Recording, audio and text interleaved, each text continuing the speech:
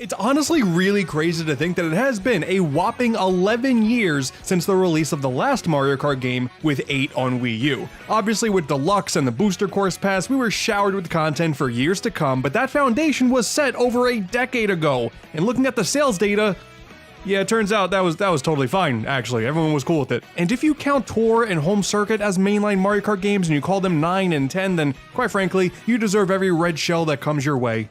Being the massive Nintendo fan that I am, of course I got a Nintendo Switch 2 at launch, and of course, because I got a Nintendo Switch 2 at launch, I also bought Mario Kart World, the physical copy, because I'm just that insane. I don't know how much choice I had in the matter, like I could have got the bundle with the pack in, but the box is kind of cool. Whether you get the console bundle with the digital copy of the game, or you're a filthy capitalism supporter like me and you buy the standard Switch 2 with the physical Mario Kart World, chances are there will be a time in your life where this game is in your possession. I'm pretty sure like 110% of the human population own 8 Deluxe, so it's inevitable. I'm not really going to be here to discuss whether or not this game alone is worth buying a Switch 2 for, and I'm not really here to argue whether or not that this one Mario Kart game is worth $80. Quite frankly, this is a novel concept, but if it's your money we're talking about here, you can decide whatever the hell you want to do with it. There's too much yelling on social media for this stuff, fellas. It's just video games here. I want to drive as the snowman. Somehow that's going to make some people on social media mad. I have been spending a lot of my early Nintendo Switch 2 days playing a whole lot more than just Mario Kart World, and I'll have a big launch experience extravaganza on the channel very soon, but it turns out I actually do have a lot of thoughts on this one game in particular, so I had to give it its own individual little spotlight. You read the title of this video, you already have an idea of where I'm going with this, but there's a lot of nuance here. Let's talk about everything, because wow, there's a whole lot. This ain't just another Mario Kart game, folks. There's a lot to talk about. Yo, where the hell's the Mercedes-Benz sponsorship? My general rule of thumb here is the most productive way to look at Mario Kart World is not so much whether or not it's better or worse than Mario Kart 8 Deluxe. Obviously, we will all have opinions as to which one we like more, but after spending hours and hours in this game, this is really not a direct sequel. It is Mario Kart at heart, but this is a different Mario Kart, more different than we've experienced in a long time. Though there are plenty of things that you would come to expect in a brand new entry in this series after a decade. For one, races no longer have a limit of 8 or 12 racers. Now we have 24.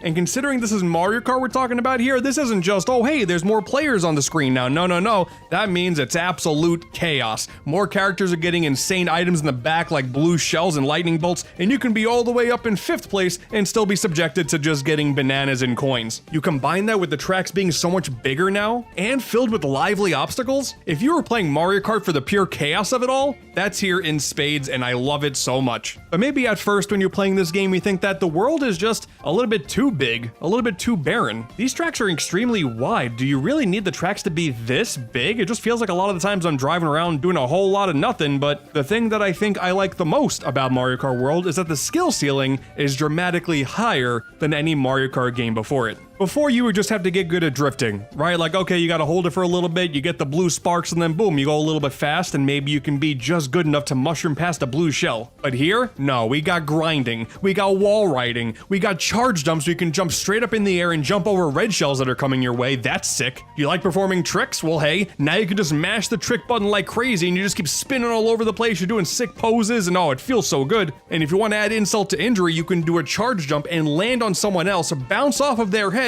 and nail a trick on your way down. That's great. There are so many more movement options than ever before in Mario Kart, and if you're just trying to be a little bit risky and figure out the best way to tackle every single track, don't worry, there may be a lot more traffic along the way, a lot of people driving cars in this universe. If you hit another vehicle driving straight towards your head, it doesn't automatically destroy you now, it just kinda leans you over for a little bit. All of the gravity mechanics and even driving underwater from 8 Deluxe, that is gone. But do not take that as a downgrade. This game wants you to experiment with all these different options that are now in your toolbox, and man, when you can nail some of these jumps, when you hit this grind just right and then jump to another rail grind, maybe you want to ride onto this wall a little bit, and then boom, there you go, nice little shortcut. It feels so good, and that is one of the primary reasons why this game is simply different than the Mario Kart games of before. I went into a majority of these tracks thinking they were pretty lame. Thematically, a lot of them are just not as interesting as some of the greatest tracks of 8 Deluxe. But you spend enough time in them, you try to learn the intricacies and the hidden pathways of every single one. These are so intelligently designed, You just gotta get better at driving. It's one of the reasons why Crash Team Racing is still one of the best car races of all time, because you can do simple racing for sure, but the skill ceiling is so high and therefore so satisfying, and this is finally the first time where it feels like there's a lot of skill that's required to be good at Mario Kart. And that may not be for everybody, but damn it, it's for me. There is a coin shell that'll drop coins behind it, as well as just going down the straight and middle of the track. You got hammers you can throw in an arcing motion, and what's cool about that is they'll stick in the ground for a little bit, so you have to watch out not just above, but also in front of you. Good addition. You got some returning items like the feather making an appearance in the races for the first time in a long time, and that extra high jump that you can get out of it just makes the experimenting in this game that much more fun, because if you're missing a charge jump, don't worry, maybe this high jump will get you there instead. The lightning strike effects are less damaging than before. The blooper effects, I feel like they mess with my vision more than before. And then you got a completely new idea with Kamek. This is interesting. You'll summon Kamek, he'll fly in front of you and transform every racer in its path into a new NPC. That alone is kind of just whatever, but it actually acts like a bit of a preview, because in front of all those racers, Kamek will now throw in a brand new obstacle of the characters that they turn the racers into. If they turn you into a Goomba, watch out, because there's going to be a bunch of Goombas playing Frogger with your carts right in front of you. Overall, it's a good lineup of items. I'm still just very glad that they haven't gone back to the lightning cloud for Mario Kart Wii, because man, that's contender for the worst item of all time. I'm so glad that's stuck in the past. The roster has been handled pretty differently as well. It's a lighter roster in terms of quantity to make room for the main characters that we all know and love, a bunch of costumes for those characters, and the inclusion of playable NPCs. So you have no weird fluff anymore like Pink Gold Peach and Tanuki Mario. You got no Nintendo crossovers now like Link and Villager, no Koopalings, which I'm actually a bit upset about because I became a Larry main in 8 Deluxe and he's just currently MIA in the game's launch, and that's upsetting. There's no Diddy Kong too. This boy is never going to get respect. I don't understand what's going on. You redesign him, and then you're not going to put him in at launch? He already has the stigma of being this ungodly expensive character in Tour. Why do you not give him respect? Also, despite there very clearly being a Piranha Plant and Goomba combo pack at the very end of the character select screen, that's not indicative of that being a playable racer. It just means there's more NPCs to unlock. That's all that means. There's no combo racer in this game. The problem is Nintendo, now I want that. Good job.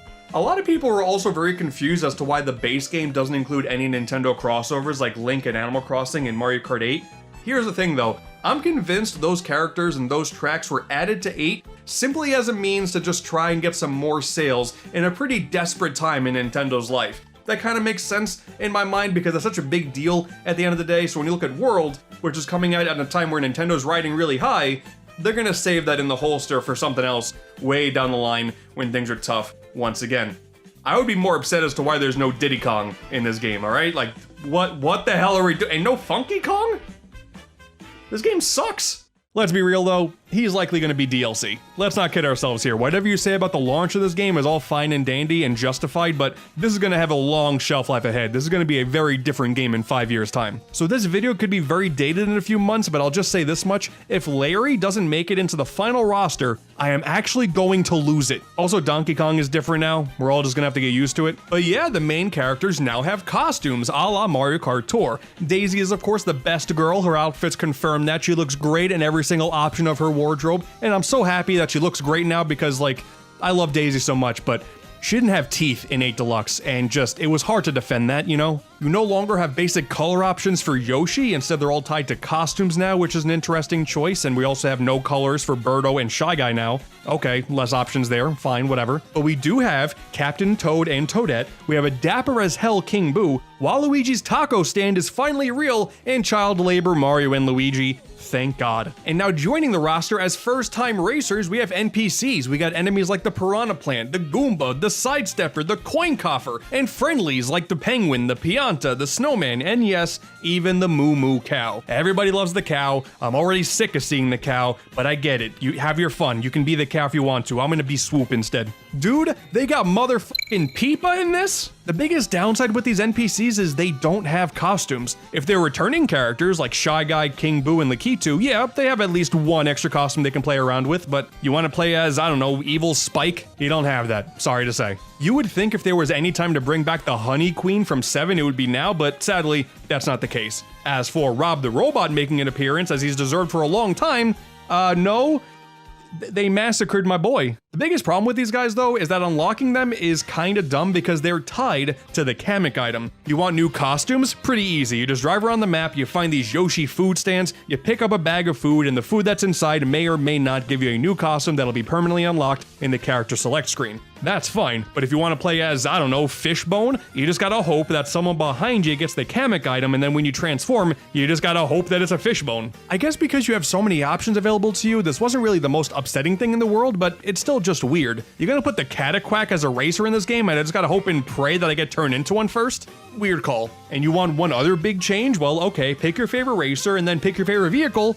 That's it. No more customization. It's just the weight class and the vehicle type. That's all that matters. You don't got to worry about the wheels and the glider. No. It's just, I don't know, you want to play as a character with Lil Dumpy? You could play as your favorite character in Little Dumpy. Have a good day. The only real customization that you have come in the form of stickers, which are almost like achievement emblems because you get them for nailing enough tricks and going a long enough distance. They only really affect like your name tag when you're online in the races. So when you get your points at the end, like it shows you your little sticker like right there. You have to zoom in on it, but there it is. I mean, I do like achievement hunting, so I guess like I'm not totally against this, but I would like a few more customization options. I don't want anything to really mess with how the cart functions, but you're gonna give me all these fun little graphics, you gotta give me a few more options with that, you know? Like hell am I gonna really care about having, I don't know, 14 as one of the stickers on offer when I boot the game up for the first time. Like, I don't care about that. Do you care about that? I don't care about that. This has all been just a big old ramble fest of every little minute change I can think of before we even get to the racing itself. We haven't even done a whole lot of that yet. But finally, yes, pick your favorite character or costume, pick your favorite vehicle, pick your favorite sticker, I guess. And then there you go, we're in the world. And it's gorgeous, ain't it? I've seen many debates as to whether or not this game actually looks better than Mario Kart 8 Deluxe, considering now we are on brand new hardware. And I think it's more so a testament to how good, for no real reason, 8 Deluxe was. There's so much great fine detail in that game, still to this day, despite it being over a decade old, that yes, if you want to cherry pick specific locations, there are instances where 8 Deluxe does look better. But in the grand scheme of things, you gotta give World so much credit. There's a day-night cycle for this world. It feels so much more lively with traffic and roaming animals. They took that idea from Double Dash where you can see another course on the horizon and made that the entire world now. You angle yourself just right and you can see where you're about to drive to. And then the characters themselves, like, they really made 8 Deluxe look like garbage with those character models, man. All the drivers got these bouncy new redesigns and their faces just have so much more emotion. And need I remind you, last time they didn't give Daisy teeth. In an official interview, the development team elaborated that when it came to 8 Deluxe, they wanted it to be sleek, futuristic, have everything look aerodynamic with a whole lot of edge. And they achieved that. When it came to World, they wanted it to be more playful with handcrafted touches and make the vehicles look like they can handle all terrain. This is what I'm saying, man. World isn't necessarily just better or worse than the game previously. It's different, and I love what they went with. And I gotta tell you, if these character models are only exclusive to this game and they don't use these designs going forward, I'm gonna be mad, because look how happy Yoshi is here, man. I need more of this. This is Mario Kart World. There's a big world to explore this time around. This is the core foundation of everything that ties this game together. You got Grand Prix mode, a brand new Knockout Tour mode, you have a free roam option, and the classic Versus mode. And it doesn't matter which one of these you select, the idea kinda remains the same. There are 30 different tracks this time around in the base game, and you can play them in the typical 3-lap structure if you're so inclined. And once again, once you learn how to do wall rides and grinding and really min-maxing every single second on the racetrack, you're gonna have a really good time. But once you enter the second race of Mushroom Cup and Grand Prix mode, it's so apparent that that is not really what this game is about. You see, in all 8 of the traditional Grand Prix Cups, the first race, yeah, classic Mario Kart rules, you go 3 laps and then boom, you're done. But now in the second race, you're driving from where you just finished off to the next course in what's something that everyone is now calling intermission tracks, before ultimately ending up in the location that you want to go to and doing one set of laps there before moving on and doing it again for race 3 and 4. Knockout Tour, the brand new mode, quite frankly, this is one of the best modes of all time. While Grand Prix still has the core idea of you finish a race and then you have a few seconds of breathing time with menus in between, Knockout Tour is you drive from one corner of the world to another in a non-stop 10 to 15 minute race with Battle Royale rules. Now along this gigantic track, there are these gates that if you're in the last like 4 places of the group, you're just knocked out, and then you have to either watch everyone else race or just back out and try to jump back into a new one. You want to talk about pure chaos, man, this mode is incredible. And as a further testament to the whole intermission courses being the core bulk of the game idea, you can see on the menu here that they try to make a point about you driving from one major track to another. Quite frankly, you're so in the thick of it, it never really occurs to me that I'm driving through a lot of these major areas. Like, I don't really care about going into these individual courses for the knockout tour. I just want to make sure I'm surviving until the end. So the fact that the world designers were able to smoothly transition from one area to another and not feel like so many of them are these harsh cuts, it's a true testament to world design because it's really, really fun. I'm pretty sure some of the Xenoblade developers at Monolith Soft are responsible for the world design. I mean, they also worked on Breath of the Wild and Tears of the Kingdom as well, so if you really want big open areas that are fun to explore, dude, Monolith Soft,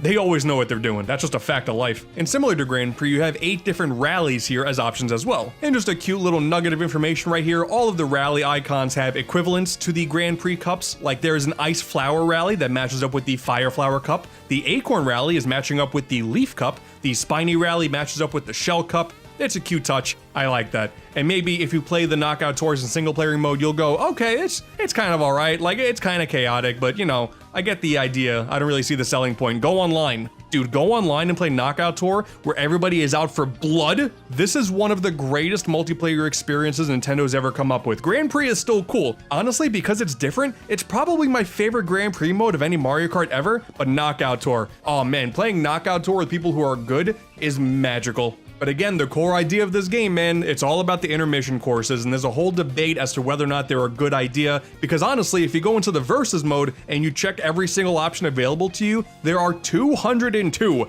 different routes you can partake in. That's insane. Now, of course, I think it is impossible for all 202 of them to be good. Some of them are just straightaways with not a whole lot of excitement going on. And I guess that is a downside because, you know, who doesn't want the game to be good? But by diving into Grand Prix mode, by diving into Knockout Tour, by playing races online, it feels like no 2 race is ever the same. And as a result, that is why this is now my new favorite Mario Kart game. If you look at some of these individual tracks, again, a few of them don't really feel all that strong. Have you tried Bowser's Castle doing the typical 3-lap structure? It's pretty boring, to be honest. It's one of the weakest Bowser's Castles in the entire franchise. But maybe if you only did Grand Prix, it wouldn't register like that because the drive to get to Bowser's Castle is really cool and ominous. Peach Stadium is another interesting example because it's by far not one of the best tracks in the game, but you would think it was absolutely one of the worst tracks of all time because the first time you see it in Grand Prix mode, it's just a stupid oval. Like nothing exciting going on. It's just a basic ass oval. And then that's it. But the location itself is so big that one experience is not indicative of the entire experience because Peach Stadium shows up in a second Grand Prix. 2 tracks, that and Crown City, show up in 2 different Grand Prix because there's so much stuff going on. I still think Peach Stadium is not good, but that is very cool. And really, if you've taken any look at social media now, you've seen some people pulling off some crazy tricks in most of the courses of this game. No matter what you think about these individual tracks now, in a year's time, those opinions are going to be totally different because wow, people are going to be pulling off some crazy speedrun strats, guaranteed. And you got a bunch of returning tracks as well, but rather than leaving them as their own individual thing, they're incorporated into the world like everything else. Airship Fortress from DS and Toad's Factory from Wii. For the most part, they're pretty unchanged from their original counterparts. There's some new grind rails to go on, there's some new walls you can ride on, and they're fun. I enjoy them, they're a good time. Then you have completely revamped classics like Wario Stadium and Choco Mountain from 64 that almost seem unrecognizable from those original counterparts. Wario Stadium in 64 was lame as hell, dude, but now the bumps are way bumpier, there's more explosions going on. Oh, it feels great. And Choco Mountain, the whole idea of it being like a chocolate mountain is completely gone now. Instead, it is a charging chuck factory, I guess, because they're all over the place, and I like it. It's neat, it's different. If you have a specific chocolate-themed quota you want to fill, it's still there in 8 Deluxe. Have a good time, but I like what they did here. Honestly, one of the biggest achievements for the entire game, Sky High Sundae is here, and it's not absolute dog shit. Dude, this track sucked so bad in 8 Deluxe. You want to talk about just having straight up ovals, like this sucked. It was bright and colorful, sure, but there was nothing going on, and then the camera angles would be so bad you would jump off a ramp and then you can barely see under you. It sucked. It was such a stupid addition. How could it possibly be good? You simply allow the player to take advantage of all these new movement options, and the amount of possibilities that are here now, it's not endless, but it's way more than we had before, and I'll go as far to say that now, Sky High Sundae, I like this track. Never thought I would say that, but I do. And no spoilers here, I don't want to ruin the moment for anybody, but Rainbow Road in this game, oh my god, it's one of the greatest tracks of all time. But with all the fan service this game holds with the returning courses, what's funny, there's no Super Circuit courses in here, which is kind of crazy. Listen, I'm not a Super Circuit fan, okay? I think the game is not good. But the tracks that they brought in and remixed in 8 Deluxe were fantastic and some of the best courses in that game. Cheeseland, Ribbon Road, I think the Mario Stadium in that game is really cool. The fact that they went so hard on the Super Circuit tracks and then it just gets no love here is wild. Considering how much they really wanted to focus on the world design, I don't know how Cheeseland really would have fit into everything, but damn it, it still would have been cool. So Grand Prix, very fun. Knockout Tour, incredible. Versus Mode has a new lease on life because you have so many more route options that you're not going to see in Knockout Tour and Grand Prix. But if you want to take some time to relax and do a little bit of exploration, there is a brand new free roam mode. It's already really cool that you can drive throughout this entire world in the confines of different modes where you're racing other people.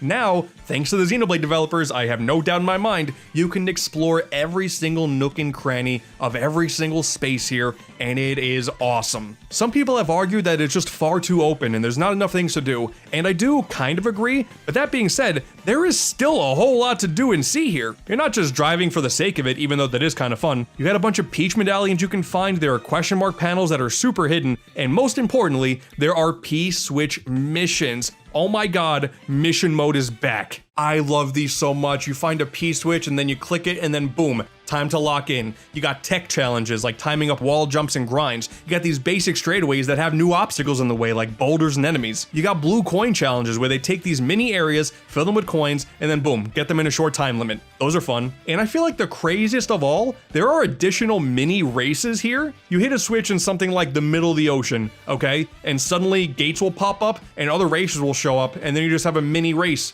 that you can do right then and there. You're not even technically racing because the other drivers are just there. It's just a matter of you hitting all the gates in one specific time limit. But like, honestly, I would love if that were an option for multiplayer. You can do free roam with other people, that's great, but you can't do the P-Switch missions. I want to do these extra races with friends, even if ultimately they're kinda lame. It just adds so much more depth to this world. And where that anger almost kind of set in was there are tribute races in multiple spots of this gigantic map. This is crazy to me. There are a few Super Mario Kart tracks that have been recreated on the ground floor nearby some other existing tracks. You hit a switch and then boom, race on the Super Nintendo track. It plays the Super Nintendo music, just do the 3 laps, boom, you're done.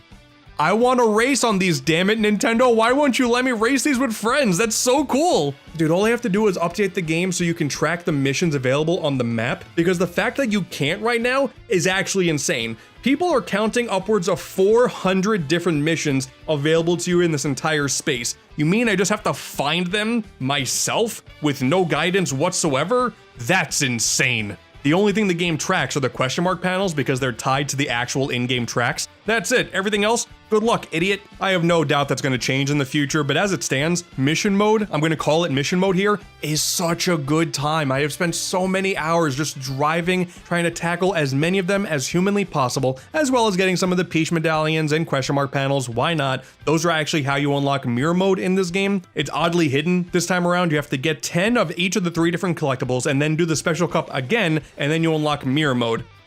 Fine, whatever, I guess this is a reward. I don't know. I feel like it's gonna be like months or years until everybody hits every single mission in this game. Like, God, there's so many.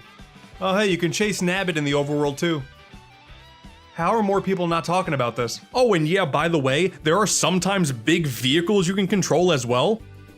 What? Sometimes you'll find a giant truck with the back open, has a question mark symbol, then you drive into it, and okay, now suddenly you're driving the truck. Why not? There's a big helicopter you can do the same thing in, and also a giant jet boat for the water. You have land, sea, and air, gigantic options. They can show up in races for like a really fun edge against the competition, but the fact that they're here at all is bonkers, bro. It's insane. And when talking about free roam, you have to give so much credence to the soundtrack. This is one of the greatest soundtracks of any Nintendo game, period. Honestly, the majority of music for the individual tracks, I couldn't hum it to you to save my life. But the amount of remixes here that pulled at my heartstrings every single time, oh, it was blowing me away. Because not only do you have typical Mario Kart remixes, and you got mainline Mario songs getting remixed, like from Mario 2, that's really cool. You have tracks from Super Mario Land and Super Mario Land 2. Wario Land has music in here. WarioWare has music in here. Mario Paint, Donkey Kong Country, Yoshi's Island and Yoshi's Story, a bunch of tracks from Mario Galaxy 1 and 2, the Captain Toad theme,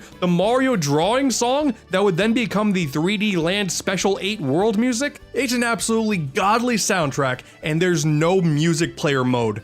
What do you mean, Nintendo? You're driving me insane. Everything I've seen regarding some of the complaining about the intermission courses being boring and free roam being too open and barren just kind of makes it apparent to me that there are some people who don't really want that in their Mario Kart game. There are going to be people that want the more structured Mario Kart experience, and that is here. You can have that, but I adore that they went with this open world idea and tried to give the players multiple ways to enjoy it, and quite frankly, I still think that there's more that they could do. I always thought mirror mode was pretty lame, honestly. I don't want to do the tracks in mirror mode, I'm not a big fan of that. Instead, let's get something like reverse mode. Maybe take the 8 Grand Prix Cups and the 8 Knockout Tour rallies and then just flip them. Let me go from where you would typically end and then go back to the start. You can easily do that in the Grand Prix. Knockout Tour maybe will take a little bit more work, but hell, why not? When you go into versus mode, I would love if you can preset a list of 4 races that you can do rather than going back to the menu every single time. Like, let me make my own custom cup here. That'd be sick. Or even better, a random mode. Let me squad up with some friends and then don't even tell me where we're starting or where we're going. We just have to figure it out as we go. That sounds great. And you want more fan service? Bring back the Mario Kart Double Dash All Cup mode. If there's any time to do it, it's here. With 202 route options, bro, you can easily have me driving throughout the entire lap, going up and down, hitting every single landmark in one solid run. Dude, Knockout Tour in an all cup mode equivalent, having like a 45-minute long race, that sounds like absolute insanity, but it sounds so fun, oh my god. Did you know there's actually a hidden LAN mode option? You hold a couple of buttons and click in the left stick while on the wireless multiplayer mode, and then boom, look at that, LAN mode. So now I can get up to 24 real life people to play this game at once. Dude, the future of this game is gonna be insane. Oh, and battle mode is here too. There's balloon battle and coin runners, there's multiple tracks you can choose. It's fine. I stopped being a fan of Mario Kart battle mode a long time ago, honestly, once the races started to become so much better, but I'm happy it's here. The N64 Big Donut track is returning here, and that's awesome, mostly because it's actually part of the intermission track that leads into Bowser's Castle. And once again, that intermission track is really cool. I would love if you can like drive out into the ocean and find like a giant GameCube so we can have that track returning as well. Like, bro, go all out with this. There's still so much you can do. I fully acknowledge that most of this video is me just raving like crazy about this game, but that's genuinely how I feel. I love this game so much. There's very clearly more that they can do, and I guess I could do more complaining because why not have more of these options available at launch, but I'm also a realist. There's no shot in hell Nintendo's gonna leave this game out to dry now. Like, there's gonna be updates out the wazoo, and I'm gonna be here for each and every one of them. Because at the end of the day, it may be too early to tell, my opinion could change over time, but as it currently stands, this is my new favorite Mario Kart game. Is Mario Kart World perfect and free of flaws? No, of course not. At the risk of sounding like a gigantic Nintendo bootlicker, which some people already like to say on social media sometimes, outside of needing to give us Funky Kong, which I think everybody would be happy with, I still think this game is just fantastic and a worthy follow-up of arguably one of the biggest games Nintendo has ever made with Mario Kart 8 Deluxe. This game was well worth the time and effort it took to make it, because oh my god, it's so good. It could be better. Once again, give us Funky Kong. Maybe people will stop complaining then.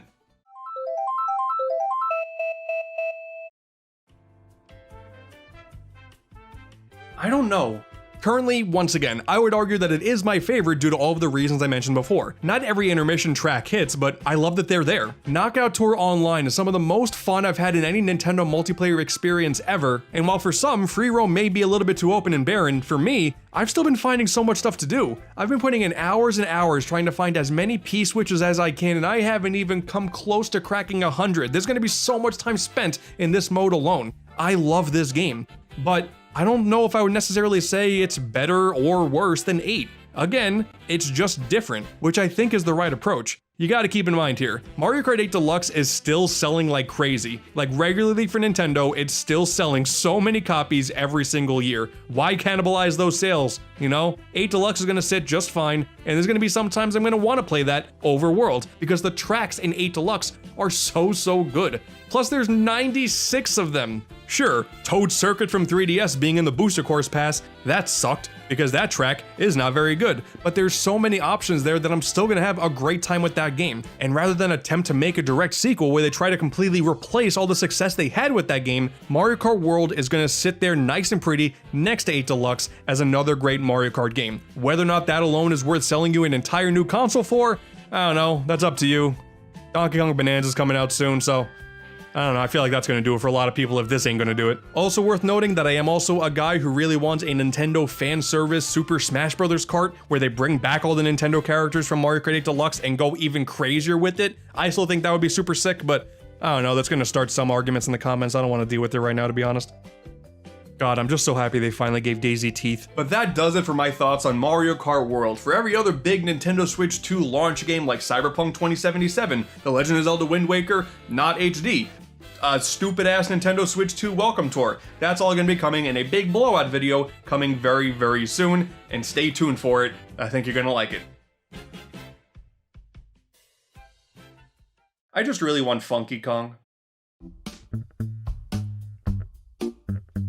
Oh, hello. This is a bowl of ice soup.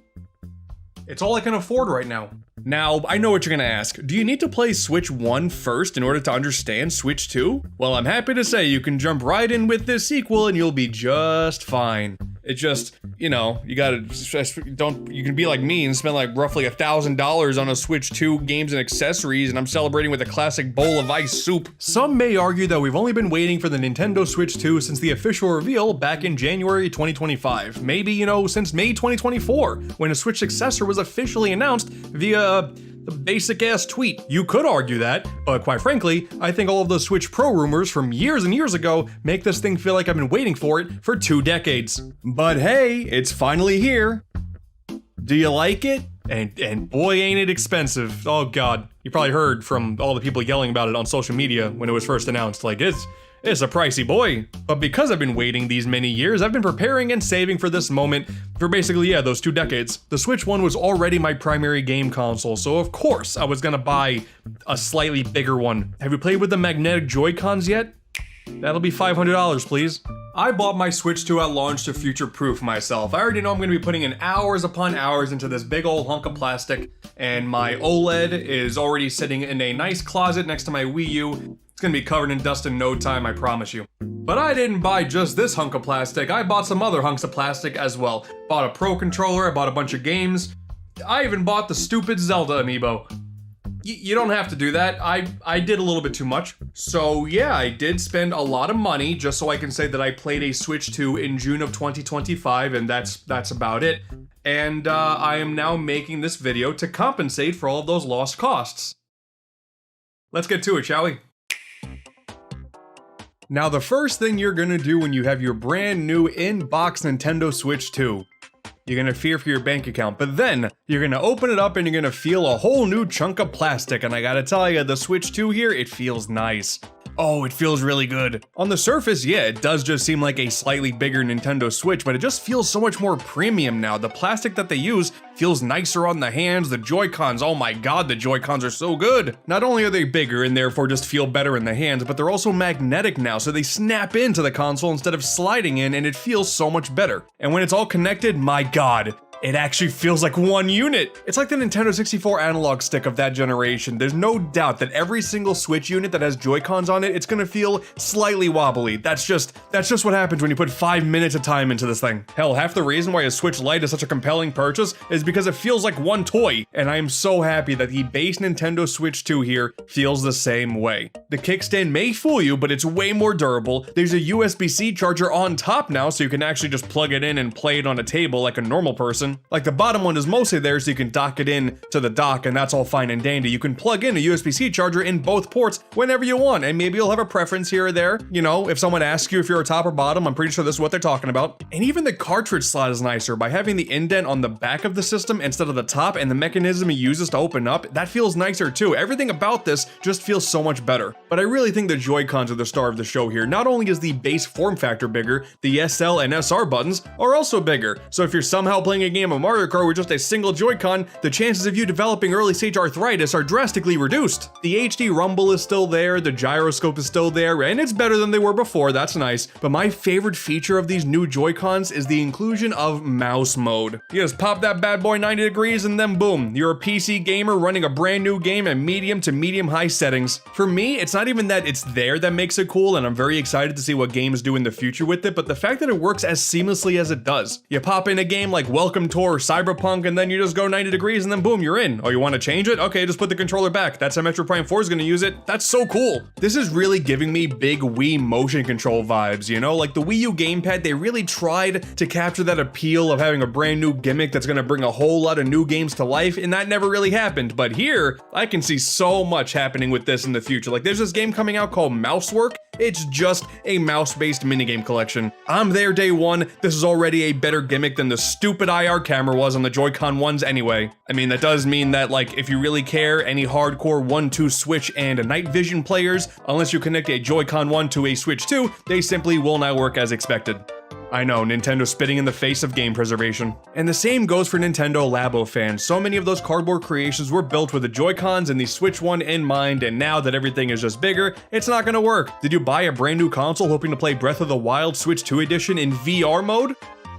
Why are you like this? In all seriousness though, the biggest losses by the lack of IR camera now are Ring Fit Adventure, which will probably get a sequel, and WarioWare Move It. Most of the game, totally fine, but there are a few micro games that actually use the camera, and that's gonna put it on this weird compatibility list for years to come unless they patch them out. That's a shame. This game was sent out to die. That's a shame. This is a really good game. The actual dock itself is bigger. There's a fan inside of it that thankfully is super quiet. Have not heard that thing run once. And similar to the console, it's a bit sturdier, but it's just as simple to set up. The thing I really want to talk about now is the new Pro Controller. Easy early contender for greatest video game controller of all time. The Switch 1 Pro Controller is so good. It felt so good in the hands. I love where the analog sticks are. I love where the buttons are. There were a few issues for sure, like the D-pad wasn't all that great, and I was like, kind of about it. It was my primary controller for years, and I didn't think it can get much better, but turns out they can. The material feels a lot nicer in the hands to me. The analog sticks are much quieter. The quietest joysticks I think I've ever had for a single controller ever. The D-pad feels so much better. I can already play 2D games brilliantly with this in a way that I simply couldn't on the original controller, and we have the inclusion of two brand new buttons on the back, GL and GR. Simply put, you can reprogram these buttons to any other existing button by just holding the home button, and there you go, you can do it right then and there. I know there's other controllers that have programmable buttons as a main selling point, I get that, but for the base Pro Controller of this console to include this feature, it's so good. Doing something as simple as programming the look behind you button on Mario Kart World, or having them be the run and jump buttons when you're playing Breath of the Wild, it feels so good, and the fact that it saves for every single game instead of on a console-wide basis, it's so nice and seamless. I love it. I love this controller so much. It's also very expensive, but damn it, it's really good, guys. I like it. I need more colors, though. Do more colors, Nintendo. You see, that's the problem. It's very expensive, and then I ask to buy more things. There's no right solution for me. The other accessories, though, that's where things get a bit fuzzy. The extra dock, because it has some more stuff in it, is very expensive. The camera has niche uses so far, but I'm hopeful for more things in the future, like Mario Party Jamboree. There has to be a whole lot more games to make it really feel like this alone is a worthwhile purchase, considering you can use any other USB camera instead of that one. Of course, you got a lineup of steering wheels, carrying cases, SD cards. You got to get the express cards now. You want to use a normal SD card? No, you need an express one, and they're more pricey. That's awesome. But the carrying case that I settled with is by a company called Day Up. They had a different name in years prior because I already have a Nintendo Switch 1 case from them, and it was by a different company, but Amazon said I already own that case, but whatever, now it's the same exact case, but a little bit bigger. And now I can carry my, God, far too many games with me at any given time, because you know me, you never know when I can pull out Puyo Puyo Tetris 2 on a regular basis. Thankfully, obviously, most of these things are optional. Because the Joy-Cons are so much better, I don't even necessarily say you need a Pro Controller on day one. By all means, wait for the color or pattern that you want. Even an SD card, of course at some point you may want additional storage, but the base unit already includes 256 gigabytes, and Nintendo, always being the masters at compressing their own games, if you're playing most of Nintendo games on this console, you're gonna have no problems whatsoever. It's gonna be all the crazy third parties that don't know how to compress their games. That's gonna be the issue. Now, of course, it's not perfect. I do love this thing, but there are some issues I have. Like I think the virtual game card thing that they introduced is just infinitely worse than the basic game sharing that we had before. The battery life is not super great. When you're playing Switch 2 games like Mario Kart for just a few hours, that battery drains pretty quickly. Then there's the C button that they added to the Pro Controller and the Joy-Con, and unless you have an NSO subscription to take advantage of game chat, that's just a useless button. Doesn't really mean a whole lot, and that's just kind of annoying.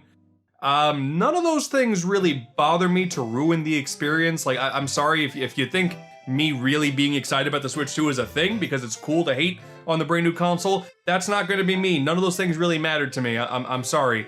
I love this thing. I do want it to be better, but I don't care about virtual game cards. I just don't care. I'm sorry. But fine, what you really want to see are the games, right? Okay, well first off, we gotta boot this bad boy up. Load up on everything you want to make the initial boot process as magical as you possibly can. It's time to start a Switch to Switch 2 transfer.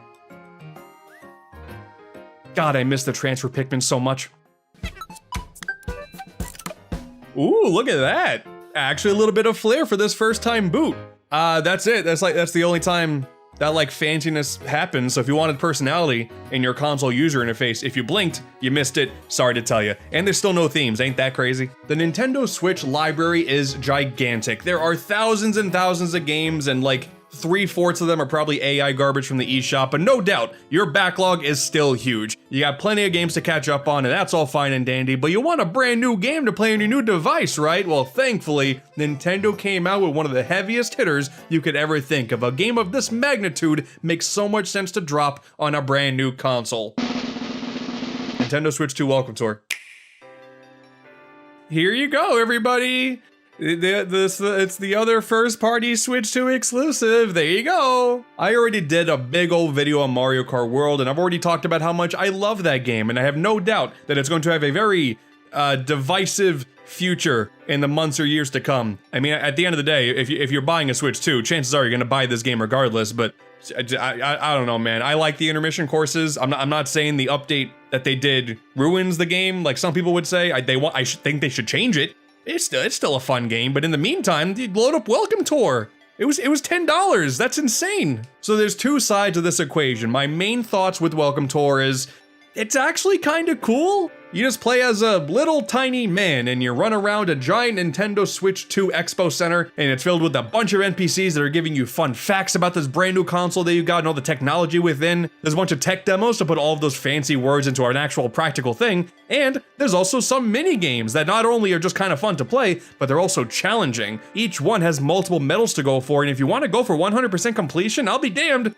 It's actually pretty damn difficult. There's this stupid mouse mode game where you just gotta go from your starting point and click this target, but you gotta do it in like 0.3 seconds. It's insane. But there's a Maraca test demo that really gives you the vibes of the balls in a box thing from 1-2 Switch. I always love that. The console built in has a microphone, and there's this really cool test you can do here where you can talk into the microphone. There can be so much noise around you, and the console could be like 10 feet away, and it'll somehow still sound really good. It sold me on this technology. That's really sick. There's the 4K Super Mario Bros. Demo too. That's awesome. If you don't have a 4K TV, I don't think you can access this whatsoever. But damn it, I kind of want the entire SMB one in this style now. A lot of the information being conveyed to you come in the form of quizzes, and on the surface, yeah, that's dumb. You're really spending money to get a quiz slapped in your face, but here's the thing. It actually does feature a lot of pretty cool knowledge and even throwbacks to other Nintendo accessories that you would never expect them to talk about again, like the N64 mouse.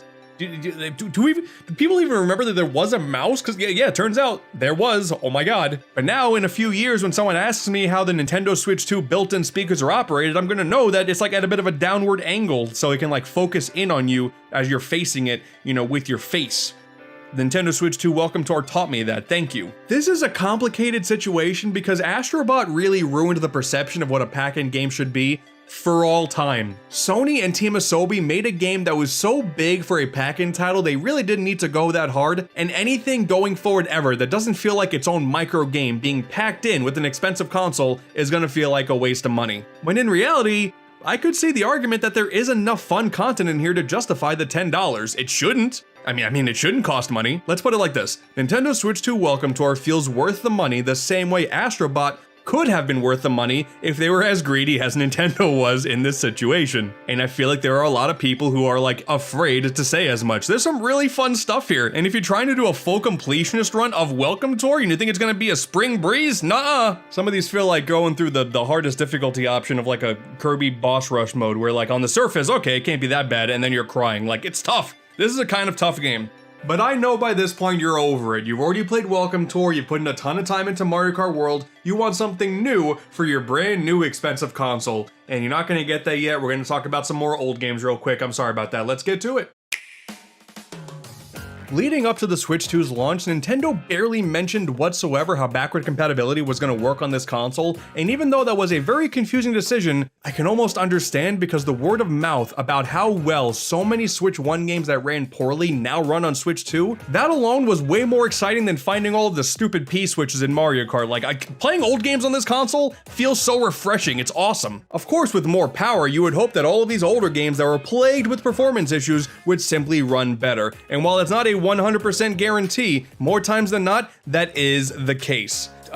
Kinda. Once again, not 100%, but it's still pretty good. Out of the box, it is safe to assume that games that had variable resolutions and frame rates, basically nothing was ever stable ever, chances are that you boot them up now on your new console and they're gonna run at a smoother frame rate and they're gonna look slightly crisper, and hell, some of them may even load a bit faster too. Nintendo had a whole list of games they were giving dedicated Switch 2 patches for, but you take games that weren't included in that list, games like Bayonetta 3 and Hyrule Warriors Age of Calamity. They got no major patches, Nintendo certainly didn't hype these up, but they run better now too. Bayonetta 3 is such a fun game, man, but that performance, it really didn't need to run as kinda choppy as it did, especially when it doesn't look as polished as 2 does. But now, smooth as butter. Hyrule Warriors Age of Calamity, it runs at a solid 30 now. I'm pretty sure there's gonna be a Switch 2 edition of this in the future, but as it stands, that alone makes this so much more stable than it was before, and that's just nice. Dude, for the first month of this console, most of the fun was just popping in Switch 1 games and just seeing how they were gonna run. RPGs like Neo The World Ends With You and Trials of Mana, solid 60 now. That's awesome. Mario & Rabbids does the same thing. The first one, Kingdom Battle, runs at 60 FPS just right out of the box. The same can't be said for Sparks of Hope, but that shows you, depending on how these games are programmed, easy 60 FPS in games you already own are right at your fingertips. It may take some time for games like Doom and Doom Eternal to get a proper Switch 2 edition because as it stands, they run a little bit better but still look really rough.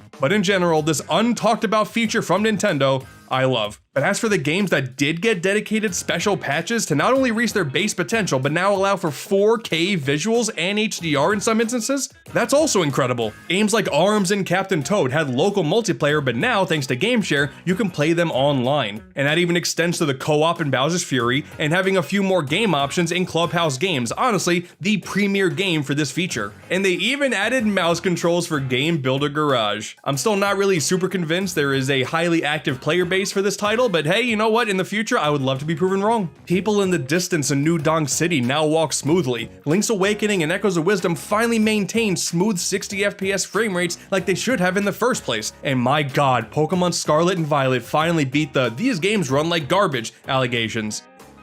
I mean, they still look like garbage, but hey, all I care about is I can finally tell people this is my favorite generation of Pokemon games and not expect someone to hit me in the face with a Digital Foundry speech. Good for you guys, but I'm just a filthy casual. This game just plays like a dream now. As a nice bonus for being a part of the Nintendo Switch Online expansion pack program, I also got access to the Switch 2 editions of Breath of the Wild and Tears of the Kingdom. I can now play these games at 4K 60 FPS, and playing these games in front of my eyes, it looks fake, man. It does not look real. People who have emulated the Wii U version of Breath of the Wild for years, we've already gotten to see what that game looks like at 60 FPS, but seeing it on official hardware and with Tears of the Kingdom, it's honestly a magical experience. I don't know if I want to play the games through from start to finish again, that's a lot of time, but you know, running through it again, that's been fun. Mostly because it's actually brand new content in the form of Zelda notes, in addition to the Nintendo Switch 2 app that until now, I don't know if I've opened it since the 2020 started. Having a real-time GPS map that can track every single stupid Korok seed, and then there's brand new lore with these little memos that you can hear Zelda talking to you on the phone. You can share creations in Tears of the Kingdom. Like, this is finally the only opportunity we will ever have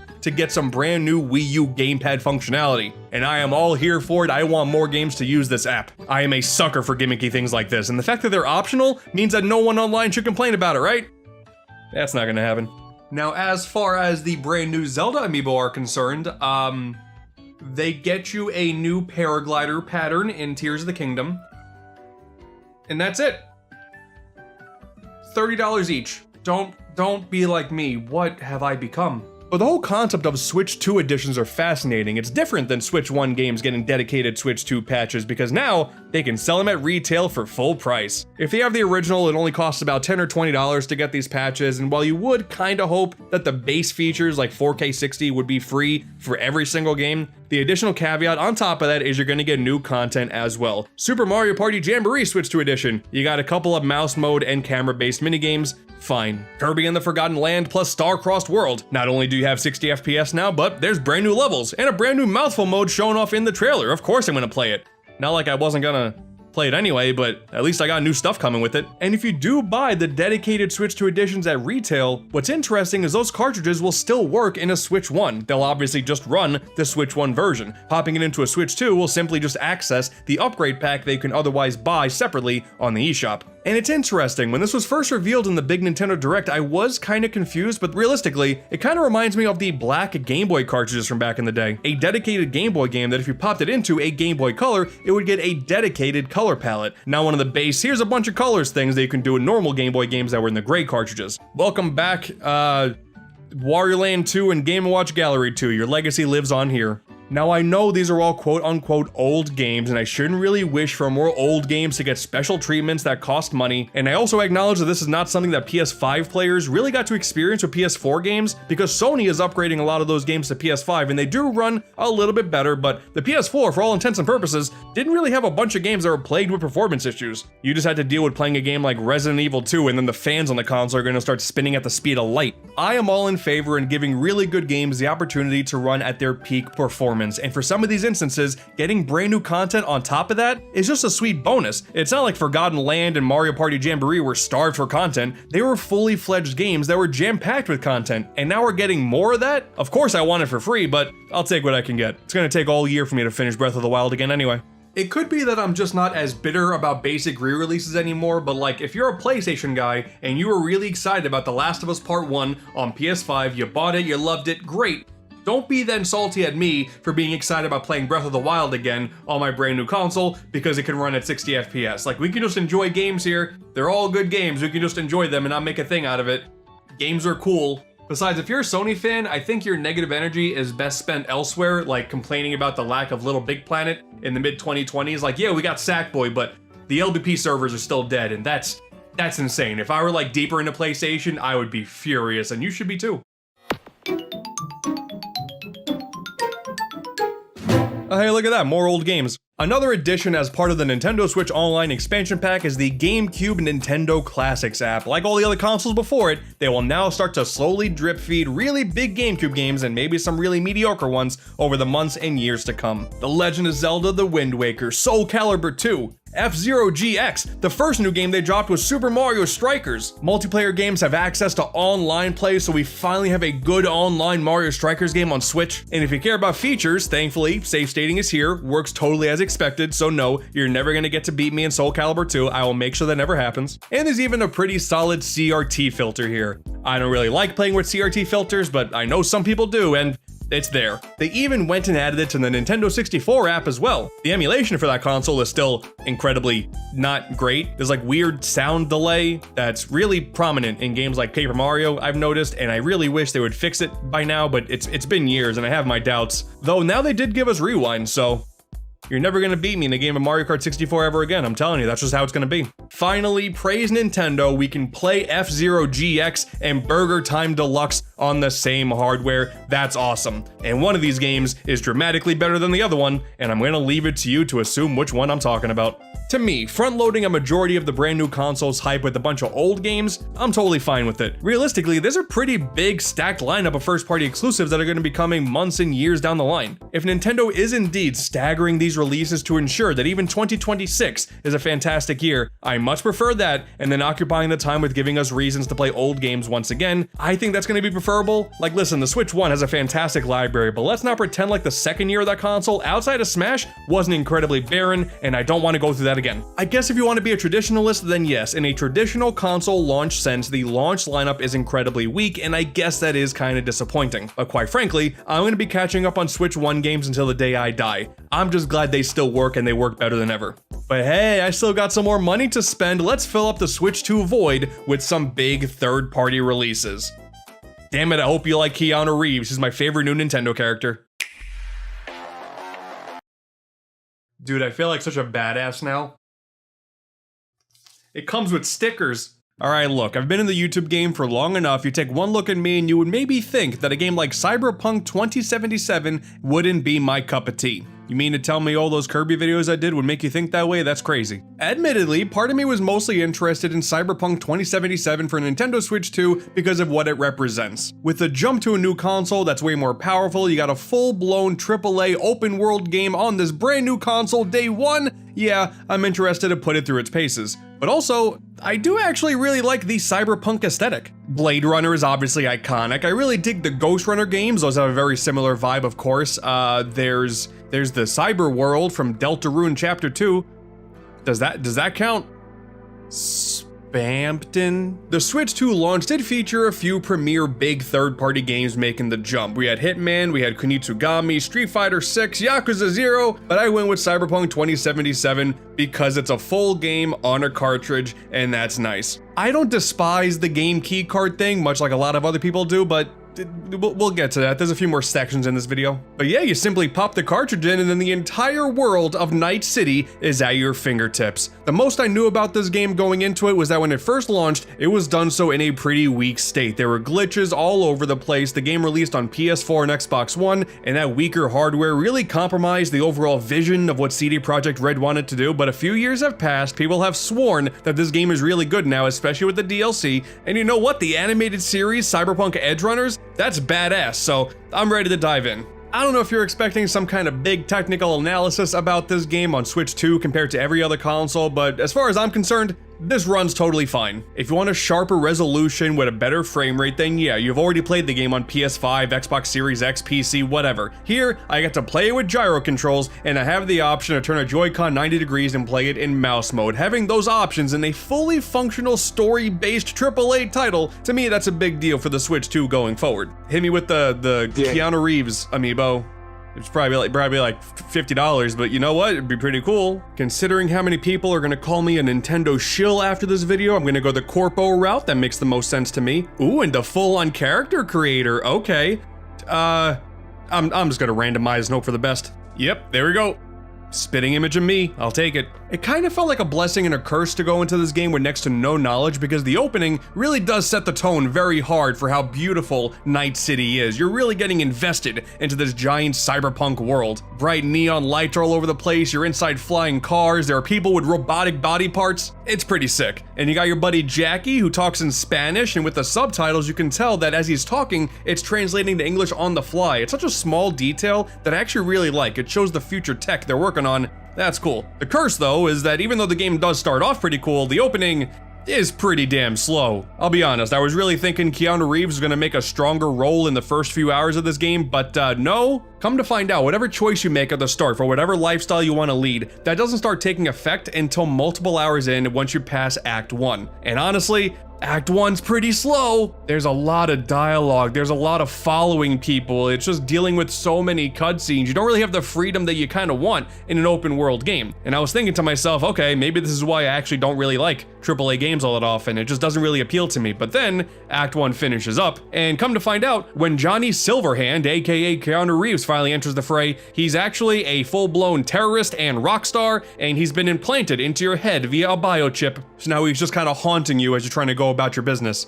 That's kind of sick. A lot of people are gonna go, oh man, that's spoilers. You shouldn't be spoiling a game that's this new. But listen, man, I was about to turn this game off. I was getting pretty bored. But this whole final segment of Act 1, that sold me on it. I'm into this now. Part of me also just enjoys playing a good FPS from time to time, and one of the things I love, very similar to the Wii once again, is the amount of control options on offer. You can play a traditional dual analog style, you can play with gyro controls, which is how I prefer to play my shooter games, but also mouse mode. That's really sick. Apparently you can even plug in a keyboard and you can just play this game as like a PC game on medium specs. Considering this game also has cross-save compatibility, you can just take your PC version, bring the save file over, and then play with the Switch 2 on the go. That's cool. That's really cool. And I'm really happy to know that all these years later, all of the bugs that were really plaguing this game at launch are totally taken care of. Dude, the future is scary. I feel like the best thing I can say about playing this game on Switch 2 is that after a while, it barely even registers to me that I'm actually playing on a Switch. After years of never expecting a game of this magnitude to run even remotely well on Nintendo hardware, it's so nice that I can just pop this in and it works. Yeah, it's not 60 FPS, it's not full 4K, but when I'm in the heat of the action, I'm guns blazing, I'm handling my buddy Jackie Wells, I can't wait to see what we're going to be going through throughout the rest of the game. Jackie Wells is going to have such a good ending arc, I can't wait to see it. Not only am I enjoying this game for what it is, but it makes me very excited for third-party games going forward. Yeah, we got a few more years of games not being anywhere near as par as the other consoles out there, and you're going to see a bunch of people complaining about it, but hey, if I can take a game like this that runs more than fine and take it on the go with me, that's a win in my book. There is a lot to Cyberpunk 2077, not even including the Phantom Liberty DLC. There's about 30 plus, maybe way more than that, hours of gameplay just to see the credits, so this is just early-ish impressions of like the first 6-7 hours of the game. Maybe I'll come back to it, I don't know, maybe I'll talk about it on AntDude Plus or something, but really a great start for third-party games on the Switch too. I just wish there was more Keanu. Oh man, this is wrong on so many levels, isn't it? A full HD remaster of Bravely Default Flying Fairy from the 3DS is on Switch 2 now, and the physical is only a key card, so there's no actual data on the cartridge itself. That's annoying. And also, why is it exclusive to Switch 2?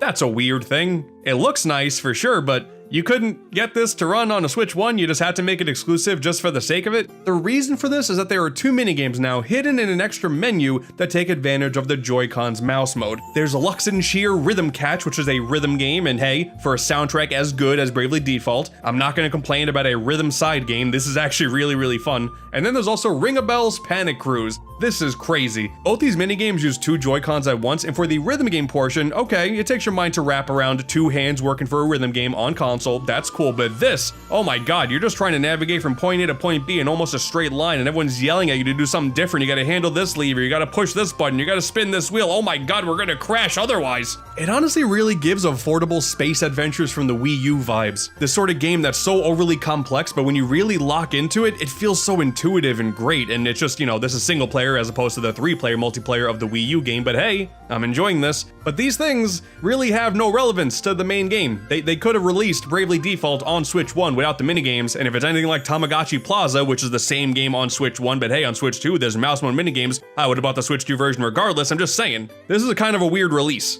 As for the main adventure itself, it's Bravely Default, alright. The original release on 3DS had Street Pass functionality, and here you just got random NPCs that you walk past, and then boom, the Street Pass functionality is restored with the benefit of not having to go outside the house. That's awesome. And yeah, it remains a really solid retro-themed RPG. The whole selling point originally was, okay, we're gonna make a really polished version of a very classically themed RPG where you're just trying to find these elemental stones and save the world, yada yada yada. There's a whole new battle system with the Brave and Default system where you can sacrifice some turns and just defend, so that when you do want to activate your moves, you can do multiple at once. Really adds a nice level of strategy there. And the class system is awesome because there's a whole bunch of mini bosses in this world that are all themed off of a different gimmicky class, and once you beat them, then you get access to that class and you can put them on whatever character you want, mix and match to your heart's desire. It's really fun. I love Bravely Default, so even though there's a lot of weird shenanigans with the release strategy for this game, I wasn't gonna not play it again. Bravely Default's awesome. Bro, you couldn't even put Bravely Second in here? Like, man, you really skimped out on this, I think. You could have just made it a Switch 1 game and then offered an upgrade path. There's so many Switch 1 games that have substantial upgrade paths to make them look super good on Switch 2. You could have done that here. No? You just had to be weird about it? Well, at least it's better than, like, Split Fiction, I guess. That was just a code in a box. Doing that in 2025 is disgusting. And I don't know if I'm more offended about that than a game like Sonic X Shadow Generations, which did come out on Switch 1, and there's zero upgrade path. You gotta buy it again on Switch 2 if you want to access it. Bro, this console is gonna be a weird time to collect. I'm not sure whether or not I like this first game more than Bravely Default 2, which released on Switch years ago. Both are really good, so quite frankly, if you have a Switch 2 and you want a classic RPG to play, this is your one and only option for the foreseeable future. And if you haven't played it before, yeah, definitely worth a go. Or you can just keep yelling at Square Enix to stop releasing game key cards. I mean, that'd be kind of nice too. This game really doesn't deserve that. Like, it's only a few gigabytes. You really have to skimp out on this? Okay, it's weird. Game key cards is a weird thing.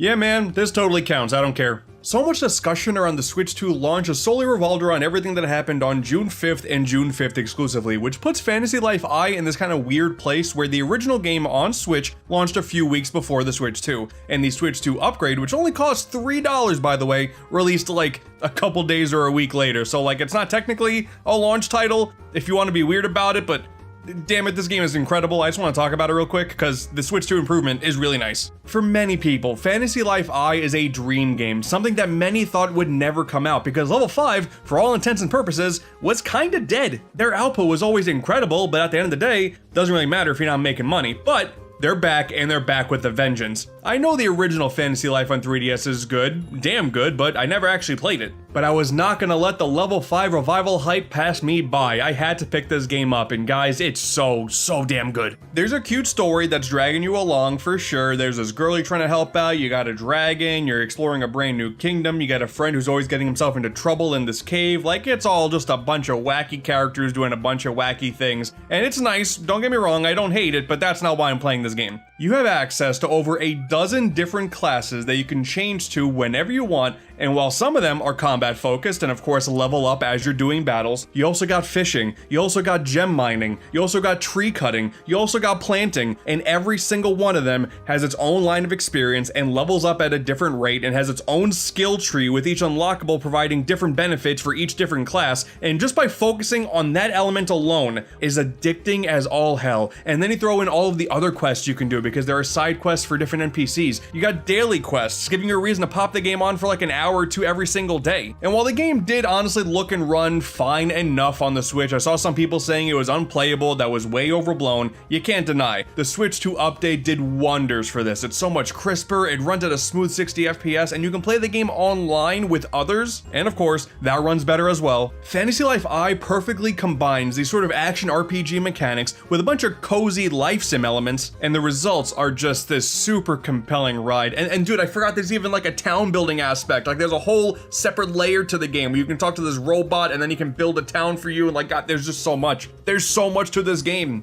I feel like it's kind of rare when a game feels like the developer put every little fiber of their being into their project, and this is one of those games. And I mean, it makes sense. Level 5 came back and they want to make sure that revival actually hits, you know? They didn't want to put out some random dud. I know every time a moderately good game comes out, a lot of people will go, oh, it's a game of the year contender, but honestly, this time, it's actually warranted. And then, like, literally as I'm recording this segment, they go ahead and announce a proper Switch 2 physical card version of the game. It's not a key card, it's actually on the cartridge, so that's sick.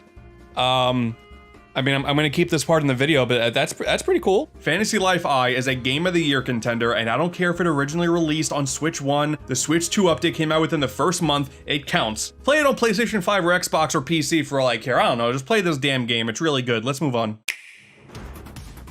The original Switch was my go-to console for indie games. So many indie games out there are just these fantastic bite-sized adventures, and being able to take the console with me wherever I wanted, I was playing indie games all the time. It was fantastic. And with backward compatibility on Switch 2 being as good as it is currently, I foresee years and years of indies making their way on Switch and Switch 2, and I'm gonna make the Switch 2 platform my primary home for so many indie games. Like, dude, on launch day, we finally got Deltarune Chapter 3 and 4. Are you kidding me? I really feel like I got to save all my thoughts about Undertale and Deltarune for a separate video, but oh my god, Chapter 3 and 4, dude, they were so good. Just please go and play Chapter 1. You can do that one for free still, and then you go on to play Chapter 2, and like, dude, Chapter 3 and 4, I love Tenna. Tenna's such a fantastic character, and Gerson in Chapter 4, oh my god, I love this so much. But really, when you look at the digital exclusive offerings on launch day, there weren't really many options to choose from. There was Arcade Archives 2 Ridge Racer, and that's cool. The Arcade Archives team is finally working on 3D arcade games, and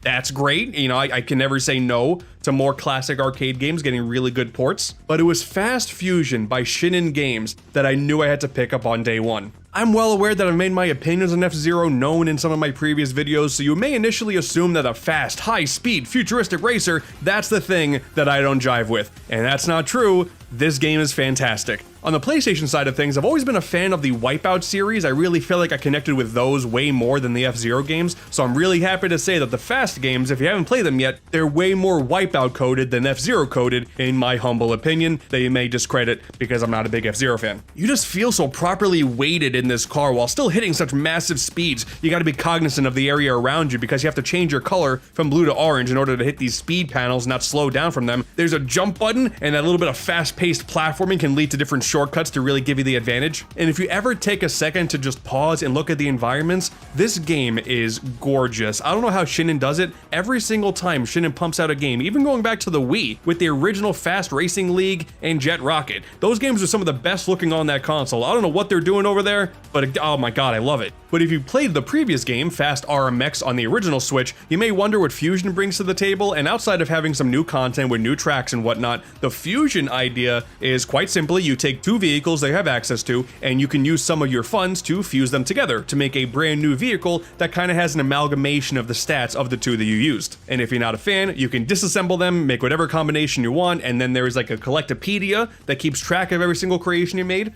That's a cute idea. I mean, I feel like when you're really in the thick of it, those minute changes I will never notice, but the collectopedia thing, I'm always a sucker for filling a blank page with a bunch of transparent PNGs. I'm a big fan of this. It feels like a gimmick that doesn't really add much to the overall experience, but hey, it's an excuse to get a sequel to Fast RMX, which really was just a port of the Wii U Fast game, so hey, a new Fast game in like 10 years. This is awesome. The music is intense. It always feels like a massive test of skill. They just released free DLC with more tracks. That's such a sweet bonus. I love this game. Fast Fusion is fantastic, and I cannot wait to see what Shinin does with the Switch 2 going forward. Dude, they made The Tourist on Switch.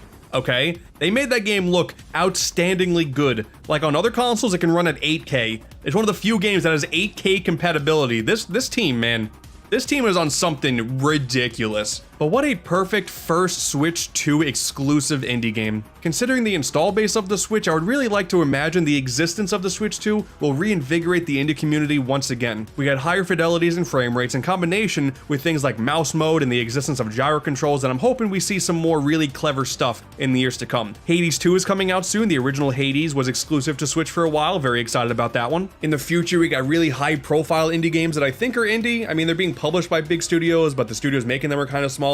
I don't know. We got Marvel Cosmic Invasion coming soon. We have Re-Animal, made by the team that originally made the Little Nightmares games. That's gonna be sick. Human Fall Flat 2, great multiplayer experience, makes perfect sense for the Switch 2. They swear that Silk Song is coming.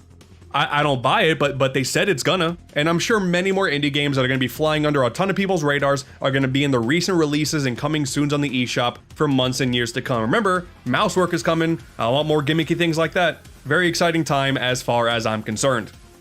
Oh yeah, you remember Survival Kids? That was like this weird thing that happened in the Switch 2 Direct. Like, it looks like a kind of okay game, but it's by Konami, and it's a franchise throwback to an original Game Boy game. And it's also the game that froze on the Switch 2 Direct, so like, it really led to no one having a good time, but it's a franchise throwback.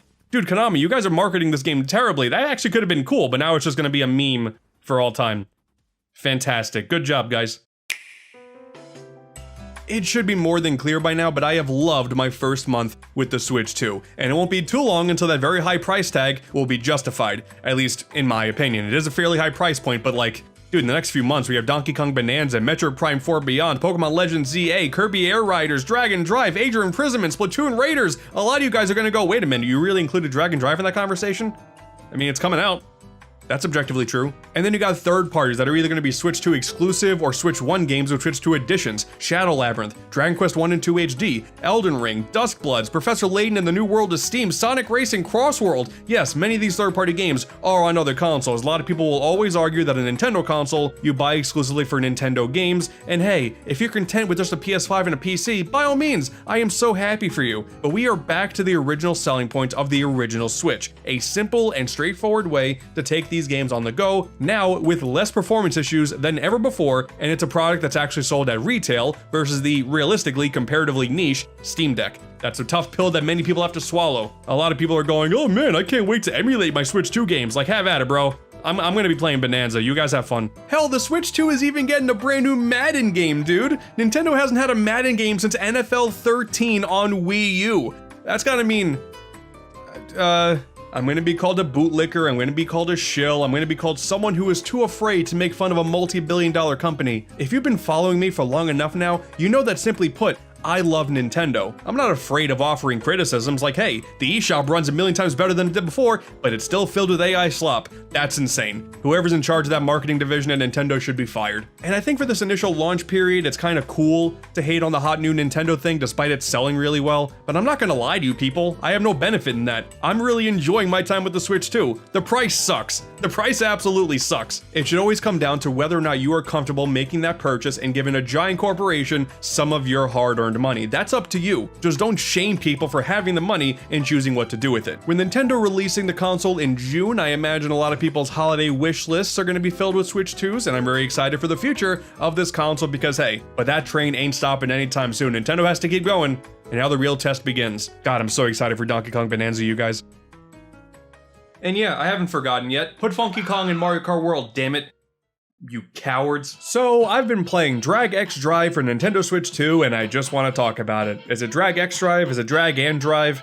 I don't know. Let's talk about it. If you've been following me for long enough now, then it is no surprise to you that I'm a big fan of like weird, gimmicky Nintendo stuff. Always have been, always will be. So on first glance, the second they announced this game at the Switch 2 Big Direct, I'll be honest, I was kind of excited. I didn't really care if this was going to be just the Switch 2 equivalent of ARMS, the big brand new IP with unique motion controlled idea. Like, okay, whatever. It's not a retail game, so right off the bat, I wasn't going to expect as much as ARMS, and the fact that it is a motion-controlled wheelchair basketball game. They don't call them wheelchairs in the game, they just call them like unnamed vehicles. Okay, fine, wheelchair basketball is a thing in real life. I can't think of another video game that actually goes for that idea. Cool, we have a very unique thing going on here with Drag X Drive, and regardless of anything that I say after this, I think that's pretty commendable. And I'll be honest, I think the core basketball gameplay is actually kind of fun. It all is going to depend on how willing you are to deal with the very gimmicky control scheme of using both Joy-Cons as mice and then occasionally having to lift them off of the surface in order to do jumps and to lean your character and then to throw the ball into the net. It is a very gimmicky gameplay loop with no option to play this with traditional analog controls,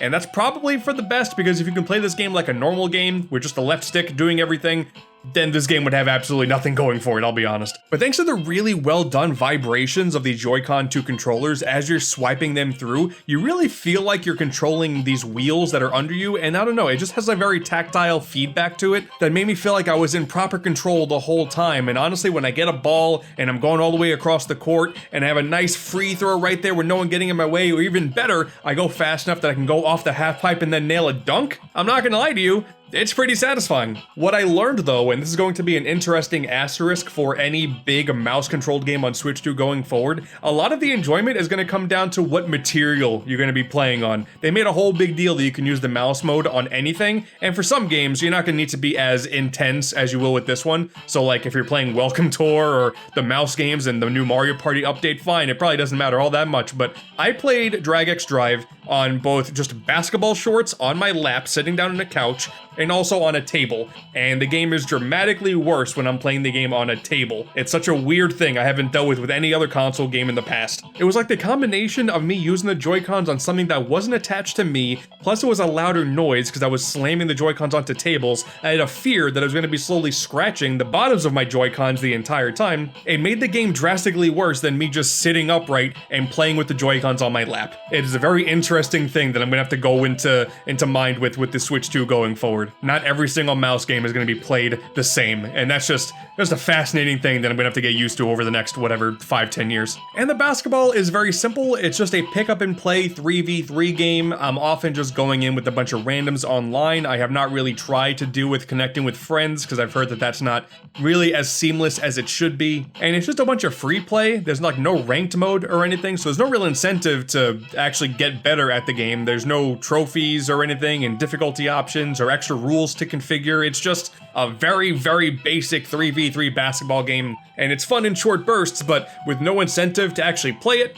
Yeah, that's a little unfortunate. But hey, there are a couple more things to do that aren't basketball. For one, in between a couple of the games, you can do these challenges with people online, like races. That's kind of fun. But for me, what I was more interested in is if you don't play online, or I guess you can do this in between games, there's a bunch of challenges throughout the entire park. And these are all kind of neat, like on the surface. They're all speedrun challenges. You have a set amount of time, and for a bunch of these, it's just a matter of going from point A to point B across all of these little flag gates as fast as you possibly could, and it is a good way to teach yourself how the mechanics of the game work and hopefully make yourself better for the actual basketball games. This stuff I'm super interested in. I'm always down for a bunch of little micro challenges in an otherwise multiplayer focused game.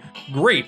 But there's some problems here too. I think my primary issue with the challenges is that the time limit to get to the trophies are oftentimes incredibly strict, which for a game that has such a quirky, unique control scheme, I don't know if that's good. There were so many of these that like the time limit was 18 seconds and I would just barely pass that threshold when I felt like I made absolutely zero mistakes. And it's not like I want this game to necessarily be easy, but for there to only be one qualifier for what does or does not give me a trophy and it's this strict, I'll be honest, it's kind of annoying. You don't have precise control because you don't have the analog stick. These times need to be looser. And also one of the mechanics is a bunny hop, where like if you're holding the ZL or ZR buttons, that is a brake for the wheel that button corresponds to. And the way it works is when you're braking, you lift up one side to do a tilt, and then if you immediately do the other side, you'll do a bunny hop. It's not doing both at the same time. You gotta do one and then specifically time the other one, and honestly, that's very, very annoying. There is like zero reason to do any jumps at all for the actual basketball games. I feel like it's only there for the challenges. I'm sure you can jump off of the ramp if you need to, but you really don't have to. And it just feels like that mechanic could have been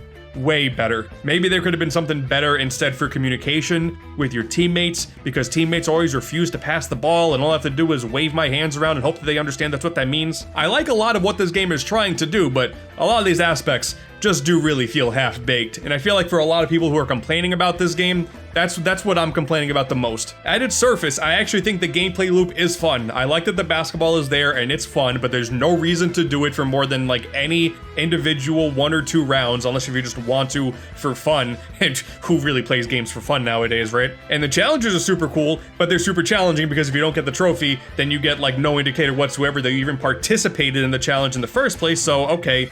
That's kind of annoying too. And then there's the issue of the park itself and the aesthetics. This is another situation where on the base level, I do like how this game looks. I like how these characters look. I think the wheelchairs are kind of cool. I think the customization you have for a bunch of different helmet types. You have 3 different classes, which again, I wish there were more there. And you have a handful of different color options and you can add like different material shaders to them. That's cool. And I do kind of like the grungy skate park look with a bunch of bright LED signs. I actually think that's a really cool look.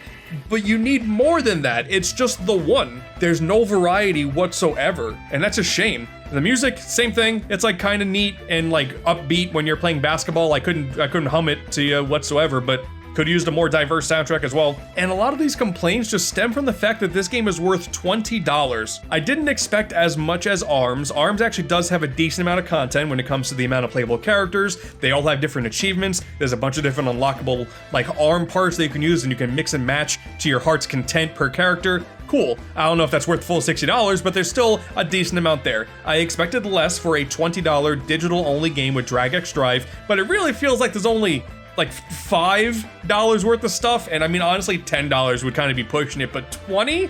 There is simply not enough here to justify that cost. And that could change, obviously, in the future if they decide to drop some, like, free DLC. If they dropped paid DLC, then, oh god, I don't know. That seems like a bad idea. So the hardcore gimmicky Nintendo fan in me does see some value in Drag X Drive because I think the control scheme is very interesting, gives me high hopes for the future for more games to do something like this. Like, you know, I feel like with everyone else, I want a Katamari game that plays like this. And I'm not gonna lie to you and say I got zero fun out of this. I do still enjoy this game, like the basic 3-on-3 basketball, I do find to be enjoyable. But as far as recommending it as well, like, I don't know, man. Unless you're a hardcore Nintendo gimmicky fan like I am, I mean, you probably would have already picked the game up anyway. And I almost feel like value-wise, if you're that much of a hardcore Nintendo fan, it's gonna sound insane to say, but you're probably gonna get more value out of Nintendo Switch 2 Welcome Tour. Because the main appeal of that game, not like it's like a fantastic game or anything like that, is still the gimmicky things you can do with the Joy-Cons and all of the different attractions and mini-games. But at least there's attractions, there's mini-games. Here there's just basketball and a bunch of really strict time-based challenges. And they're the same price. They're sending Drag X Drive out to die,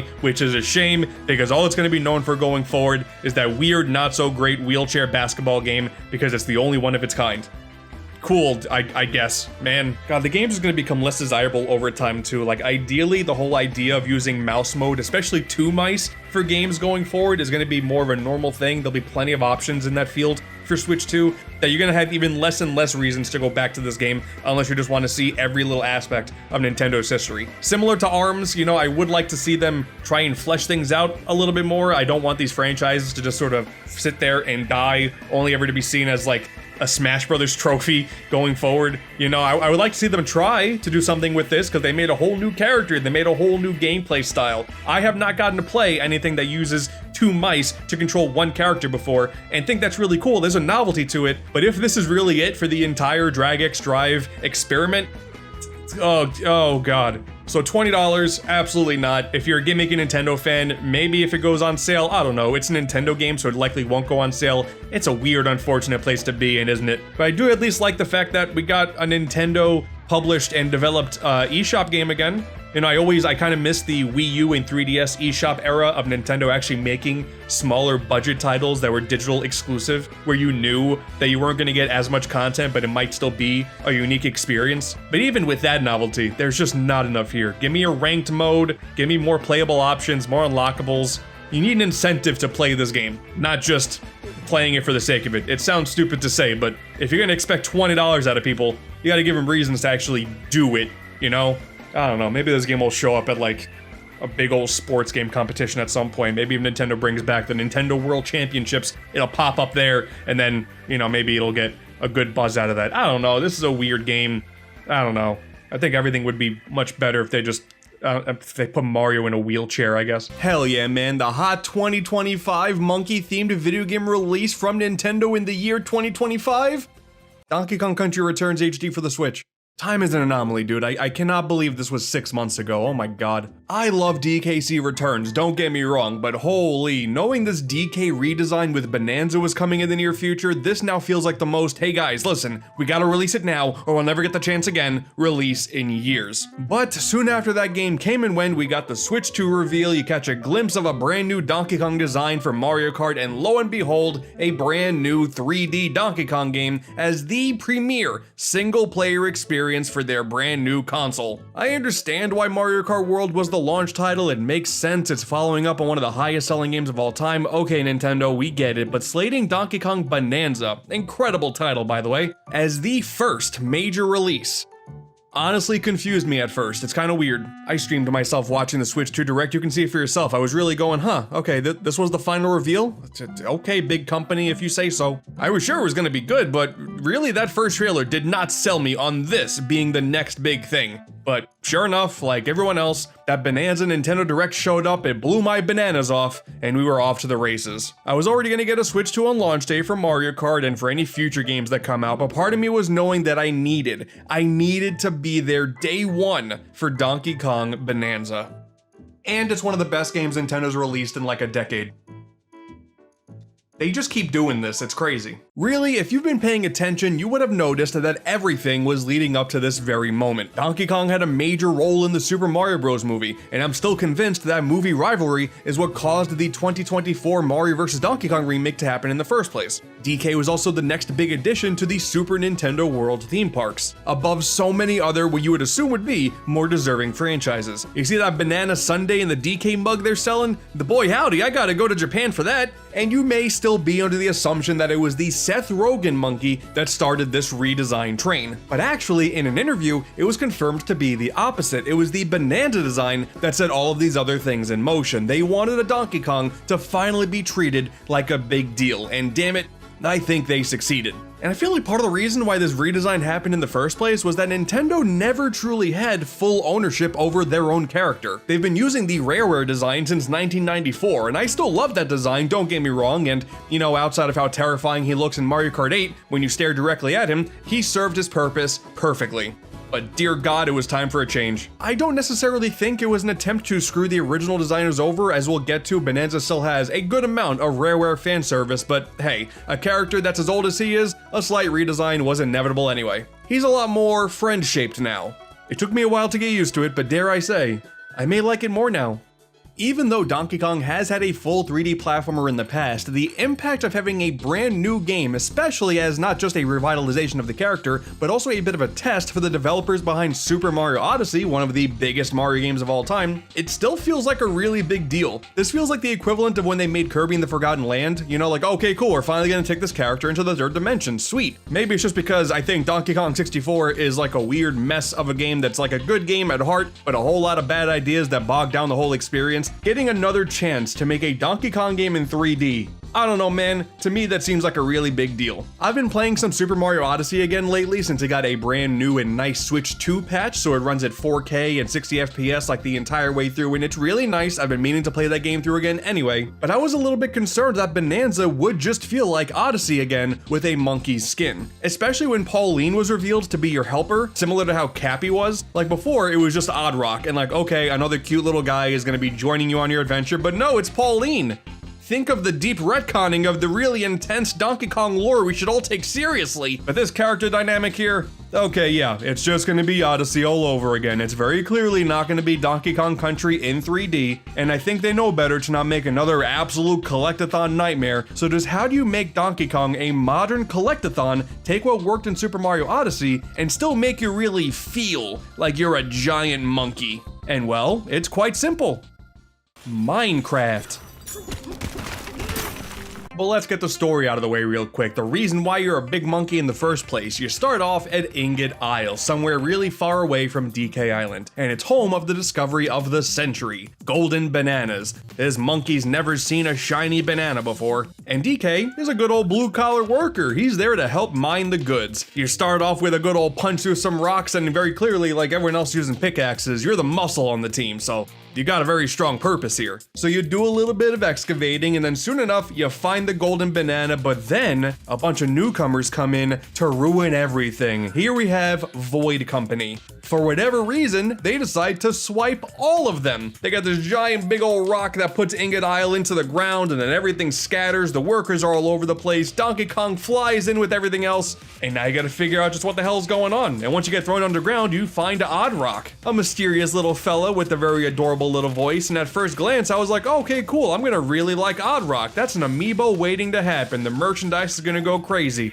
That doesn't last very long because soon enough you discover that it was actually Pauline this whole time. Discovering that Oddrock was actually going to be some character in disguise is kind of funny because like you can very clearly see like Void Company related tape around this thing, so like there's something there. They're concealing something, it's just a matter of what. There's purple stuff all over the place that's covered in Void Company tape, so like it made sense to me. But it's around this time you discover why you're even wanting to play the game in the first place. It is a race to the planet core because the legend claims that whoever reaches it is able to have their greatest wish granted, and Pauline simply wants to go home and DK just wants a whole lot of bananas. Two birds with one stone, two monkeys with one Oddrock, you know, we just get down there before the Void Company do, easy peasy. But the big question that everyone is concerned about, once again, the DK lore, man. I didn't really think people cared about this, but it turns out once you retcon a little something here or there, then yeah, people actually care. Pauline being a child in this game, aged 13, per what Nintendo says. Yes, this is a slap in the face to everyone who ever really cared about the whole idea that Cranky Kong is actually the Donkey Kong from the arcade game, and there was a woman there that was being captured, and you were Jumpman, and you had to try to save him. And all of our modern tendencies, and I mean Nintendo's done this as well, would have you believe that that's just Mario, and then that's Pauline, and then Donkey Kong grows up while I guess Mario and Pauline stay the same age. Smash Ultimate did already mess with this a little bit because there's a sticker from the DK arcade game and it says Donkey Kong and Lady, so that was already a weird wrench in the operation. But having beaten this game from start to finish, yes, this is definitely Nintendo retconning what we knew about in the past. Because you play the Mario vs. Donkey Kong mini Mario games and you see Pauline is there and Donkey Kong trying to kidnap her, like that dynamic doesn't make any sense whatsoever with what we're going with in here. And especially when Pauline you see get a whole new spotlight in Super Mario Odyssey. I think a lot of people trying to make this out to be a bigger deal than it is, but I think now we're just working with the context that, okay, Donkey Kong Bananza comes before Super Mario Odyssey. I think that's about it. There's no rareware erasure. There are some elements and fan servers in here that are direct references to the original Super Nintendo games, so that's not the case. And if we're gonna use Mario vs. Donkey Kong Minis March again as like a Donkey Kong Bible that we really need to have explained more thoroughly by the company themselves, no. I really don't think it's much more deeper than they wanted a storyline where there's some connecting threads and Bananza comes before Odyssey.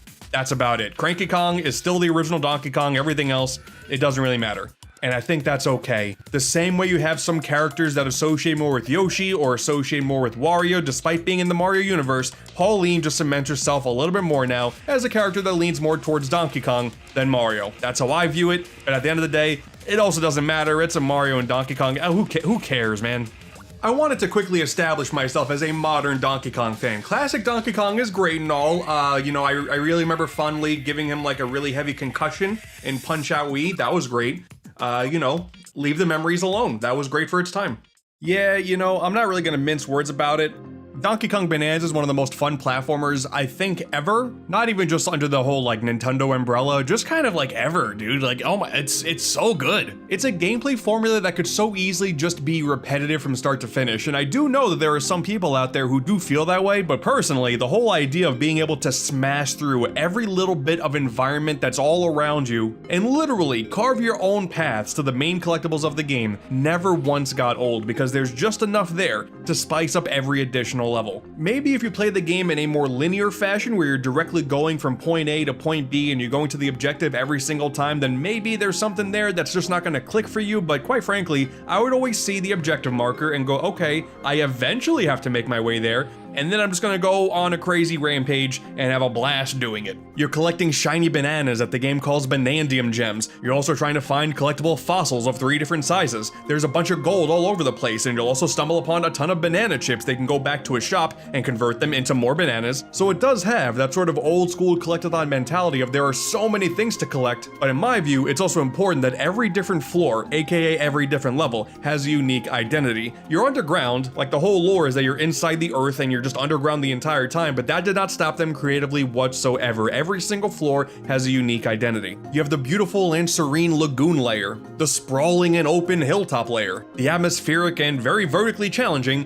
canyon layer. Every one of these layers you can treat the same because at the end of the day, you're gonna want to just kind of blast through everything and destroy as much material as you possibly can. But I think these levels still stand out because even though the gameplay model may be the same throughout, the game will throw in some new NPCs for you to interact with. Sometimes there'll be a new material that you can play around with, and the entire level will be based around that idea. And in a very similar Super Mario Odyssey fashion, you got these big worlds with a few main goals, but a ton of optional things to do. You'll find these platforms and these portals all over the place that once you unlock them, super easy to do, now you got a little challenge that you gotta overcome. A lot of times it's a battle-based challenge, and because you're made of fists or fury, that's very satisfying, but there's also a bunch of platforming challenges too. This is a platformer at the end of the day. It feels more like a classic N64 platformer where the platforming is almost secondary to everything else, but the point still stands. There is something to do around every corner. Bananza is consistently walking you down this very fine line of feeling pretty linear because you can get to the objective marker pretty easily and then just move on to the next level. Unlike Super Mario Odyssey, you don't need a collectible minimum to progress onward. You can just do it. There are some things later on that require a certain number of Banandium gems, but for the majority of this adventure, as long as you can get to the next hole that leads to the next area,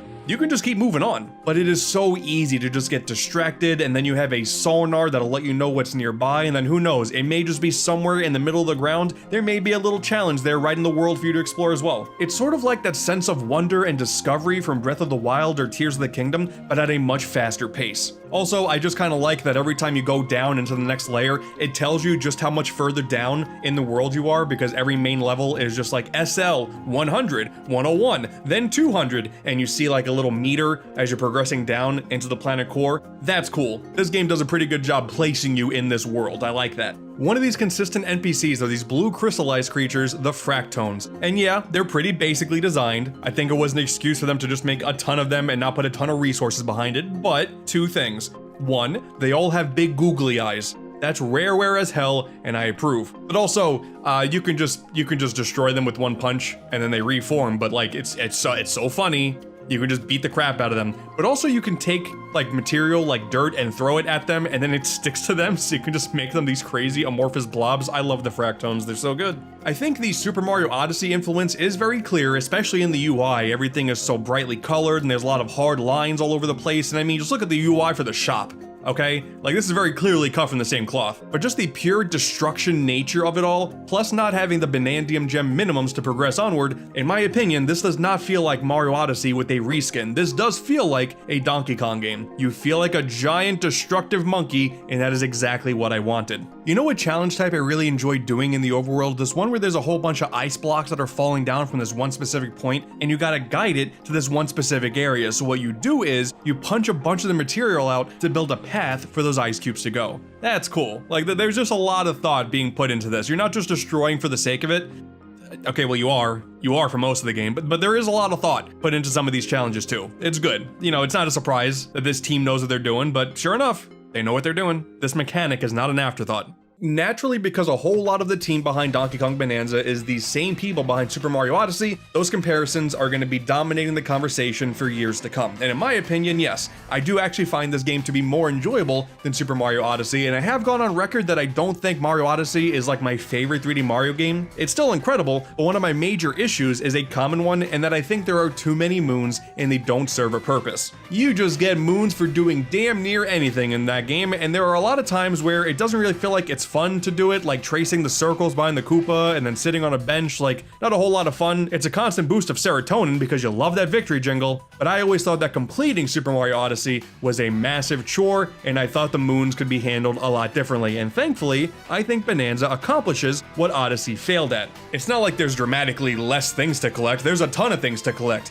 but they all serve a purpose. You're not getting the Banandium gems just to fill out a collectible guide. Every time you get 5 of them, you get a skill point, and this changes everything about this game. You can get more health, you can make your punches more powerful, you can get a couple more moves to make destruction that much more fun, and then there's the entire addition of the Bananza abilities. A few of the floors have you working with a very old big guy whose giant vinyl record that they were normally partying with got destroyed. So you go around, you get the pieces of the vinyl, you bring them all back, and then suddenly you're transported into this big old crystallized dome. You make Pauline sing in front of everybody. There's a whole plot thread about overcoming stage fright. It's honestly quite adorable. And then boom! And then look at that! Donkey Kong's new thing, he can just transform into other animals now.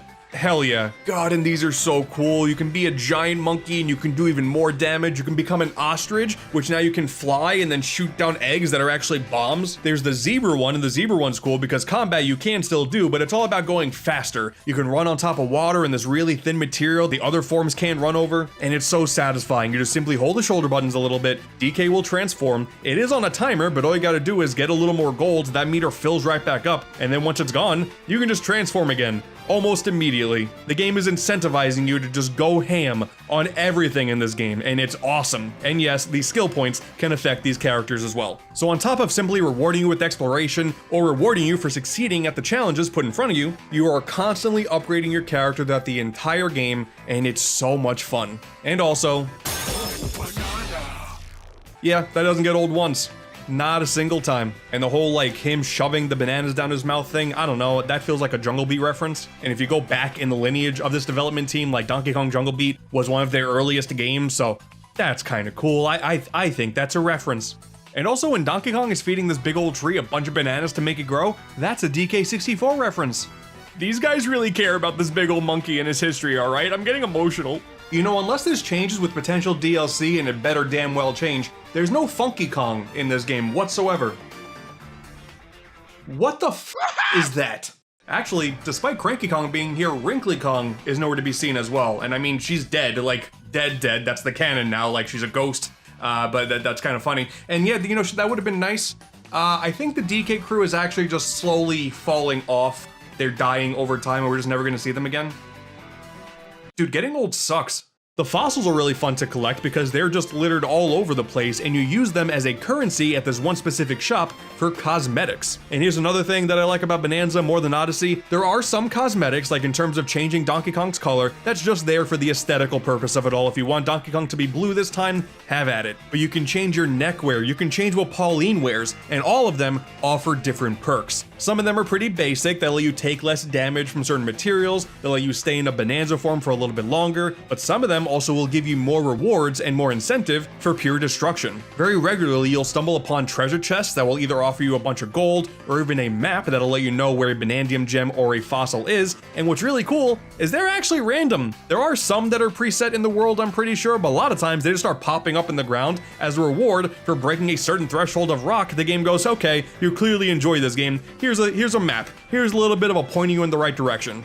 God, it's so much fun. I loved changing my outfit in Mario Odyssey, don't get me wrong, but now once again, the collectibles have a purpose and you have to pick and choose what you want that currency to do. I love it. As well as this is where you can just straight up buy maps for the other collectibles instead of waiting for a treasure chest to give them to you. You can't outright buy Banandium gems with just gold, though. There is an additional shop where you exchange the chips as well as some money for the extra bananas. And this is another thing that I like about this game more than Odyssey as well. I didn't like that you can just outright buy moons just to fill up your quota. Now, for collection purposes, you do need to do an exchange at least once in every single shop you get access to, but you can buy more, and because of the skill tree, sometimes there's a reason why you want to go ahead and buy a couple more bananas. And it's not like you're going to be overwhelmed with gems anyway. Sometimes whenever I get to one of these shops, I can only buy like one or two. I'm not out here trying to say that Mario Odyssey has actually been bad all this time. I ain't one of those guys, I'm just saying. I think they took what they did in Odyssey and just made it better in this follow-up game. That's all I'm saying. Odyssey's still good, movement options are going to be that game's strong suit for years to come, but destruction options and skill tree options and just the freedom that the game affords you while still making the collectibles feel rewarding and giving them a purpose, that is Bananza's strong suit. And one thing that doesn't really have an Odyssey equivalent is you can build these getaways where you can just like nap for a little bit and get a little bit of extra health, and by doing so, you get dialogue from Pauline, and she's adorable. This is where most of her character development takes place, but also there's a servant there as well, and if you go to him, you can just turn him into any of the shops you want and then just spend your currencies there, and then when you're done, he asks for a tip. Bro, the economy's in rough shape when now the Fractones in Donkey Kong Bananza are flipping the tablet over to ask for a tip as well. Like, this is crazy. The gameplay is so good at making Donkey Kong feel like an absolute beast in 3D, they really need to start tapping into more of their franchises and bringing them into the 3D space in new, fresh ways. You can make Wario a powerhouse in 3D as well, that'd be great. I think Yoshi's Island could do a 3D game. The Yoshi and Baby Mario dynamic is already kind of similar to the DK and Pauline dynamic, so that would make sense. You can make a good Star Fox game for once. I mean, that'd be something. I don't know, man, why are you asking me so many questions? Now, on a technical level, I would say that Bananza does show the power of the Switch 2 over the original Switch 1. If you want to dive into the numbers, then yeah, it doesn't quite reach 4K resolution, and sometimes the frame rate does drop quite noticeably, actually, but quite frankly, the programming skills that it takes to have this much destructible environment and flying materials around at all times, like you can just keep slapping the ground and gold is flying all over the place and the screen is just filled with nonsense. I don't know how my console doesn't explode. You can destroy so much of the environment, and then you can zoom out to the world map and it shows you all of the destruction you did in real time. Yeah, the frame rate drops when there is so much destruction on screen at one time, but honestly, I'm surprised it doesn't do it more. This isn't just like, oh wow, Nintendo can't do no wrong, I really wish it was 60 at all times. Maybe the Switch 3 edition will make this game run perfectly. And also the camera is really good too. 3D platformers, I'm just predisposed to thinking the camera's gonna screw up at some point or another, and especially with the customizable environment, are you kidding me? But no, they said, okay, we're gonna build the camera around that, and the camera will regularly go into the world and just show you the rest of the environment as you're in the floor. It's one of the best camera systems in any 3D platformer too. Like, That's so cool. The company themselves in that same interview showed a screenshot of what the game was looking like on Switch 1 compared to Switch 2. And if you look, okay, there's a lot more foliage going on in the Switch 2 version. Absolutely, the Switch 1 can't render all of that at once, but I would still love to see the Switch 1 build of this game. I feel like one punch through the floor and that console's gonna...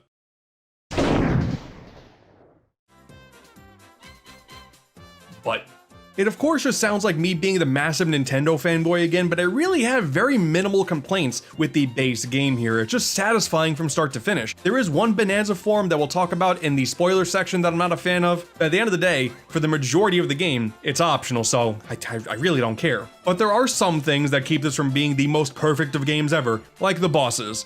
The bosses are not good. Like, it's really unfortunate that the bosses are pretty lame. With the whole game incentivizing you with being a massive powerhouse, I'm okay with the bosses being easy, because you find out the way to just knock them out real quick. Bada bing, bada boom, you start punching them in the face over and over again, cool. That's easy enough, I can get behind that. But they're too short. It's not even that they're too easy, it's just they're too short. It feels like every single boss in this game could use an additional form and an additional life bar, and that would immediately change the problem, but they go away too quickly. Like, I like the Void Company a lot. Grumpy Kong, Poppy Kong, and Void Kong. They're brilliantly designed. I really like these characters as a trio, and I think their boss fights have a lot of potential. I think as far as like these extra additional characters that are meant to be the thorns in your side for most of the adventure, I do like the Void Company more than the Brutals from Odyssey. Just wanted to throw another Odyssey dig in there, but I'll give Odyssey the credit for this. Odyssey does have the better boss fights. The Bananza fights just finish up way too quickly. It's clear that the development team is not afraid of challenging you. Like, some of those challenge levels, you really need to lock in. But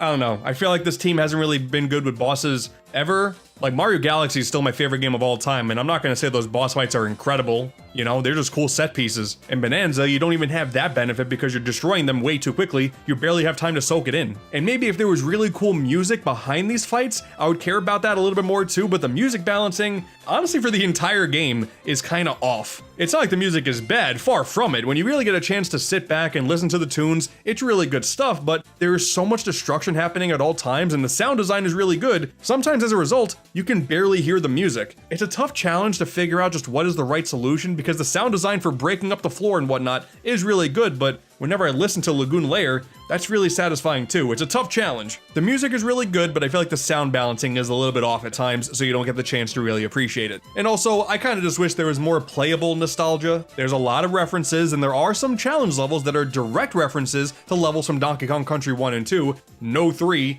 Kiddy Kong was in it, so we're not going to talk about that at all, I guess. And I just wish there was more, but I'm just a fan service boy. I'm never going to be satisfied in that. You know, I still want there to be more. Diddy Kong and Dixie Kong are in there, and that's cool, but their screen time is not, you know, that strong. Cranky Kong is there with a Rambi that he's taken along for this adventure. They show up in every single level. Any other members of the DK crew, they're simply not here, and that's unfortunate. But that's really all I have in terms of complaints, because even the 2-player mode, which normally I'm not a big fan of because it's just a simple like little sibling mode where they're not actually playing the game with you as a main character, they're just there to shoot things off at enemies. Player 2 gets to be Pauline and shouts out random words at wherever you're aiming. I just think that's kind of genius. Plus, this game takes advantage of the game share feature that the Switch 2 has. Not only can you play with someone online, which is really cool, you can even play with someone locally on a Switch 1. I hope as many Switch 2 games as possible take advantage of this feature, because being able to use a Switch 1 as a player 2 for these games is genius. There's the amiibo functionality, which most amiibo functionality lately is kind of whatever. You get access to a Pauline costume that you can't access in-game way later on. You can just get it earlier if you want, but the figurine is nice. That's cool. Amiibo are very expensive now, but it looks nice. And then also, for something that they added to the game they didn't need to, DK Artist Mode. You can just 3D model things with the Joy-Con mouse mode now. Why not? Here's Kirby, of course. I'm not gonna draw something lewd and adult. Leave that for people on social media. That's not me. If you want to find it, you can find it. And, you know, anything I do outside of making Kirby, that's my business, not yours. I'm sorry. And now we're gonna start entering spoiler territory. It's still crazy to me that we have a spoiler section for a 3D platformer. I'm still kind of used to 3D platformers not being deep enough to warrant a spoiler section, but quite frankly, the end of this game is a religious experience, so if you haven't seen it yet and you don't care, you can keep watching, but otherwise, you should turn around, because it's really good.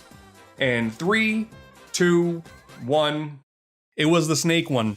It was the snake Bananza I was talking about. Like, I'm not a big fan. It's very clearly like a reference to Rattly from DKC2, which is cool. You can jump really high, and that's all fine and dandy, but I don't know.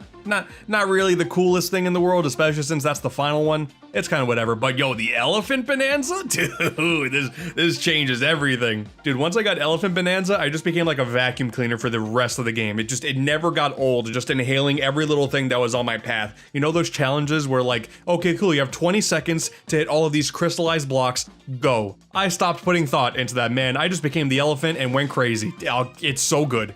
I do like these little snake guys though. They're my new favorite thing. Guys, the end game is absolutely incredible. Like, oh my god, you're already in the spoiler section, so I'm gonna talk about it. King K. Rool's back.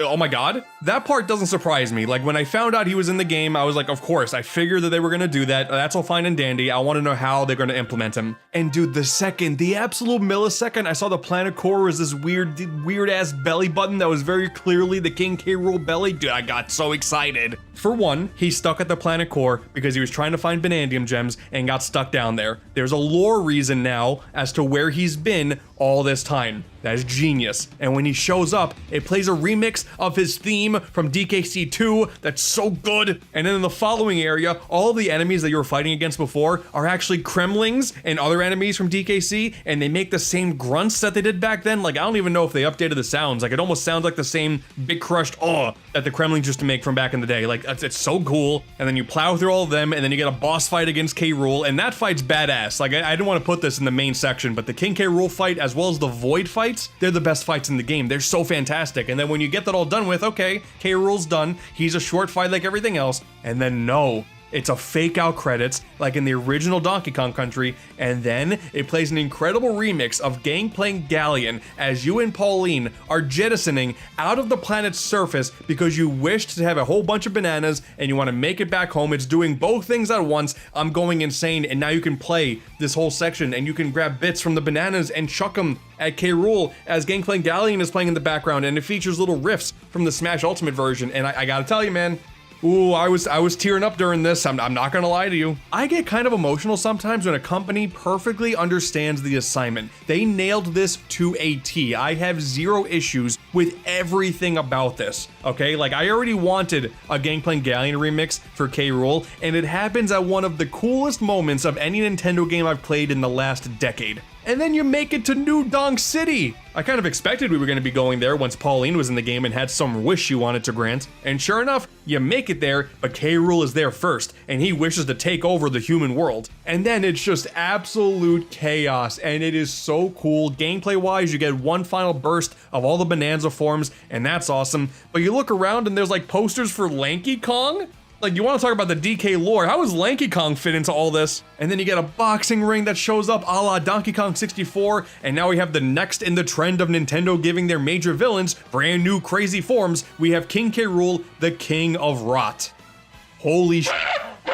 Yeah, man, zero complaints. I got no issues with this endgame whatsoever. This is perfect. This is as perfect as it ever could possibly be. K. Rool is an absolute psychopath, and he still has his goofball tendencies, as he should, but this new form just shows how crazy he can truly be. It's not a whole new, like, in the original trilogy, when he changed professions every game. He's still a king, but he's the most terrifying king that we got now, I guess. The last couple hours of this game, if the rest of the game wasn't already, is completely magical. When the King K. Rool trailer for Smash Ultimate first appeared, and the end of that trailer is a CG bit of DK and K. Rool running towards each other with Gangplank Galleon playing in the background, I wanted that in playable form so bad, and finally, we have that. It is everything I wanted and more. But with that, you did it! You saved the day, and surely none of the residents of New Donk will suffer lifelong trauma from this. Everything's gonna be a-okay. It's Sonic Adventure all over again. Donkey Kong and Pauline go their separate ways on their quest to fulfilling their dreams, and that ends Donkey Kong Bananza with a brand new great credit song as well. Dude, and then you get an image of Pauline singing in front of the crowd, and my emotions were just like at an all-time high right now. And the post-game is really cool too. Not only do you have the option to fully complete everything now, but a few months after the main ending, Pauline comes back and she wants to make a brand new song. We all have a major assumption of where this is going. And now you have the ability to go through what this development team has done for multiple games now, final challenge runs. Rather than there being just a pure platforming final challenge thing you can do, there are rehearsals for all of the Bananza abilities, aka really challenging 20+ minute challenge gauntlets for each of the 5 Bananza forms. They're so good, they're so satisfying, and once you do that, you have the ability to unlock in the skill tree new powers that basically let you do what you were normally doing with the Bananza forms, but turn everything around you into gold. You're gonna be swimming in money at this point, which is great because you can then go back to the shop and spend the money on maps to make the completion process all the easier. Everything about this game is perfect, you guys. Oh boy, I'm getting lightheaded. The conversation and the question that's going to be dominating this game's discussion for so long in the future is going to be, is this in fact the best platformer Nintendo's ever made? The review scores are super high, and we always know that's the most reliable metric we can count on, but after playing this game from start to finish and going for everything the game could possibly offer, damn it, man, I don't know. That's such a tough question to answer. But I can't believe we're already having this conversation again. We just had this conversation with Odyssey. And then just speaking about Nintendo outright, weren't people having a similar conversation for Kirby and the Forgotten Land as well? Like, not in terms of just greatest platformers, like no, but in terms of a really good 3D platformer, Nintendo made a good one there too. Of course, Mario has many top 3D platformer contenders because we have the upgraded 3D World plus Bowser's Fury as well. Those are both incredible games. They're on a roll with these types of games, okay? But me personally, Super Mario Galaxy is my favorite game of all time. It is going to be damn near impossible for that game to be topped. But for this development team legacy, I don't know, man. I think maybe I would put it above Galaxy 2, and I already said I would put it over Odyssey, so maybe this is my number 2 game from these guys. I don't know. At the end of the day, it's a 10 out of 10. It's a 10 out of 10 video game, and they're closest to an 11 out of 10 video game this company has put out in a long time. And it's Donkey Kong. Man, they already dominated the 2D space with Tropical Freeze, and now the 3D space has another king of the jungle to join it.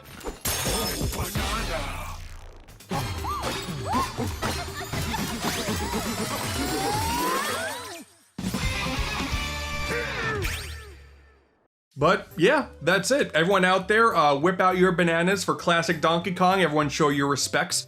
I'm really fond of his one appearance in Skylander Superchargers. That was really cool.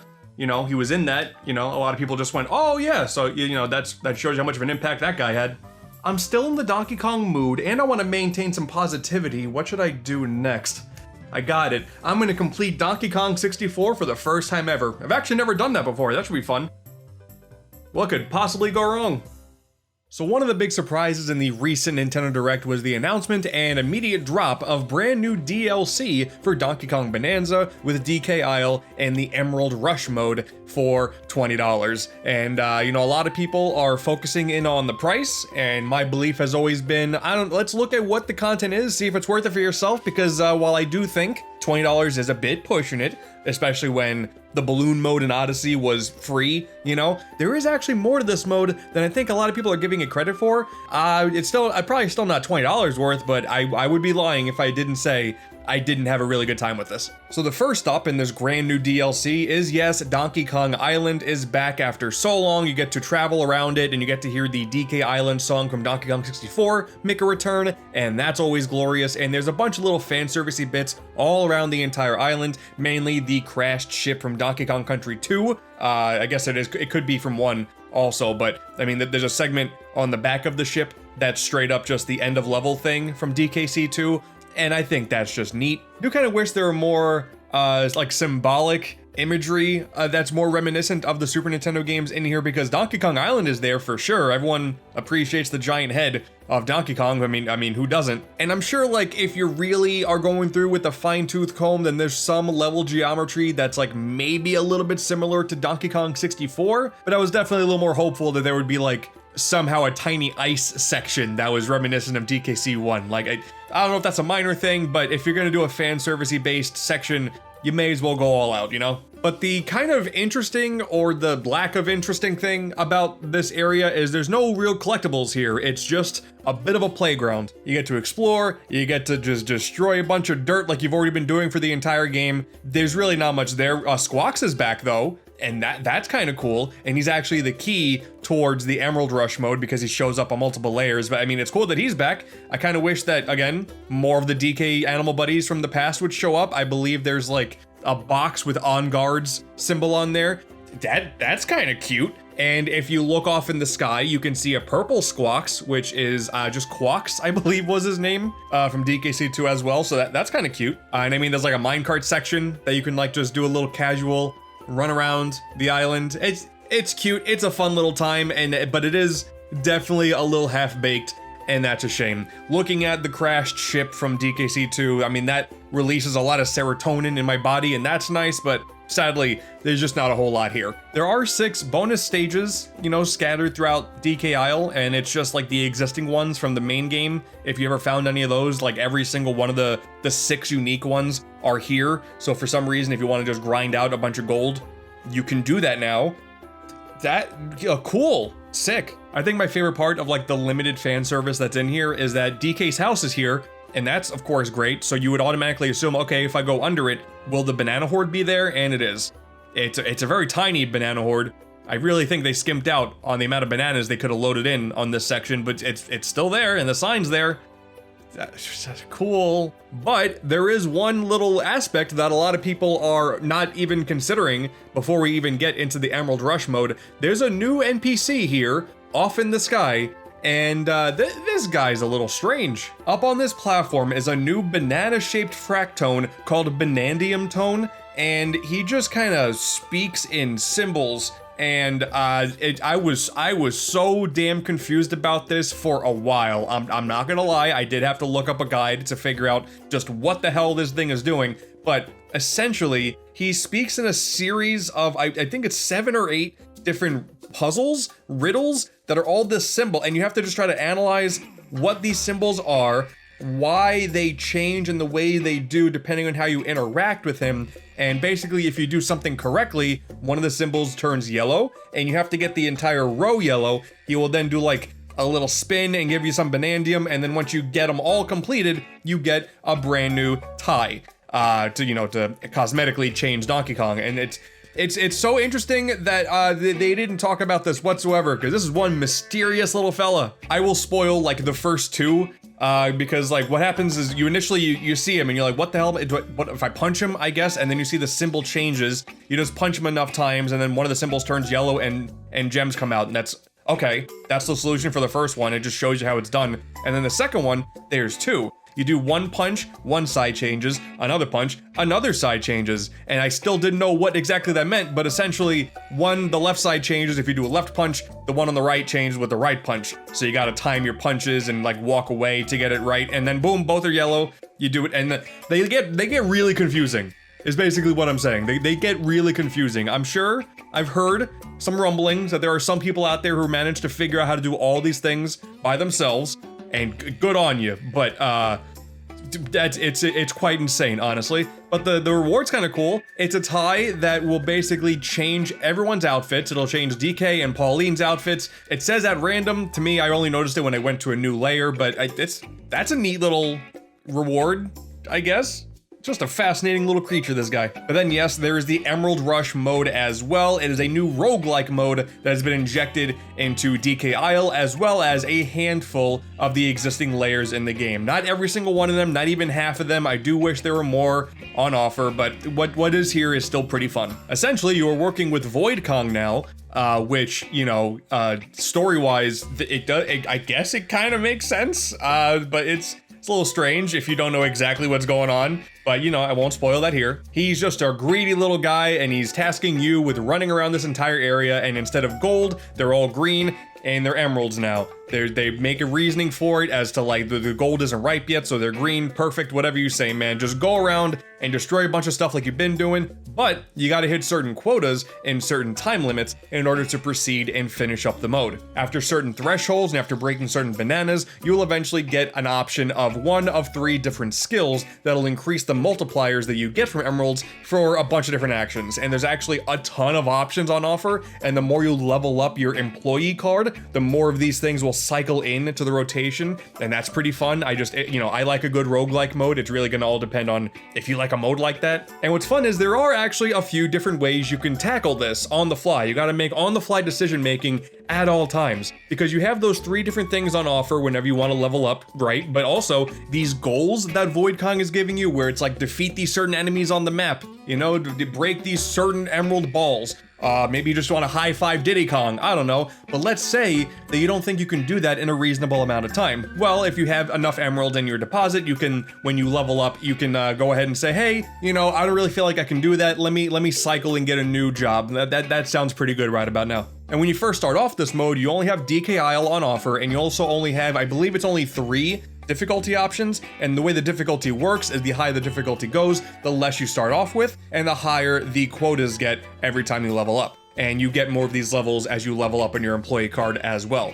And the thing that they really didn't highlight in this trailer, and I think because a lot of people are immediately dismissing it for the price, the people aren't really talking about all that much, the later difficulties actually do get pretty damn challenging. The quotas get abnormally high, and if you're someone who is really a big fan of like score challenging yourself and going for as high of a score as possible, there is actually a perfect ranking, because the game will rank you at the end with this nice little bar graph, and most of the time I've been getting A ranks, and that, you know, I'm okay with that. But it turns out there's a perfect rank called like the V rank for Void Kong, and to do that you got to get a lot of points. And I have watched some videos of people getting the V ranks and the multipliers that these people can get, and you're getting millions upon millions of emeralds by the end of these like 30-minute some odd runs. Is honestly kind of impressive. And if you do manage to do basically everything on your employee card, there's a brand new final boss, which is an existing boss from the main game, but just in a different location,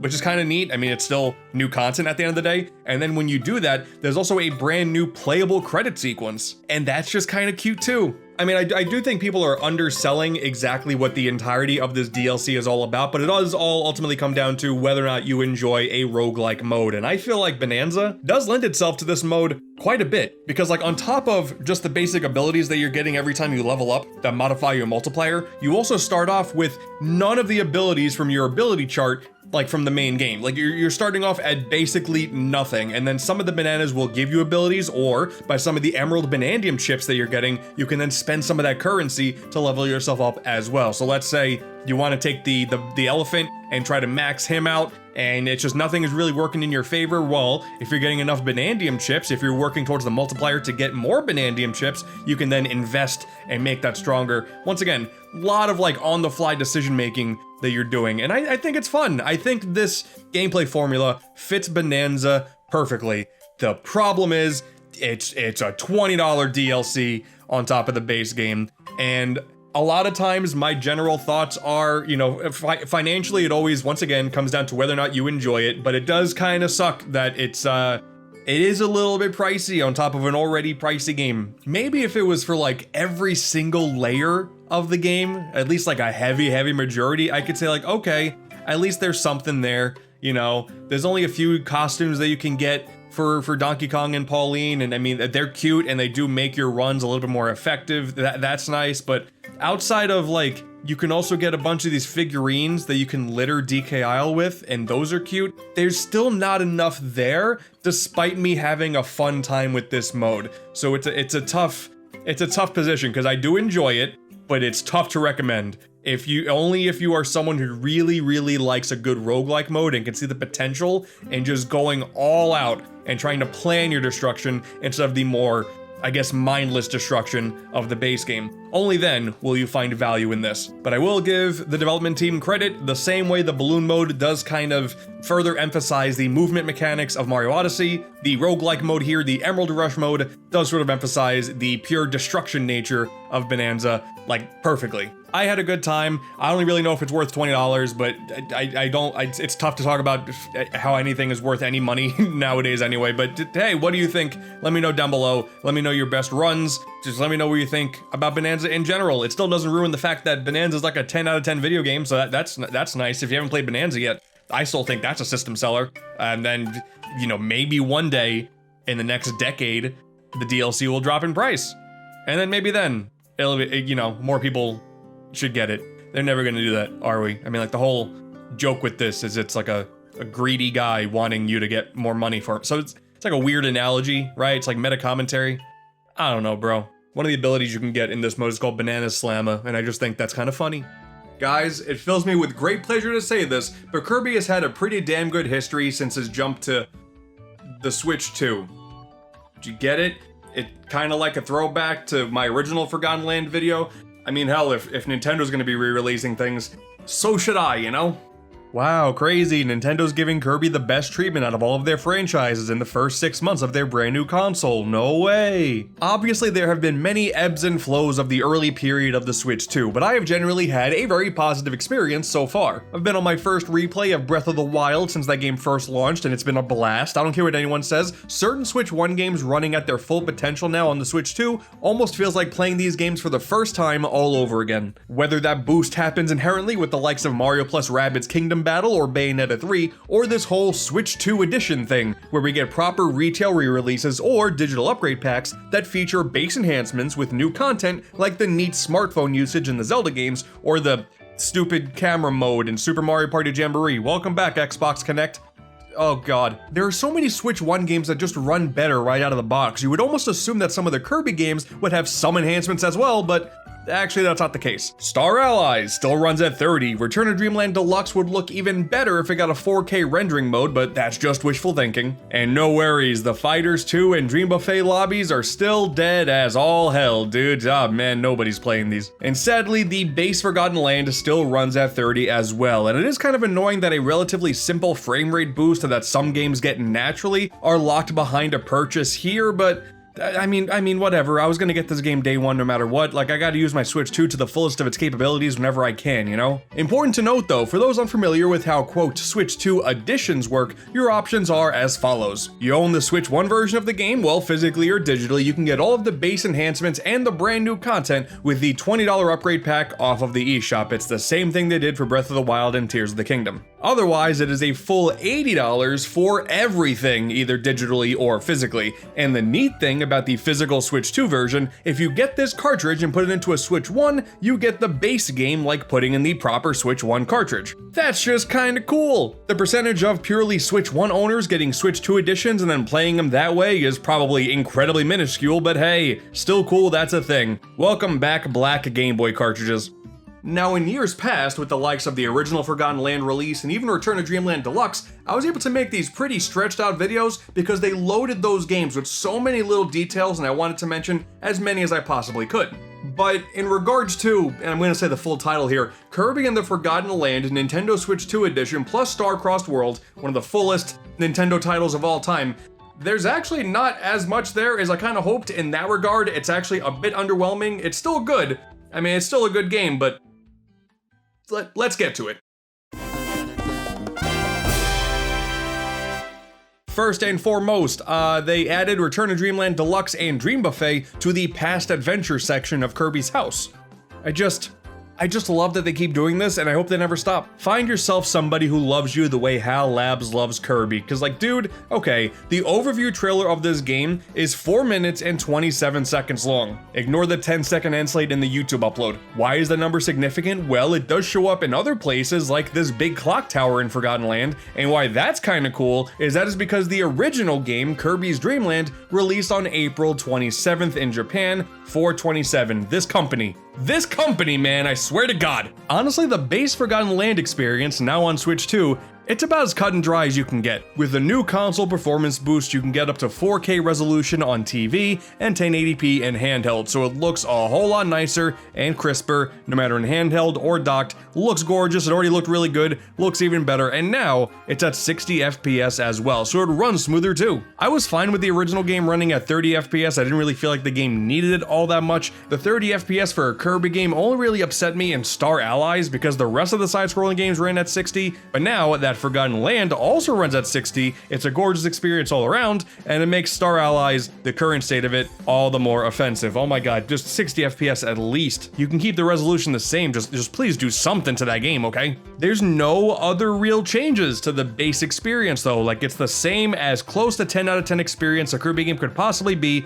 Now it just looks sharper and it runs smoother. Great, the definitive way to play this game. There are a couple of minor changes though. There is now a spot on the world map for the point of arrival, the very first area in the game that before you could only access via a star in Waddle Dee Town. Now it has its own proper set piece on the map, so that's something. It's mostly because Star-Crossed World has something there, so you may as well, throw that in there. I've read that there's more voice samples for Kirby when you're going through certain mouthful modes and emotes. I don't really listen a whole lot to the specific noises that comes out of Kirby's mouth, but I mean, I read it on a Wikipedia, so that's probably true. And when you go to the Waddle Dee Cafe and order some food, you can get a crystal Carmouth cake or a sparkly-eyed Kirby burger. It does nothing different, it just looks a little bit shinier. It's like you're hunting for shinies in a Pokemon game, I guess. And of course, while many of you are looking towards this Switch 2 release with the brand new DLC, you want to learn all about the new stuff, I gotta be honest with you, just kind of playing through the base game again, I almost forgot how damn good Forgotten Land is. I'm joking about all the minor changes they made to the base game, but honestly, they didn't really need to make any changes whatsoever. It's already a fantastic experience. They managed to nail the look and the feel of Kirby in the three-dimensional space with no issues whatsoever. Like, of course, I want some more creativity, something along the lines of Planet Robobot completely changing the thematic formula. Instead, in Forgotten Land, it's a pretty bare bones grassland, desert land, etc. But even still, man, like, it's just such a damn good game. And honestly, something I noticed more than the general frame rate improvement,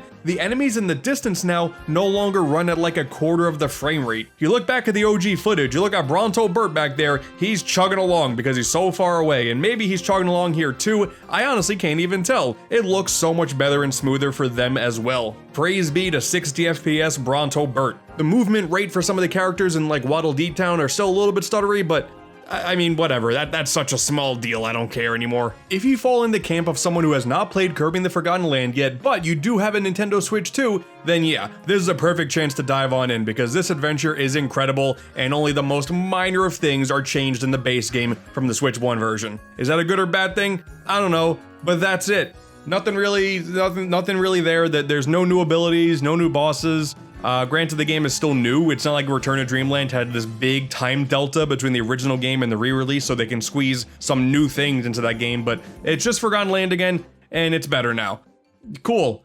But you all want to see the new stuff, right? Welcome to the new stuff. Welcome to Plus Star-Crossed World. Here's the story. During Kirby's adventures through the Forgotten Land, and it kind of starts right after the natural plane, so once you start World 1, that's when this cutscene will play out. But for me, it was when I went right back in on my 100% save file, you get it. As they're riding a warp star over the ocean, a massive blue crystal meteor appears and crash lands into that ocean, splitting off into multiple pieces along the way and revealing a mysterious heart. How ominous. This causes the fallen star volcano to rise. Of course, our heroes go to check things out, and when they get there, astronomer Waddle Dee appears. I like him. He has a neat hat. This oddly convenient researcher who has been studying the legend of this meteor for years tells you that it can be sealed away with the stars of light. And hey, would you look at that? Like 2 feet away, there's a starry. That's awesome. And then your goal is to go and find all of the stars you possibly can to discover the mystery behind the crystals and work to seal the Star of Darkness. That's it. That's the whole plot. Pretty straightforward. Fun fact though, if you start this journey during the part of the main story where Elfilin is captured, an entirely different cutscene plays here, where Elfilin is not there. That's a nice touch. They didn't need to do that. I mean, they could have just like placed this in any other part of the story, but no, they wanted to make sure. They wanted to put in more effort and spend more man hours to make that one cutscene. Good for them. There is a little more story near the end of this campaign once you rebuild the sealing crystal, but there's honestly not all that much here. I think some of us are not even really paying attention to the fact that this is not really an entirely separate adventure. Like, it's an adventure that's going on concurrently through the main game. It starts up after you finish World 1, and then every couple levels, you get an alternative version to unlock some stories. This is not an epilogue, like the Magalore portions from Return to Dreamland Deluxe, or even Meta Nightmare from the previous games where that showed up. This is a bit of a different beast. The entire run of this extra campaign is totaling 12 stages, 2 from each of the 6 main worlds, and their starry equivalents to already existing stages. So when you touch an area on the world map, you'll see, hey, now you have an extra option. Thematically, the stages are very similar to the base version. They start off basically identically, but as soon as you hit the correct crystal, you diverge to somewhere brand new. That's like the big new thing with this mode. There are these starry flowers all over the place, and every time you touch one, something new pops up. It could be just as simple as a new collection collectible, or it could be an entirely new pathway. On the surface, it is pretty cool that you get to take a look at some of these existing levels like the amusement park in an entirely new light, but when you're really in the thick of it, it just really turns into being 12 brand new levels of the same game that you've been playing for a few years already. It doesn't really feel super new, it's just more Kirby. The concept of touching things and then a level appears from under you is not a new thing in the slightest, it's just more Kirby content. And it's not really a good or bad thing, it's just, that's where the underwhelming part of this comes in. It's just more Kirby in the Forgotten Land. Like, instead of rescuing Waddle Dees from the missions that you were doing before, now you rescue Starries. But the process is exactly the same. Some of the enemies are a bit stronger, they have crystals all over their heads to indicate as such, and the same goes for the mini-bosses. There's a few of them that are a little bit more sparkly, and as a result they can do a couple extra moves, and they take maybe an extra second or two to take out, but still, pretty easy all things considered. But there is one brand new mini-boss, the Galactal. He's a cool little guy, he looks like a bigger version of the existing Starries, and a fun thing about fighting these guys is they have no life meter. You just gotta do enough damage before the crystals break apart from their surface, and then you get to see that they are actual living, breathing entities, just a big old blob with an eyeball.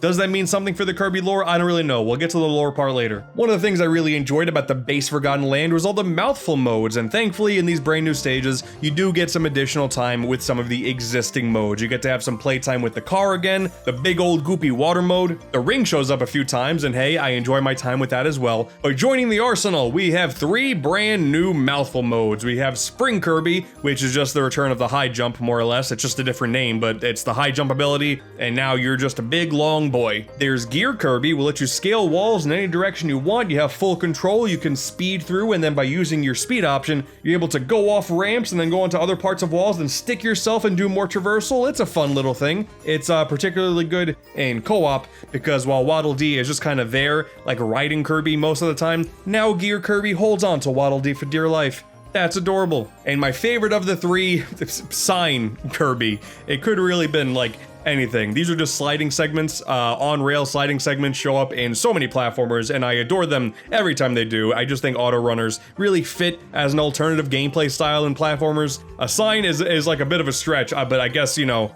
it gets the job done. It's the closest thing we'll ever get to like Box Boy Kirby, that one April Fool's joke from a few years back, so I mean, that's something. But yeah, that's it. There's really nothing special about like the core gameplay experience. It's just 12 brand new levels for Kirby and the Forgotten Land that look really cool. The music is really fantastic. There's a lot of like choir singing going on in the background. It feels all ominous and eerie. Every time you're near a star, it plays a little jingle, which is unique to them, and that's pretty cool. It's fun new content. I just think maybe my expectations were set a little bit higher coming off of the Magolor epilogue, which completely changed the gameplay formula and had a ridiculous final boss, but that's just on me. More Kirby in the Forgotten Land is not a bad thing. I would have bought the DLC if it was like a standard DLC, and rather than this whole Switch 2 upgrade thing. I don't know, I had a good time with it. I think it's worth it. They made sure to even make a brand new Hal room for one of these stages, because once again, find someone who loves you more than Hal loves themselves, I guess, because boy, they love talking about themselves as much as they possibly can. There's also brand new figurines you can get called EX figurines. This is where a lot of like the lore and fan servicey stuff, just the wall of text, can be found. You have over 50 new collectibles to get over 2 different sets. A lot of the coins that you collect throughout the campaign are used for this gacha system back in Waddle Dee Town. It's the same system, just with more figurines.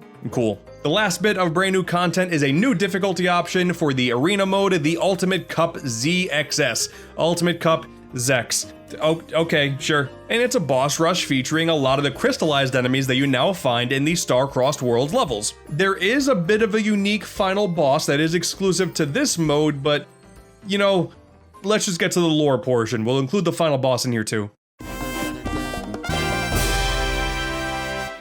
After you get as many Starries as you could and restore the heart, you think you're about to be done with this adventure, but oh, alas, it breaks through the floor, Kirby forgets that he can fly, and you explore some ruins for a little bit. And it was at this moment that I was thinking to myself, oh man, okay, this is where the insanity is gonna truly begin. Like, the music is really eerie, it's like a crackly radio, and you can kinda hear the original theme song like spliced in every few seconds. Oh, the creepy vibes are back, I'm gonna love this.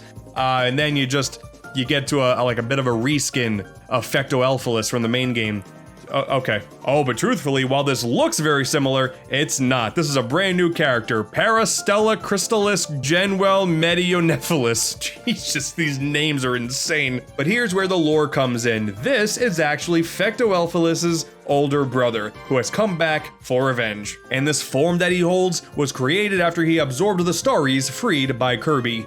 Oops. Phase 1 of this fight, if you played the Alphaless fight before, it's more or less identical, but phases 2 and 3 are new. Now we have Giant Genwell. This is kind of cool. I mean, Nintendo in their big hand boss fights, they adore these, so they will not miss any excuse to make a new one. It's actually not that super challenging of a fight, but the moves are pretty spectacular looking, so that's nice. And then phase 3 is his true form, this big one-eyed monster. I mean, that's okay. It has similar bubbling effects like Dark Matter did from Kirby 64. I noticed that. The eyeball itself kind of looks similar to Dark Mind from Amazing Mirror.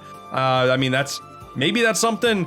I don't know, I feel like I'm stretching for lore continuity here. I mean, the Alphalusses as a species is already pretty cool. They're very mystical, and now seeing Lord of Chaos, like that phrase goes ridiculously hard for a Kirby game. And if you read the dialogue on their trophies, it turns out that they do have a history with the Starries, and apparently the Starries are planet protectors, and they once crystallized a fiend capable of destroying an entire galaxy, and they can travel through time. Like, this is all stuff that's hidden away in the trophy logs, but when you're playing the game, it's like, oh, it's just a bunch of cute little guys, and then this guy is the Lord of Death, I guess. Okay, cool. As expected, the lore is pretty neat, but in terms of impact, I don't know, I'm really not seeing it here. It certainly lacks a lot of the oomph like Maggle or Epilogue had. I personally was really hoping for a Galactonite fight. I mean, for crying out loud, the mini-bosses that you fight are called Galactals, okay? And the Starries once crystallized a fiend who can destroy an entire galaxy. I mean, that's not exactly Galactonite's MO, but something. Galactonite would have been cool. I do like Morphonite. He does show up again in the Ultimate Cup, and I do like that he's actually a very ominous threat. But Galactonite would have been cool too. I want one game where they're like all in. Like that would be awesome. As far as the brand new Ultimate Cup ZEX exclusive fight is concerned, Chaos Alphaless. It's another reskin of the Alphaless creature, but he does have new attacks because he's actually holding his brother's spear, and that's kind of cool. The lore, once again, kind of neat, but I don't know, there's not really a whole lot to work with here. Like, he can summon these shadowy forms of the Beast Pack now for his moves. I like that. There's this crazy looking, this thing is trying to burn you alive attack, and that was awesome. That's like the best part of the entire DLC. But at the end of the day, it does just all kind of boil down to, yeah, it's a cool boss fight. And that's it. And then when you walk out, the commentator Waddle Dee says, "You truly are the Kirby of the stars," which is what the franchise was like originally called in Japan when translated, so that's a cool little bit of fan service. There is some extra lore though that doesn't really have a lot of relevance to anything else in the campaign. Like, some of the coolest lore drops is the New World spaceship. You get this figurine of this spaceship pod that kind of ties things back to the lore Starcutter vehicle that Magolor used in Return to Dreamland, which then also by proxy adds a little bit more lore to the Ancients, which is actually such an insane thing in the Kirby universe, and that is also once again all locked behind text logs, and that's it. Like, I guess if you really dive into it, the whole crystallized heart thing, that also exists at the end of Star Allies, so I guess that means like the weird cultish behavior of Highness in that game also ties in to the general plotline that we're continuing with Starcrossed World. Like, is Termina still somehow a thing, and that's like what was crystallized from the Starries and not like, I don't know, man. I do have a lot of questions, but I feel like they're really just trying to plant these seeds for a follow-up game. Like, I'm excited for a brand new Kirby game, alright? But if this turns out to be just a whole lot of text logs and not much more, I might just be wagging my finger in you disgust, HAL Labs. I want a little bit more, I'm not gonna lie. Dude, Kirby Air Riders looks so damn good. But yeah, if your main question with this video is the Switch 2 port of Kirby in the Forgotten Land good? Yes. Yeah, it's pretty good. So yeah, I apologize, not as big of an elaborate video as I was kind of hoping for this release, but hey, I still had a good time with it, and I could only work with what I got. Besides, in less than 2 months, or roughly 2 months, I don't know when you're watching this video, Kirby Air Riders is going to be releasing, and oh boy am I excited, the first full Switch 2 Kirby release. And you see that stupid, dark, DDD looking thing, oh, there's going to be a lore drop in there for sure, and I am excited. And if all goes according to plan, you see the steel ball that's going to be in Kirby Air Riders as a new copy ability? That should be this franchise's 69th copy ability. Ain't that nice? Coming off the Nintendo Direct Partner Showcase on July 31st, 2025, I was very excited for the last batch of 2 announcements where Square Enix said, hey, we got 2 brand new HD 2D games coming. I know some people are kind of sick of just how many games in this style are coming out, but quite frankly, I will take as many of these as I possibly can. I adore them, and I know I don't talk about them like at all on this channel. That will change at some point, but outside of the first Octopath Traveler, which I think is a little mid, everything else that Team Asano has pulled off, especially with this engine, has been brilliant. I'm excited for Octopath Traveler 0, I'm excited for Dragon Quest 1+2 HD 2D Remake, but today, of course, I want to talk about the demo that they dropped for their very first action RPG in this style, The Adventures of Elliot. I had to double check and Google the title. It's The Adventures of Elliot, The Millennium Tales.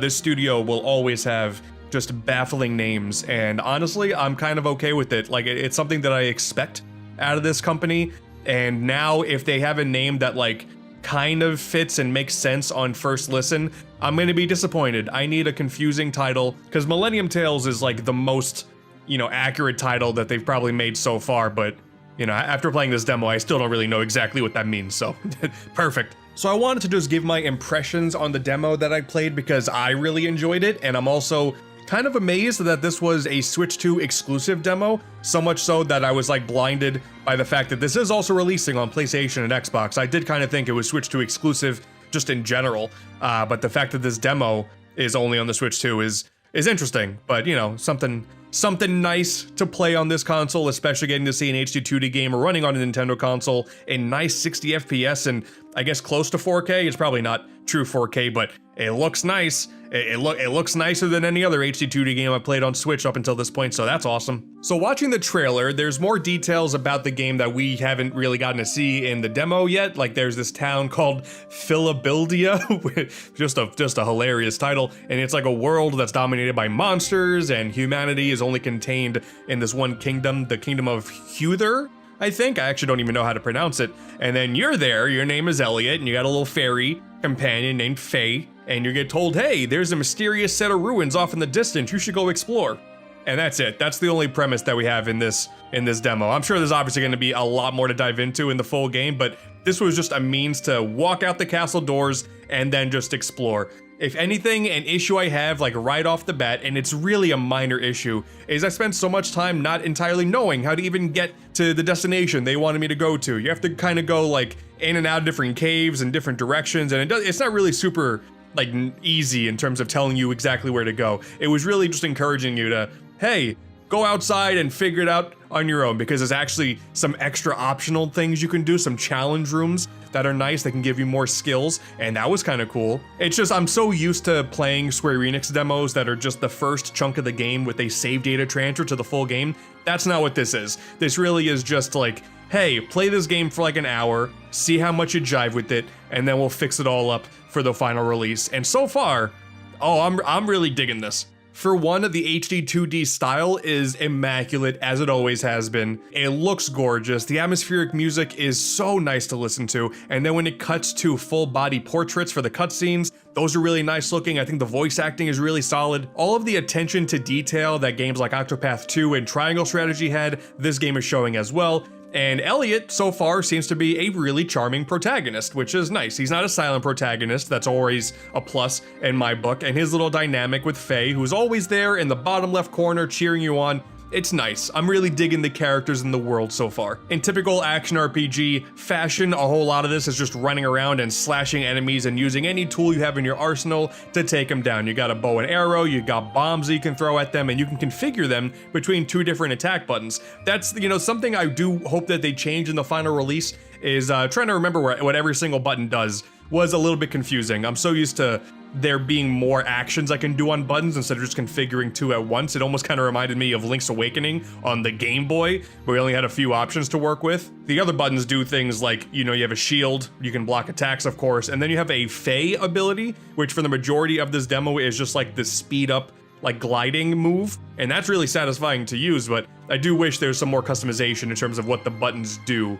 because only having two actions at once, I felt kind of limited, I'm not gonna lie. Especially because I played the game on the more challenging difficulty, and honestly, it was actually pretty tough. Some of the boss encounters took me a while. Like honestly, if you just blaze through this demo, it's probably only like, I don't know, half hour, 45 minutes, but because I kept dying all the time, that's what kind of made it go to 90 minutes for me. I was incentivized to go to one of the challenge rooms up above, which was like a series of different enemy gauntlets, and it wasn't until I really got into a good groove with this game that I was able to do that challenge and get the little extra heart piece that was waiting at the end, but damn it, it was satisfying when I got it done. Soon enough into your travels, you even get a brand new weapon, which is like the spinning chain thing that you can attack faraway enemies with, and you can even drag them to you, kind of Mortal Kombat style. That was really satisfying. That gives me a lot of hope for the future, thinking that there's going to be a bunch of different weapon types, and I don't know, maybe if there's something where there's a skill tree for every single weapon, and it rewards you for using different ones and learning how to make your perfect build.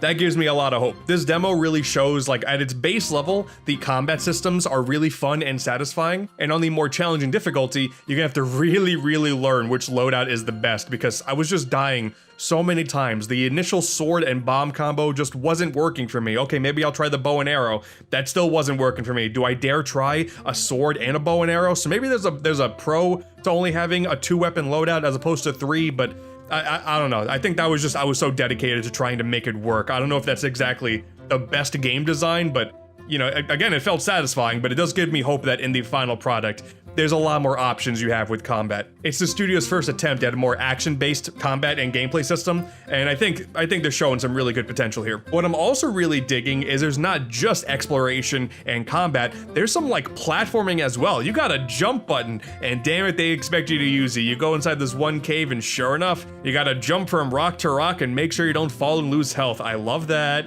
Combining the platforming with some of the speed up moves that Faye can do. Oh, now you're speaking to me. Now you're speaking to me. You give me an HD 2D game that already has a gorgeous style, really fun combat, and is gonna be platforming. Who knows what else is gonna be in this? Oh, I'm pretty excited. One of the things I was the most pleasantly surprised with is despite picking the more challenging difficulty, I was kind of figuring that because I was dying so many times, maybe I would start to feel like, okay, maybe there's some balancing that the game devs need to work on for the final product. And of course, there's probably some minutia there that they'll tweak as time goes on, but that final boss in this demo, this giant frog thing, it felt immediately with its attack patterns that even though it was tough to get right, it felt doable. I typically hate boss battles where you just have to wait for your opportunity to hit an enemy, you hit him once or twice, and then you go back to waiting. But the two things that make the boss fight really fun is sometimes in the interim, it'll drop enemies around, so you gotta handle them and make sure you get them all and not take any additional damage. And then they add platforming to the boss fight because some of the lily pads will go up and you gotta jump on the highest one so you can avoid the waterfall. That was satisfying. And then halfway through the boss's life, he starts to spawn these whirlwinds alongside his main moves,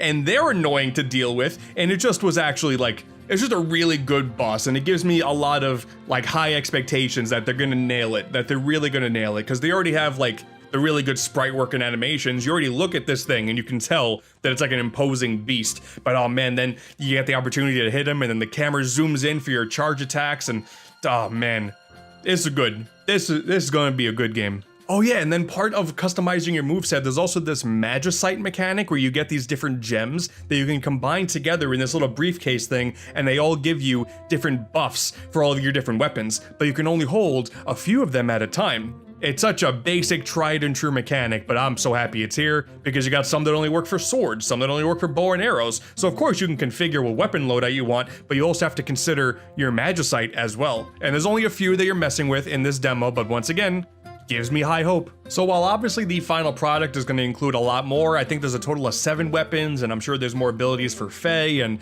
a lot of the Magicite opportunities are going to be very high. At the end of the day, I think that it's going to be a pretty straightforward game. I think what we're going to be getting with the final product is what we got in the demo, just times like 15 or 20. The themes of the environments that you explore, it's not like they're exactly original, but they're just gorgeous with the HD 2D style, and the same goes with the combat. These are all things that we've kind of seen before in other games, but seeing Team Asano with the HD 2D engine just nailing their first action RPG is so exciting to me. I almost got this game mixed up with Octopath Zero, which has some town building mechanics, and the fact that the main city in this game is called Philadelphia, I thought this game is the one that had the building mechanics, but turns out no, this might actually just be a really straightforward action RPG, which quite frankly, in this world where we have so many giant action RPGs with a million different mechanics and systems all coming together into one thing, it's really nice that this is seeming to be just a really nice, straightforward RPG. Team Asano is really nailing this whole idea of like taking a Super Nintendo or PS1 styled RPG, taking what worked in that era,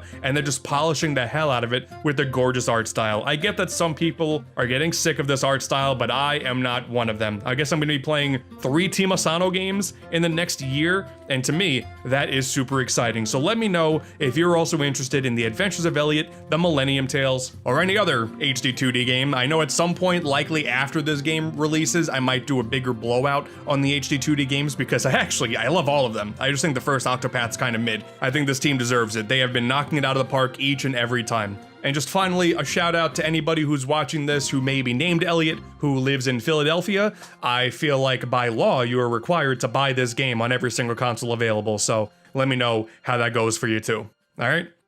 Alright, bye. So, I've been playing Pac-Man World 2 Re-Pac for the Nintendo Switch 2, thanks to a code from Namco, I appreciate it, and of course, I gotta talk about it. There should have been no doubt in anybody's mind whatsoever that I was going to be incredibly excited for this. I did that one really big Pac-Man retrospective on the main channel, and I love so much about this character and a whole lot of the variety of games I've done over the years, and Pac-Man World was always something very nostalgic to me, so, you know, I really liked the first Re-Pac, and I almost didn't expect them to touch Re-Pac 2 because it starts to expand the scope quite a bit, but sure enough, here we are. And before we get to the game itself, I do want to clarify that yes, the footage that you're watching right now is the Nintendo Switch 2 version of the game, and as you can tell, it looks and runs pretty damn good. It's 1080p, 60 FPS, maybe it does one of those like mini drops here or there, quite frankly. I never noticed, and it was never anything that was able to, you know, ruin any platforming experiences. There is a resolution mode that I guess pushes it to 4K. Honestly, I could barely even tell the difference, but it does half the frame rate, and not a fan. This is one of those types of platformers that I do think benefits from a smoother frame rate, and that's something to be cognizant of, because if you do go and get the Switch 1 version, that version is capped at 30 FPS, and I don't think there's an upgrade path, and that whole process is definitely unfortunate. I'm not a big fan of that, but I believe if you have a Switch 1 and are interested in it, you should be fine enough, but the Switch 2 version, it's far and away better, and then of course all the other consoles, but you know, it's the Switch 2 version. I'm excited this runs really well on the console. It's so fascinating to me, the entire premise of Pac-Man World as like a sub-franchise of this universe, because so many platformers that you know and love are these fantastical worlds filled with so many wacky and zany characters and a ton of insane power-ups, and you can do so many different things. A lot of the appeal of Pac-Man World, specifically, and some of the other spin-offs like Pac-Land from way back in the day, is like, you're just a guy.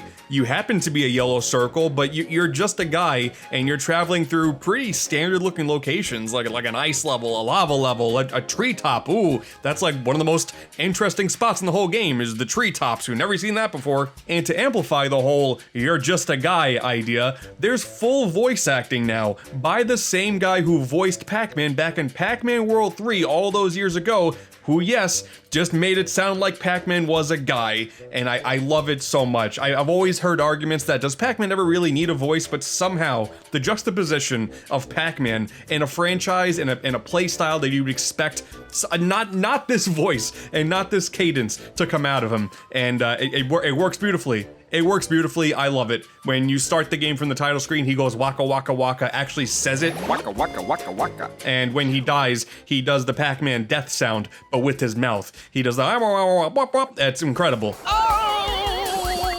That's fantastic. I love that so much, and they added a whole lot of new cutscenes with spoken dialogue between a bunch of different characters, and just having a little bit of dialogue between Pac-Man and the ghosts before you fight them.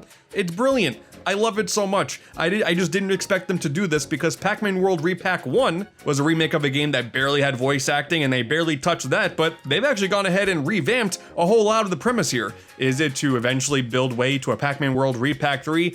I don't know, but it's exciting. This remake does a lot more than I ever expected it to, and they never really advertised it as much. They kind of just were advertising it as, hey, it's mostly a one-to-one remake, except there's voice acting, but no, No, there's a lot more to it. The premise, once again, pretty straightforward. There's a new evil being called Spooky. He was trapped under a tree, and now he's not. The golden fruits are your MacGuffins this time around. The bad guy needs them, you want them, the ghosts have them. Go explore and do some platforming in order to get to the ghosts, take the golden fruit back, and then save the day. As this lovable little yellow ball, you have a bunch of different moves in your arsenal. You have a butt bounce, you have a spin kick now that you can activate whenever you want. Before in the original, it was just while you're in the air. Now you can do whenever you want. That's awesome. The butt bounce has also been revamped. You can't chain them as quickly as you could before, and you don't fall as fast. You do have a super butt bounce now, though. You see when you jump, there's like a little circle that encapsulates around you, and when you press the jump button again, at the top of your jump, when the circle is basically all around you, you then do a super powerful bounce, and that does like a little bit of a shockwave that damages the enemies around you, breaks some crates, also lets you jump a little bit higher.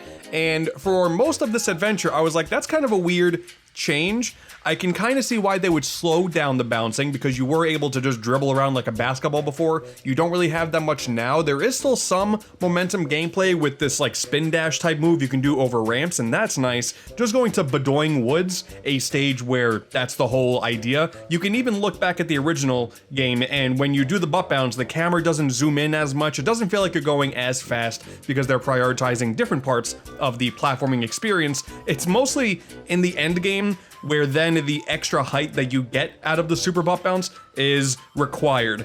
And that's one of those things where I can see the vision now that I got past that part of the game. Whereas when I was first starting, I was like, that's not a change that I'm happy with. But at the end of the day, I do think it was for the best. It just takes a little bit of time to understand why. But yeah, from that point out, you're just doing the standard platforming thing, going from point A to point B. There are some collectibles to get in the form of the fruits. You no longer have to get every single pack pellet in a stage to 100% it. That's fantastic, thank you so much. But you do still need to get every single fruit in one go.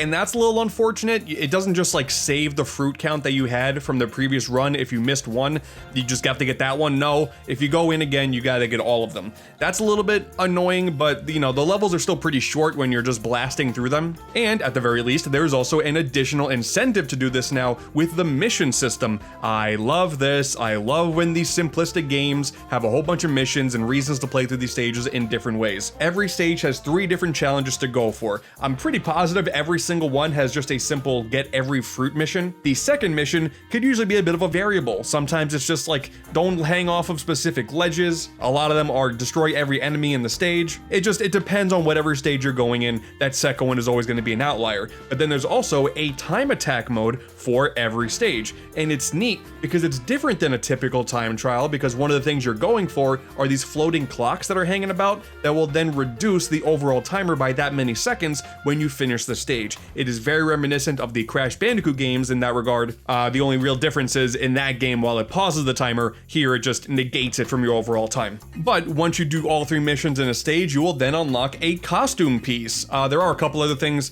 you can unlock in the stage, like there are these gachapon figurines you can get back for the village, but for the most part, they're costumes. And man, Pac-Man looks great in whatever you throw at him. Plus you're getting color variants for all the major costumes in all the worlds. I like it. There's a pre-order bonus for the Pac-Land outfit with the classic old fedora hat and the feather in it. Oh, that's really nice. And actually, speaking of Pac-Land references, I didn't play the game this way because I didn't want to, but there is an easy mode where you can get assistance from this little fairy creature, and it's the same fairy from Pac-Land back in the day. That's kind of cool, man. As someone who's been paying attention to the Pac-Man deep lore for however many years now, it's really cool to see more references to some of the older spin-offs in this franchise, you know? But yeah, for the most part, this is kind of like, I can say the same thing about this that I ultimately said about Pac-Man World Re-Pac 1. It is a really polished version of an otherwise fairly average, and in this case above average 3D platformer. Nothing really outlandish in terms of the themes or like the general challenge. We'll talk about challenge in a little bit, and not a whole lot of crazy set pieces too. Like a lot of the trampolines are really cool. There's the one lava stage where the lava keeps moving based on the checkpoints you're passing. It's just a really solid platformer from start to finish, and for those of you who are interested in the classic Pac-Man World 2 sort of GameCube PS2 era platforming adventure, that's all been preserved here just fine. But oh my god, there are so many changes as well. It didn't register to me until looking back at the original game that they were really uncreative with the bosses in that game. You got to do the one robotic frog for the first boss, cool, but then all the remaining ghost bosses were just the same big robotic ghost in the same kind of arena.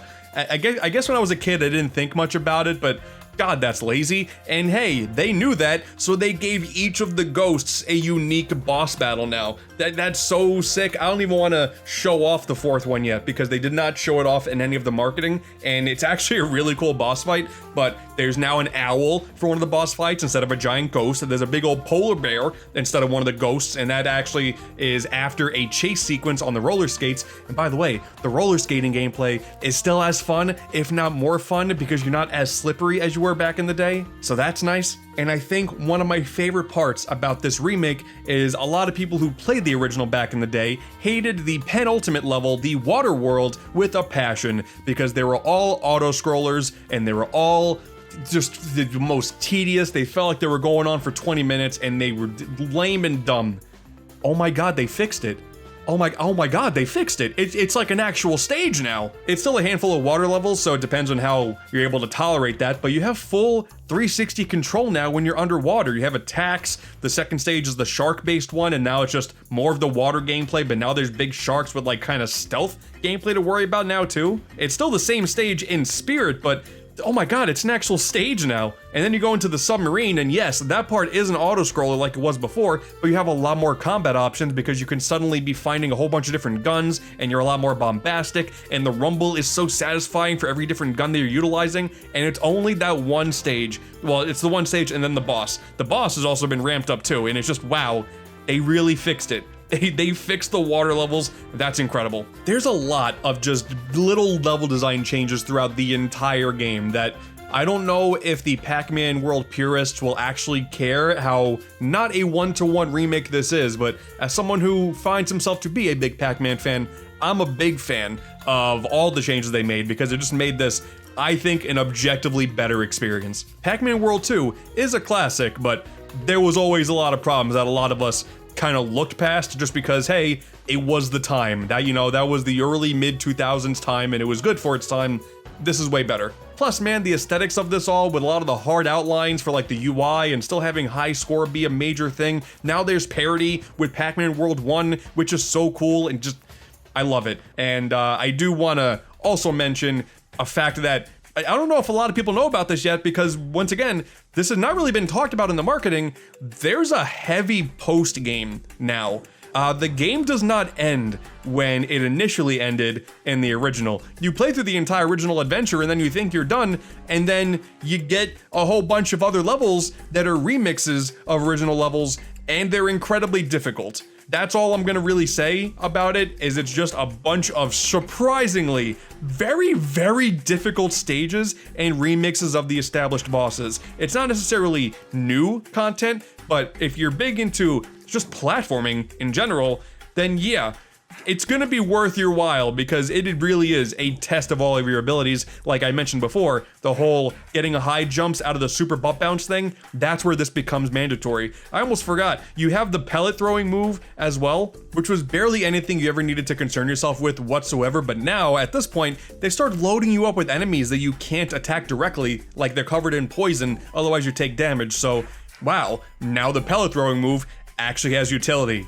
Incredible. God, the music for the remixed like world map that you deal with in that post game, God, it's so good as well. I don't want to dive like too deep into it, but a lot of like hardcore Pac-Man fans, especially fans of Pac-Man World 1, are gonna really like how they handle the end of this post game. I don't even know if it's post game. I guess it's still like part of the game, whatever, the end game. It is so good and it was so satisfying to complete, and going for all the missions in those stages, that's going to be a pain in the ass. Before I wrap this up, I also want to do a big shout out to the revamped Pac Village, because this was the hub world in the original and there was not really much to do. You can just collect stuff and then play the Pac-Man arcade games, you know, fine and dandy. That is kind of how it is here as well, which is kind of surprising because I really didn't think they were going to port the Pac-Man arcade games again. It's just Pac-Man, Pac-Mania, and Pac-Attack, but I expected nothing because there's already multiple ways to access Pac-Man and these other two games in other releases, even on the Switch. There's the Pac-Man Museum Plus, which includes those games and a whole lot more, but they're here now too, And what's really cool is the more you play through the game, the more populated Pac Village becomes with a whole bunch of more NPCs. And every time you beat a world, you sort of see this poisonous goop slowly slip away from this otherwise destroyed land, which is a really cool change to the original, because if you look at the world map of the original, you were going on a linear path from Pac Village through every single world and then landing off back in the spooky forest at the end of the game. But now they've completely changed the world map. Pac Village is a central hub, and the pathways to every other boss is a different path leading from Pac Village. So every time you beat a boss, you're automatically returning to Pac Village, so you can see the changes that have been taking place. You can run and interact with some of the other NPCs, not really do much with them outside of kick them in the face, but I enjoy doing that. I think platformers need to really bring back the idea of being able to harass the NPCs. I'm a big fan. It's a bit of a sociopathic request, but it's fun. You know, Pac-Mom is there. We're still dealing with Miss Pac-Man erasure, and actually Pac-Mom doesn't say a single word in this game. She's just happens to be there. But I'm still not a fan of her existence and how everything is dealing with Miss Pac-Man erasure, so I kicked her in the face as well. Don't be mad at me. I don't think we're ever gonna get Pac-Mom Maze Madness anytime soon, you know? Ultimately, I am super happy with how Pac-Man World Re-Pac 2 came out. It far exceeded my expectations, and it's still not like a 10 out of 10 platformer by any means, but it's definitely the best Pac-Man platformer thus far. They took the original World 2, which a lot of people already considered to be the best one, and just, I feel once again, objectively made it better. And after this game released, they went ahead and posted online a survey that people can partake in, so you can let them know your thoughts on the game. And one of the sections of that survey is just stating your interest in a remake of Pac-Man World 3 and also a proper continuation of the Pac-Man World formula. And man, I really think going forward and giving spoken dialogue to Pac-Man and a bunch of other characters in this game before 3, I think is really setting the stage for a full-blown remake and reimagining of World 3. Because World 3 is such a fascinating little beast of a game, but if they were to modernize it, they're gonna have to change like 85% of what that game, like what its core moment-to-moment gameplay is all about. And I think they're testing themselves with how much they can change and get away with this game.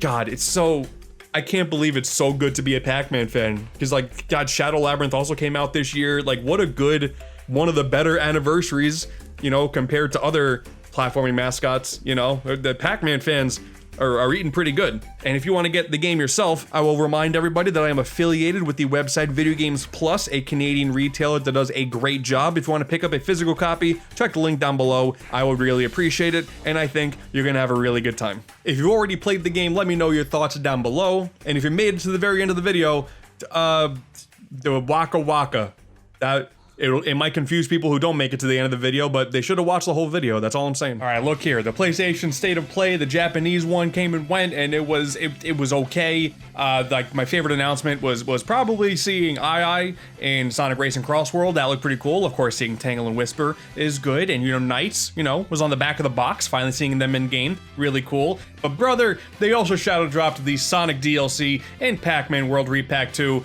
Oh, I'm so happy. If you're a fan of little guys going on little adventures and that's like a whole genre fascination with you, then this is a good day. A combination of Sonic and Pac-Man.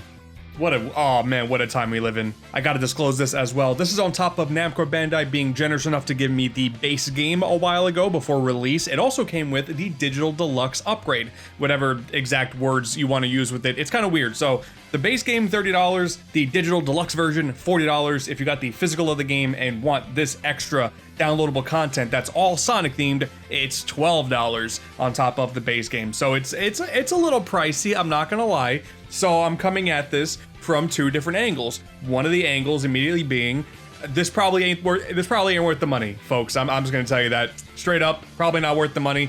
But since I did have it, I ran through it. Let's talk about it. The setup is pretty enjoyable. You boot back up into the game and then it turns out you have a letter in the mail from one Sonic Maurice Hedgehog wishing you a happy birthday. And just as you're about to read it, Sonic shows up.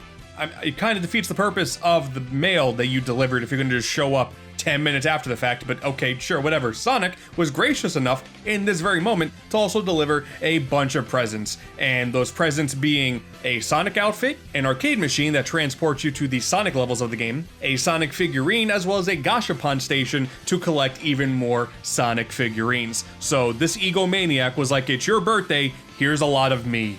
I appreciate that. Oh, the ego on this boy is crazy. It's almost a shame that they went with the different universes coming in the form of an arcade machine kind of idea, because obviously that kind of lends itself to maybe doing more of these collaborations in the future, but I'm pretty sure Sonic is the only one for this. It's whatever. It's just an observation I had when I first started this because I wasn't sure how they were going to lay this out. It's just a completely separate menu. You just go in the arcade machine. Well, okay. You put the Sonic outfit on first, like, of course, and then you go into the arcade machine and then you get a whole brand new little world here. South Pac Island. Adorable. So for this little mini adventure, you're presented with 3 levels. And yes, it's only 3, but each one does provide a different main gimmick. The first one, rolling around on the island, is a just fairly typical 3D platforming level. The big Sonic things being, it's in Green Hill Zone. And if you're an astute Sonic fan, which I'm going to assume you are, this is just modern Green Hill Zone from Sonic Generations, down to the music just being the modern version of Green Hill Zone from that game.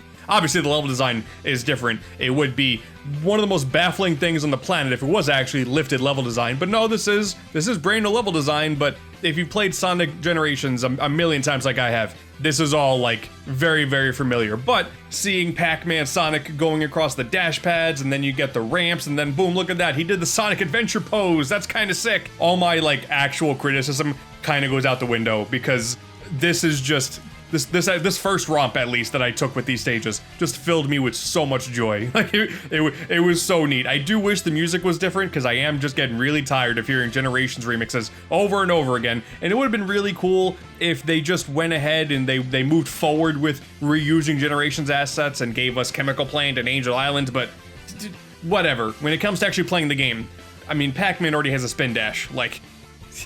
This kind of works. And credit where it's due, the level is actually fairly lengthy, you know, despite being a Sonic-themed thing where the whole idea is to go fast, there's actually a decent amount of level design here, even though a lot of it you can just speed through with the dash pads. If you're trying to go for every single thing, which by the way, not only are the rings here as a life system, so you're collecting the rings and then yes, you're able to take hits, because if you take damage, boom, rings fly all over the place. There's also 5 hidden red rings in the levels. That's cute. So like the base Pac-Man World Re-Pac 2, it does reward a little bit of exploration. And while the bulk of this level is just a straight line, I mean, you can see there's stuff kind of going on all over the place. And if anything, it's kind of baffling seeing level design like this with the Sonic coat of paint, because Sonic is not built to have all this multi-layered stuff, so it's really kind of cool to see this level theme that I've seen a million times over be a little bit expanded upon. It's cool. I was almost hoping they were going to give Pac-Man a homing attack on this. Instead, a lot of the times the more strict platforming requires you to do the perfect butt bounce, which, I mean, to be fair, Sonic did have in Sonic Adventure 2, so maybe that's a reference, I guess, I don't know. But the strict timing of the butt bounce is definitely showing to be a little more annoying as time goes on. I'm sure, once again, it's something that I can just fine-tune and get really used to, but it's been a minute now since I played the game, so it took a little bit to get used to that again. But there are like a bunch of boxes floating around, and sometimes you gotta do specific platforming on buzz bombers with the butt bounce. It was just kind of tough, which honestly, that kind of goes in line with the rest of Pac-Man World 2, because the game does get shockingly difficult at times. This is on the more difficult side of things, I would say. Not on just a casual run, but collecting everything, for sure. Dude, and then they put you in a side-scrolling segment. There are 0 side-scrolling segments in Pac-Man World 2, okay? But they introduced them for Green Hill Zone because Generations Green Hill had side-scrolling, and now we have a Pac-Man side-scroller. Haven't had one of those in, God, how long? Was it like the Pac-Man Tilt on the 3DS or Ghostly Adventures? I don't know. It's been a while since we had Pac-Man in the side-scrolling space, so that's kind of cute to see. The second level, the Supersonic Tricky Railroad, is more different because they added a grinding mechanic. Pac-Man can grind now. This is an insane thing to witness. There's new music for this too. This is more of what I wanted. It's like a guitar remix of the basic Pac-Man World 2 theme. So like the guitar that you would normally expect to hear in some Sonic music is now a remix of a Pac-Man World 2 song. Perfect. I just wish there was more of that because I'm sick of the Generations Green Hill Zone. So this level's more reaction-based because you're jumping around rails and you can see shortcuts with these dash rings. It was a fun time. It was a shorter level, but there were still diverging pathways every so often that would give you, the collectibles that you need. And I didn't mention this before, but you can turn supersonic. If you get the power pellet, you turn super. And before you think that, oh man, without the Chaos Emeralds? No, if you look real close. Oh no, Pac-Man got the Chaos Emeralds. This level is a lot more fun than the first one, I would say. The only downside being there's a few of these areas with these really slow-moving platforms. That kind of sucks, but I'm sure if I lock in, speedrunning is going to be very much possible. I just gotta get better at it, And then level 3, 300 IQ Evil Genius, is a boss fight against Dr. Eggman. And it's all just playing the Death Egg Robot remix from Generations. Once again, heaven forbid we get some more new music, I'm just saying. But you know what, all my sarcasm aside, it's a brand new boss fight using the ball from Sonic 1, the very first ever Robotnik machine, and seeing it used in a bit of a clever way. Because Pac-Man is inherently so much slower than Sonic, this actually allows for some good opportunity for that ball to be a menace. The boss fights in Pac-Man World 2, trying to, not die during them, are no joke. They actually get very difficult. Once again, people who have played the game know that the game can get difficult. This is tough, because this is a 3-phase boss fight, and one of the missions is, of course, beat the boss without dying. That's tough. I eventually learned that all you gotta do is spin dash out of the way, but the timing, it's fairly tough, I'm not gonna lie. But you dodge the ball, and then you have like almost a Sonic Advance 2 kind of auto-running segment, and you're just trying to dodge when the platform gets destroyed by this buzzsaw, and then he's throwing stuff at you, and that's a mechanic from the base game, so that's fine. It actually works well for this fight. And then you go on to phase 3, and there you go, there's the Death Egg Robot. And this fight is actually somewhat reminiscent of the fight from Sonic Generations, in the sense that he will shoot his hand over, and then you gotta hit the hand, and then eventually you can jump on the hand, hit his head. It's just a remodified version of the fight from Generations, but in Pac-Man now. It's neat. This is like, I do wish that there was a little more creativity put into this whole DLC. I'm not gonna lie, like, honestly, hearing the music alone is very upsetting, because Pac-Man World 2 has some really good jams. Hearing more Sonic arrangement stuff like they did in level 2 would have been cool, but the platforming is fun, it's really challenging, the missions are really tough to go for to get every single item and then do the boss without dying. The boss is a pain in the ass, but will be very satisfying to actually get those missions done. But yeah, you do that. Sonic helps out at the very last minute. This part was in the original trailer, but here he is. And then I got a couple screenshots and the credits rolled, and then it started playing the classic Green Hill Zone remix from Sonic Generations. I'm so tired. I'm so tired of this. Any of my nitpicking all comes down to just very clearly, I'm annoyed with Sega just really wanting to reuse Sonic Generations assets until the sun blows out. But at the very least, this not being a Sonic game, it's all recontextualized in a brand new way. So all of that, like, annoyance aside, it makes sense why it's Green Hill Zone, because this is not for the Sonic audience, it's for the audience of another bright, colorful platforming guy. It's fun. It's a fun little DLC, but once again, $12. And then the collectible figurines, like, it's cool that, yeah, you can now litter Pac Village with a few Sonic icons, and that's neat, I guess, but $12 or $10 if you got the digital deluxe pack, that still seems a little stiff. I remember when they initially said there was crossover content coming, I was assuming it was going to be like 3 different crossover things, and they would get 1 level each, but instead it's just Green Hill Zone kinda 3 different times. The Sonic costume is cool, but I mean, Pac-Man World 2 Re-Pac is a great game. I definitely recommend it, but this is just pushing it a little much. But not like it really matters, because the hardcore Sonic fans, I don't think are gonna care about the cost. They're just gonna buy the DLC anyway. I mean, that's just what it is. It's giving me big, when they added Sonic to Lego Dimensions vibes. Like, it got Sonic fans who probably wouldn't care about the game to look twice over at Lego Dimensions. And that almost feels like the same thing here. It's cool. I mean, Pac-Man's coming across worlds, and that looks sick, so whatever mutual partnership we got going on, I'm all about it, man. Pac-Man World 3 tends to be the darker game of the trilogy. Maybe we can cross over with Shadow and give him a gun, you know? I'm thinking evil Pac-Man and Shadow with the gun going to hell fighting ghosts.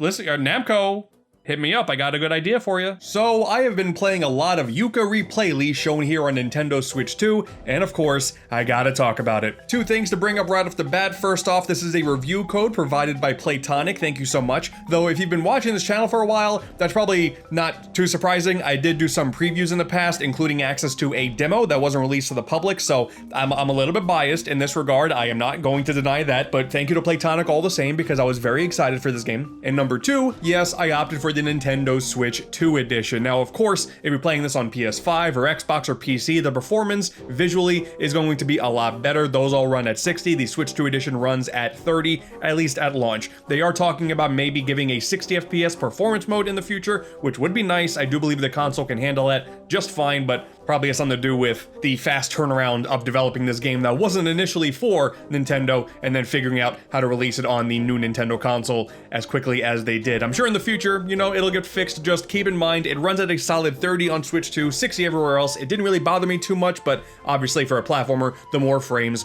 are better. Now, not much of a history lesson here, but I will say that I have been a fan of Yooka-Laylee since day one, like the original game. I know it disappointed a whole lot of people, and I can understand because I did really enjoy the game. I have said many times in the past, my barometer for quality platformer can be pretty low, I'm not gonna lie. If I play as a little guy who can run and has powers, I'm probably gonna like it. But there were certainly issues in terms of it being very barren and very easy to get lost in some of these areas, and some mechanics like the whole world expansion thing didn't really feel like it needed to be there. It was certainly no 10 out of 10 experience, but for what it was, I enjoyed it, and you can tell that as the team was continuing to go on, their polishing got so much better because Impossible Lair is fantastic. They got their publishing studio, Playtonic Friends, and they're pumping out great stuff. So while we are inevitably going to get like a whole new game in the future, I doubt that this is really taking away from a proper Yooka-Laylee 2 or anything of the sort. Let's get something that we never really see in this platforming genre, a remake or remaster, whatever word you want to put on it, so soon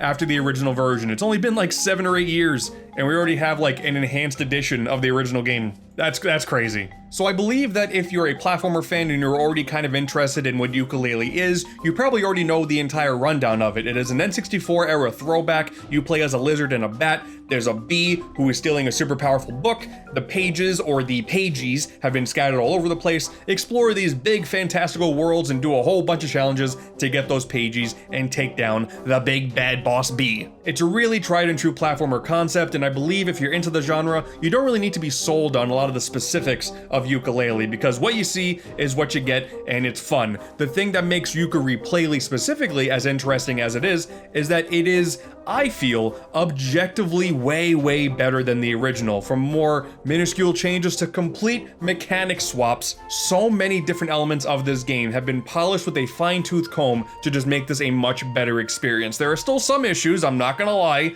like at least in this early version of the Switch 2 edition I had, there were a couple of crashes, and I have shown the team this, and hopefully, you know, that's not an issue going forward. But on the pure minute-to-minute basis, you can either enjoy this as just a really solid platformer, or as someone who played the original game, just be kind of surprised at how much has been added to that original experience. Like right from the beginning, there's been additional lore that just makes entering this brand new experience feel more fulfilling. You know, you get a little bit of a backstory about how Yooka and Laylee were treasure explorers, and they were on their ship, the Batship Crazy. You then start off in this mysterious cave and get to do a bit of a tutorial segment here before venturing out into the world and also getting access to a bunch of powers that you didn't have before in the original game. In classic Playtonic and kind of classic Rareware fashion, it is pretty on the nose with its dialogue, which is very nice. It is kind of rewarding for those who played the original game to see them acknowledge that, hey, wow, we got a bunch of brand new moves now. That's pretty cool. And then you get to explore more of this cave after you get the powers, and it's just a much stronger opening than just waking up next to your ship, and then go. That's how the original started. You enter Capital B's mansion, the Hyrule Towers. You eventually make your way to the very first book,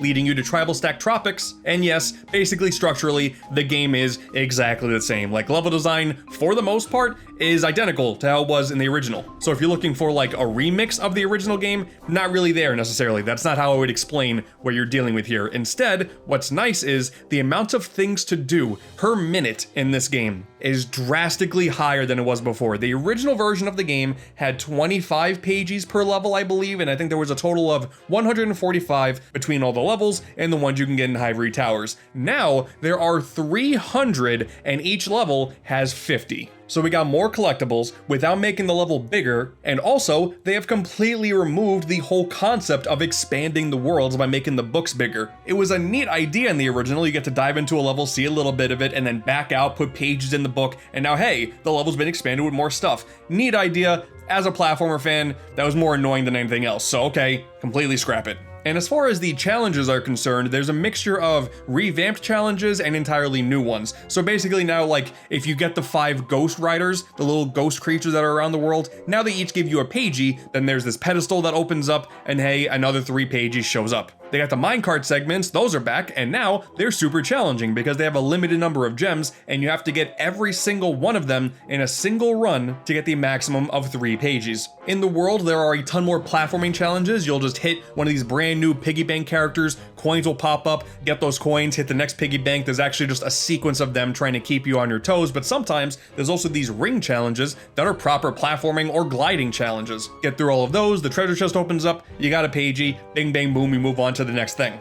You get the Rextro coin, the coin that you used to give to Rextro the dinosaur and play his arcade game, which was just a bunch of really lame kind of mini games in the original version. Now there's a brand new mini game. We get to play as a nice low poly, big chunky Rextro. He's adorable. I love him. And his whole thing is his neck can extend and you can break blocks with it. Sure, man, why not? I'll do whatever you say. These are pretty linear challenges. You just got to go from point A to point B, dodge a bunch of enemies, break a bunch of blocks. You got 2 medals that you can find along the way that are a little bit off the beaten path, and by getting to the end, you can get your 3rd medal. And there you go, brand new challenge, and it is infinitely better than what we had in the first game. Another massive improvement is that your moveset is complete from the start of the game. There's no more needing to buy moves from Trowser the Snake. That is no longer a thing. Still hilarious that the snake is named Trowser. That's still funny to me, but he has a different purpose now. In every level, he has 5 different things on sale that you use the currency of the feathers to purchase. There are 100 in each level, and only by collecting all of them are you able to get all 5 things. You can extend your health, you can extend your stamina, you can get a brand new costume, a full body costume, which is pretty cool.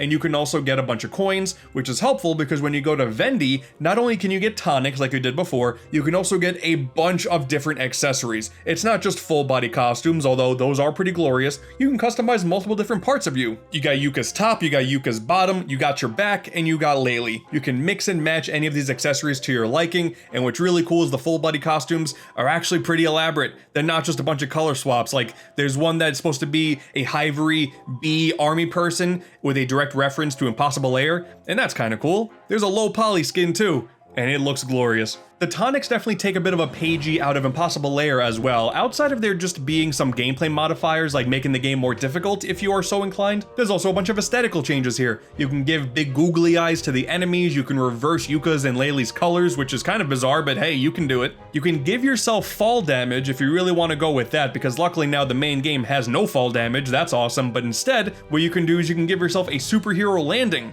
That's pretty awesome. And that is another thing you can purchase from Trowser. You can add more tonic slots, you can add more modifiers to the game, including graphical options, because who doesn't like messing with the graphics, you know? The pirate treasure's here too. Still a big old mystery, but they're here. And if you haven't noticed by now, every time you collect a thing, there's a little dance that goes along with it now too. Definitely falling in line with Banjo-Kazooie more than Banjo-Tooie, and that little extra charm always goes a long way in my opinion. I love when a little character does a dance to make your collectible feel like a big deal. Man, on top of that, there's also a brand new map that you can check out on the pause screen whenever you want, and then there's this character called Mark. It's a bookmark. There's a bunch of them scattered throughout every single level, and they act as the fast travel system. So when you get one, you access a brand new fast travel point. You can go and bounce around them whenever you want, and also, if you're missing out on some pages, he will tell you what one of the missing ones that you haven't had access to, what it could be by looking at the pause screen, because now the pause screen map has a list of all the pages that can point you in the right direction, and God, there's just so many. There are so many quality of life things, and I haven't even talked about the controls yet, because even on that level, there are so many things that make this a more pleasant experience. For one, the roll move that makes you go really fast throughout a level, there's no meter anymore. You can do it indefinitely. That should have been a thing in the original. There's no more double jump, instead you have a really tall jump. Laylee doesn't do like a weak little flutter anymore at the end of your jump. Instead, you can do a glide, much like a famous purple dragon, much better that way. You no longer have the ability to do a button combination to throw Laylee into the sky and then you can just suddenly instantly fly from any single point in the map. Instead, it acts like a power-up berry in the same way you did before, where you would get this berry and suddenly you would be able to breathe fire, or you'd be able to spit out snowballs. Now sometimes you'll get one that'll let you fly up into the air. That's a fine change in my eyes. And then I want to talk about the transformations real quick, because they do, in essence, act exactly the same as they did before. You get the Molly Cool item, you bring it over to Dr. Puzz, and with the DN Ray, you can then transform into a handful of different things to tackle a few different missions. And here, I can't really tell if there's any difference in regards to what it is that you can do with these. The abilities seem like they're pretty copy and paste from the original game. But what's nice with something like the plants that you can turn into in Travel Stack Tropics, one of the things you do in that level is you can talk to these other plants who otherwise would ignore you as the lizard and bat combo. And if you want to talk to all of them now, what you can do is you can transform and then pause the game, and then there's an NPC marker on the map letting you know where all of them are. That's so nice. There's also pagey pieces that you can find in the levels. There are 8 of them, and when you collect 4, it makes a whole new pagey. So on top of everything else that you're doing, there's also 8 pagey pieces. So collectibles, if you like them, this game's got them. Man, there's new enemies as well that just spice things up in really nice ways. Like, you got these little gremlins and spaceship looking things that do these shockwave circles around you, and you gotta jump on their head to knock them out. They're nice and fun. They also got these weird spiky ball creatures now that just ruin your day, man. You can't take them out. They will just slowly keep going at you without stopping, and they're obnoxious. But any addition to the general cast, I'm a fan of, you know? Man, even down to like when you first enter a level, there are these nice panning camera shots letting you know what the level's gonna be. Like that's so, there are so many things about this game that I really, really like, and it takes a game that I already thought was fun and makes what I believe to be an objective, better experience. And I'm glad that it's kind of handled this way as opposed to just like a free upgrade or DLC or whatever, because the original game is still gonna be there, accessible on all the same consoles, and if anything, I think it's gonna be kind of fun now to go back and do an original playthrough of Yooka-Laylee, now seeing just how much better that base experience can be. This has been just a massive ramble fest out of all these small changes and big changes I've noticed with Yooka-Replaylee. Honestly, I think this is one of the coolest things I've seen in the platforming genre in a while, taking a game that the team acknowledges could have been way better, and then instead of just leaving it as a relic of the past, they go and fix their mistakes, and no doubt we will get more games from them in the future, and it's nice that the first game will be up to a higher quality standard for whatever comes next, because I'm excited. As far as I'm concerned, Playtonic is on a roll. It's not a perfect 10 out of 10 experience. Like I said, it dealt with some performance issues, which I hope are fixed in the future, and in classic platformer fashion, it could still be kind of annoying when you're missing just one damned feather and you don't know where it is, so you gotta go through every single nook and cranny hopeful to find it. Like that's still here, and that still drives me crazy, but that's the genre, I guess. Heaven forbid there be a radar or something that you know, or whatever, it's fine. But if you're looking for another really quality platformer to add to your backlog, maybe you were burned by Yooka-Laylee, but you do like platformers still and want to give it a second chance, I'm telling you, Yooka-Replaylee, this is the one. This is a drastically better experience than the original, and this was a really fun way to do my, I think at this point, 4th playthrough of Yooka-Laylee. I wasn't lying to you guys. I really do like the original. I'm not blowing smoke, okay? I always liked Yooka-Laylee. I'm incredibly biased here. You know what, Playtonic, if you're watching this, instead of giving us Yooka-Laylee 2 or Tooka-Laylee next, just go ahead and make the Yooka-Laylee Kart Racer. Just, you know, just get it over with now. That'd be perfect. So, I've been playing Little Nightmares 3 on the Nintendo Switch 2. And yeah, I'll talk about it, why not? It's after Halloween, but screw it. Right off the bat, when a game was released on Switch 1 and Switch 2, I do want to point out some of the performance differences, and once again, I am also not some big frame rate resolution snob. A lot of these things I don't have one of those machines that analyze these things perfectly. I will just say this much, because there is a demo for the game on Switch and Switch 2, and the Switch 1 version is noticeably blurrier than it is on Switch 2. As far as performance goes, I mean, I think it's fine. The thing with Little Nightmares is everything is always so dark and grainy. I can't really get a good feel for if it's like a solid frame rate the entire way through. I just know it works, and it's blurrier on Switch 1, but I ultimately, you know, I'm playing the Switch 2 version. All right, let's get that out of the way. So like a bunch of other Bandai Namco properties that I've talked about on this channel recently, I have been a fan of Little Nightmares for a while. When I first played the first game, I was in love. Of course, you get a slightly creepy game that's all in the vein of some side-scrolling platformer. Like, oh my god, I love that so much. It was so much fun. The story was interesting. The characters are so cool. The monster designs were fantastic, and there were some genuine scares and fears and just tension throughout the entire adventure, and the same goes for 2. Like, I don't know which of the 2 I prefer, but they're both super good and play off each other so well. I highly recommend Little Nightmares for whoever wants to give them a shot.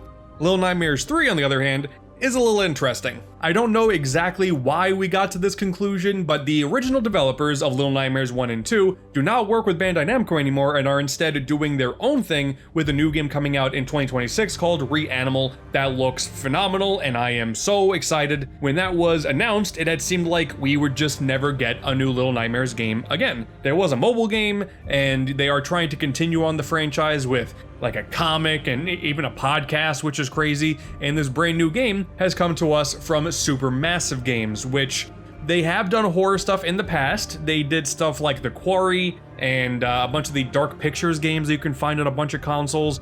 Cool. This is very different than anything they've ever done before, and it's I got big conflicting thoughts with this one. So the whole thing with Little Nightmares 3 is it is a co-op exclusive game, in that you're either playing this with someone else or you're letting a CPU control the AI second character. And a big kick in the butt is that the co-op is only online. There is no local co-op. What is nice is there is a friend pass that you can download in any of the digital shops. So if you do have someone who has the game, you can play as a second player for free.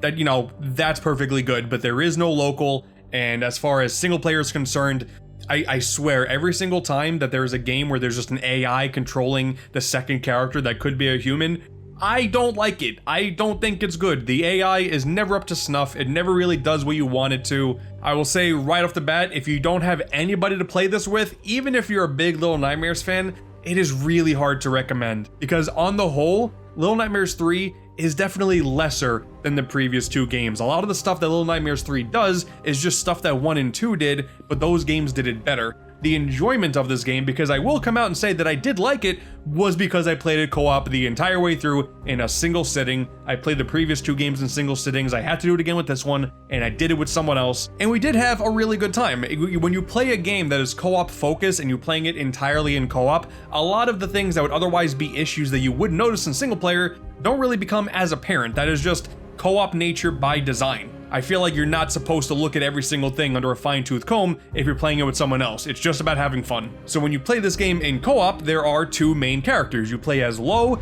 and Alone. Lo has a bow and arrow, and Alone has a big wrench. I really love their designs. They have a different trait that they can do to tackle some different puzzles. There's a lot of enemies that you have to take down with the bow and arrow, and it leaves them stunned, while Alone will go in with the big wrench and smash them to pieces. And that's cool. You know, just having some co-op stuff in there on the base level is cool. And there are other different mechanics that do spice things up from time to time, like in the first chapter, you get an umbrella that allows you to do some interesting platforming on these big old gusts of wind. And that's fun. It doesn't last forever, because after chapter 1, it's gone and it's replaced with another mechanic, but it was fun while it lasted. There really is just some huge missed potential across the entire game on these different power-ups and over-the-top magical things that you know you should be capable of, but you're really not. Like, there were some really cool moments in the first 2 games with light sources and televisions and whatnot, and here, it's like you got a flashlight, cool, you can do very basic flashlight things, but then you got like these mirrors that you're traversing to the different areas. Like there's a cutscene where you go into a mirror and then that's how you get to the next zone.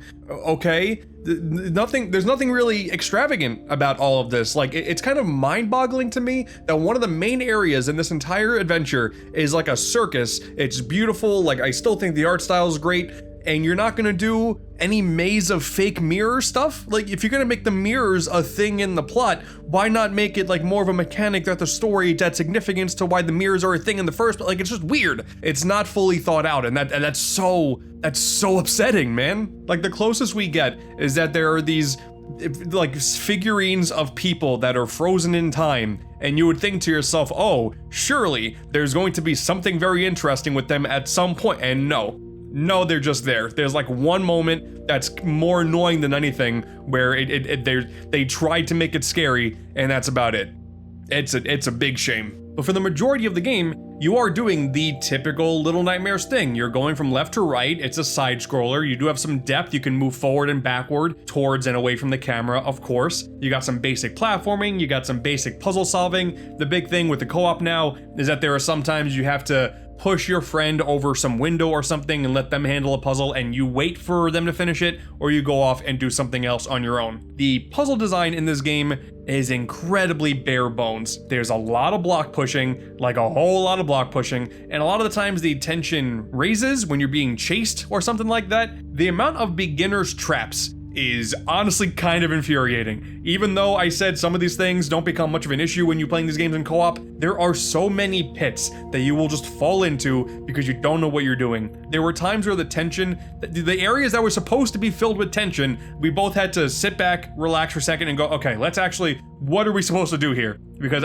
what jump are we supposed to do? Because we got to go this way, and then we cut left, and then we go straight. There's a jump here. And it went from just reacting in a very tense manner and working with your partner to, we just both got to coordinate our runs and jumps. And now I've already died like 6 times and I'm kind of over it and want to go on to the next thing. What the game needed after segments like that is more stuff where you can just chill with your partner and just play around for a second, you know? Like there's this one area where there's a seesaw and I was like, cool, we can take a step back and just ride the seesaw for a second. But that's like the only time that happens. There's also not really anything in the way of segments where you're more far apart and you have to give your partner clues as to let them know when to do something else. You can do like this light whisper of a hey to call someone over.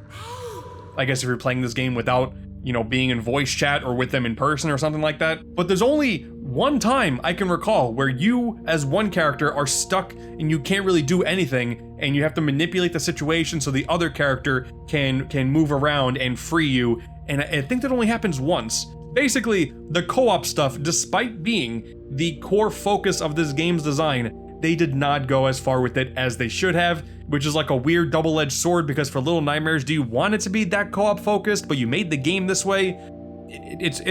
It's weird. Like the enemy designs, like the big spooky designs, sure, if you look at them, yeah, they're scary looking, of course. But because of the annoyances with some of the chase segments that you're dealing with, and sometimes you just get caught in a way that you didn't think you were going to, it just becomes a little more frustrating than anything. And like the chases were fun. There were parts still where we went, oh God, and we gotta run, but I still hold to games 1 and 2 did things dramatically better in like every single way. One of the strongest parts of Little Nightmares is the story. It's all told very subtly, though you are able to perceive what exactly they're trying to tell, just the way they navigate things with your superpowers and who these bigger monsters are in the grand scheme of things is always very clever and ominous, and just the universe of Little Nightmares is so fascinating to watch, which is why when I see things like them making a podcast, it sounds bizarre, but I get it. There is a lot that you can dissect from this universe. The story in 3 is pretty mid. There is a primary twist and some of the revelations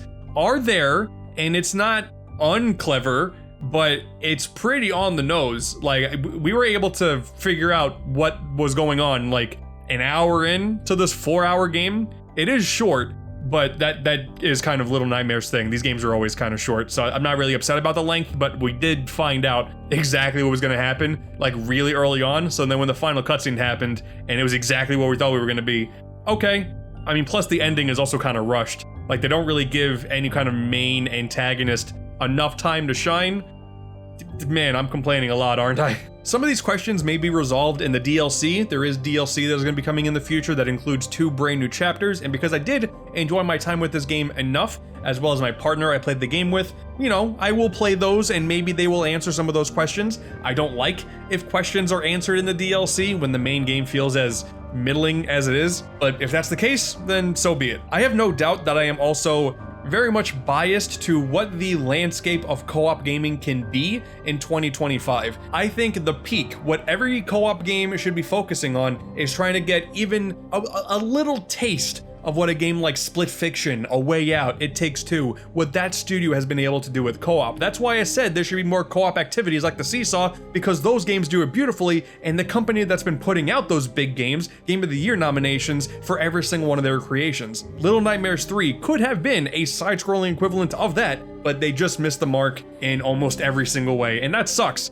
Because once again, if you played this game with somebody else and you both like the Little Nightmares universe, you will still come out of this not hating it, but being very underwhelmed. And just, I don't know, if you're like me and just kind of want more co-op games in general, there's a selling point for you right there, but it's definitely lacking and underwhelming, and that's unfortunate. The Switch 2 version runs good though, so I mean, that's fine. Once again, didn't notice any issues there. And in the future, I hope they can make the best out of the situation and continue on the franchise and either go back to single player, which is where this franchise kind of thrives a little bit more, or make co-op an option with some extra side mode or whatever. Like, that could be the future of Little Nightmares. The games are short. Like, once again, this brand new one, 4 hours long. Maybe make a new game that you can tackle the campaign 2 different ways. One as single player, one as co-op. Figure out how the story works with that. I don't know, but if you've been watching this channel for a while now, you know I've been reviewing a lot of Bandai Namco games because their output has been pretty ridiculous in 2025. Kudos to them. There's been a lot of fantastic games this year,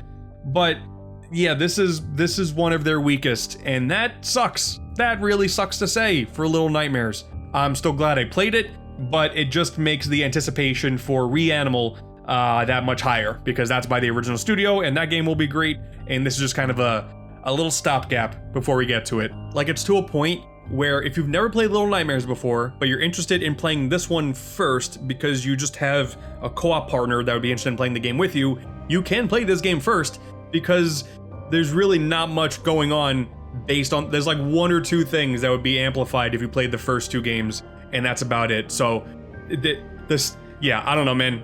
It feels weird. I haven't complained about a game like this to this extent in a while. So it's unfortunate, man. If you are interested in picking this game up for yourself, consider using my link down below to go over to Video Games Plus and pick the game up, as well as potentially the other Little Nightmares games if you want to catch up. I would appreciate it. Like, dude, even one of the costumes you can get for Low and Alone are just Dark 6 costumes, 6 being the character from the first game. Like, everything is just trying to remind me of Little Nightmares 1, which, God, it's the better game. But let me know what you think of Little Nightmares as a franchise. If you play Little Nightmares 3 yet, single player or co-op, maybe my perception of single player is way off and you had a good time. I'd be curious to know. Let me know down in the comments. God, Re-Animal is going to be so good, you guys. So, I've been playing Hyrule Warriors, Age of Imprisonment, a Nintendo Switch 2 exclusive, and yes, I gotta talk about it. What we have here, everybody, is what I'm going to classify as a very early Switch 2 exclusive that's a little bit of a hidden gem, and I think this is Nintendo's fault. They released this game in between Pokemon and Kirby and Metroid. Hyrule Warriors has like the least interest out of all of them, which is a shame because this game is really good, but I think with how expensive everything is and them asking people to already spend a lot of money on other games and Amiibo, this is going to be the game that kind of gets swept under the rug, and that's unfortunate, because it's pretty damn good. I know there's a lot of people who are kind of sick and tired of the Breath of the Wild world of Zelda and are very excited to move on to the future of the franchise, which is hopefully not more of the same. And I know a lot of people are also very annoyed about the Warriors games, because the Warriors games have always been kind of, I don't know if controversial is the right word, but this whole button mashing Muso game concept is just not for everybody. They are relatively mindless, but I think this modern trend of them taking different franchises and giving them the Warriors treatment and trying to inject them with as much of the DNA of the core franchise as possible, I think goes a long way. The fan servicey based Warriors games with this, with the Fire Emblem Warriors 3 Hopes, with Persona 5 Strikers, I think these are some of the finest games in this Warriors franchise. So with Tears of the Kingdom, seeing Tears of the Kingdom stuff injected into a Warriors game, considering how much I already really loved Age of Calamity, bro, I was in day one. Of course I was. And now on Switch 2, where it runs fantastically well, it basically hits 60 FPS the entire time. It may drop here and there, but it is a smooth experience from start to finish. And that, for a Warriors game on Nintendo, oh my god, my heart, it's so good. I almost suspect they haven't done a Switch 2 patch for Age of Calamity yet, because they want to show just how much better Age of Imprisonment runs. I think it'll happen in the future, but damn, the upgrade really shows. Co-op is at 30 FPS in Imprisonment, but the base game, oh, it's as smooth as butter, and for Warriors, it just makes the game feel so much better.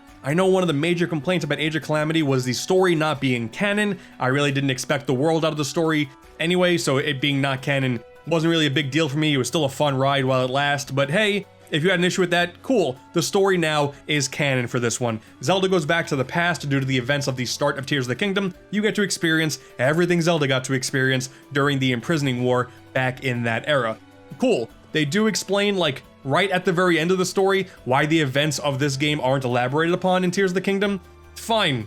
So, even though it is canon, and you can form up any kind of lore you want, at the end of the day, none of this information really shows up in Tears of the Kingdom, so whatever. The whole not being canon status doesn't bother me whatsoever, because it's still filled with a ton of fan service for Tears of the Kingdom, because you get to play with Rauru and Minoru, and that's great, because those characters had so much potential from the cutscenes in Tears of the Kingdom, getting to see more of them with these fully voiced and animated cutscenes, seeing how their fighting styles are. It does so much for those characters specifically, that everything else I feel like is a bonus. It's not like the story is amazing by any means, and I don't even think that for Zelda standards it's necessarily must-see. It's just cool fan service to see these characters operating again with the same voice acting and whatnot, but it's fine. Like, you already kind of have an idea where the story is going based on the events of Tears of the Kingdom. But one of the things that was interesting is that how are you going to fill a roster of characters in a Warriors game of characters we don't know about, because like, how are they going to be relevant to Tears of the Kingdom? Like, how is it going to make sense?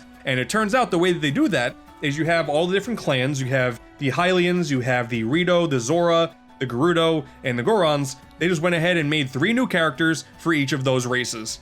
Whether or not you like that is entirely up to you. They basically added 1 new champion for the 4 main races, and then throughout the game, you'll unlock 2 lesser characters for those races. Gameplay-wise, what's really cool is that they're all pretty varied. Like, if you play these Hyrule Warriors games, you have an idea as to how the Rito and the Gorons will play, and there are definitely some similarities, but like with the Rito specifically, you have 1 character that's an archer, 1 character that uses a short sword, and 1 character that uses a spear. So they have Rito that all play differently, and that's awesome. Maybe because my expectations were low for a Warriors game, but I still really enjoyed the characters that they injected into the story, even if they don't have a grand impact, because they don't. The characters that do have a big impact on things are Kalamo, the brand new Korok warrior, and his best bud, the Mysterious Construct, who is basically, it's just Link. It's just their excuse to get a character that plays like Link in this adventure, because Link's not in the game otherwise. And once again, something I could complain about if I cared about the lore that much, but Mysterious Construct is a cool design, he plays really well,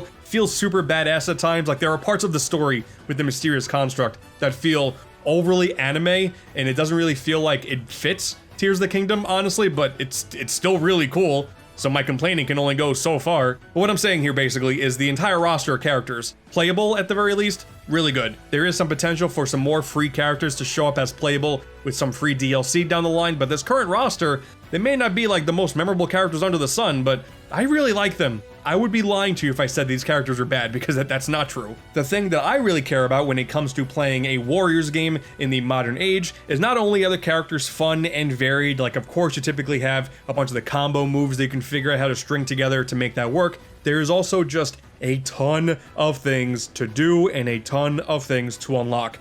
Every one of these Warriors games has a certain moment where you do a quest and then it pans back to the map and they like 30 things unlock all at once. It happens here and it gets kind of overwhelming, but you realize that every single thing you do is chipping away towards some other goal, and that's what keeps me going in these games. This is how you unlock more moves for all of your characters. This is how you unlock more hearts, more items that you can use to build more weapons. You can build more utilities for the home base. You can do things like add more slots to the food. You can cook food before a mission that changes some of your stats during the battle, like giving you more XP and whatnot. You can have more opportunities for that, and that's awesome. You're consistently working towards things, and that's what keeps me addicted, man. There's so much to do here. When it comes to the core gameplay formula though, it is basically more of the same. Like, I didn't expect anything grandiose. There are some changes though, like you can build campsites in certain bases of the map that you take over. That's a new thing, and there are side quests attached with the camp, so that's fun. You can still tell some characters where to go if you have some quests that are on different parts of the map, but you're gonna want to be careful about who you send out, because now there's the addition of sync strikes, where you build up a separate meter, and if you're attached to another character that has another full meter, you can combine and do a special move. The spectacle for some of the special sync strikes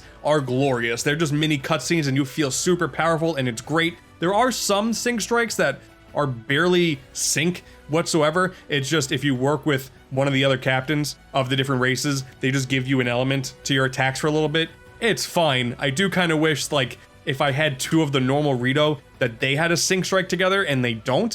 and that's annoying, but they've already added at least one Sync Strike via free DLC, and I'm hoping they do more because there's a lot of potential for that. And while the hacking and slashing and dodging is all the same, if you dodge at the right time, you can do a flurry rush as the time slows down. You can also now summon Zonai devices to help out during battle, which more or less turns into, okay, you can throw out fire or electricity, and then you do that, and then you throw out a fan, and then you can just make it a big whirlwind of an element.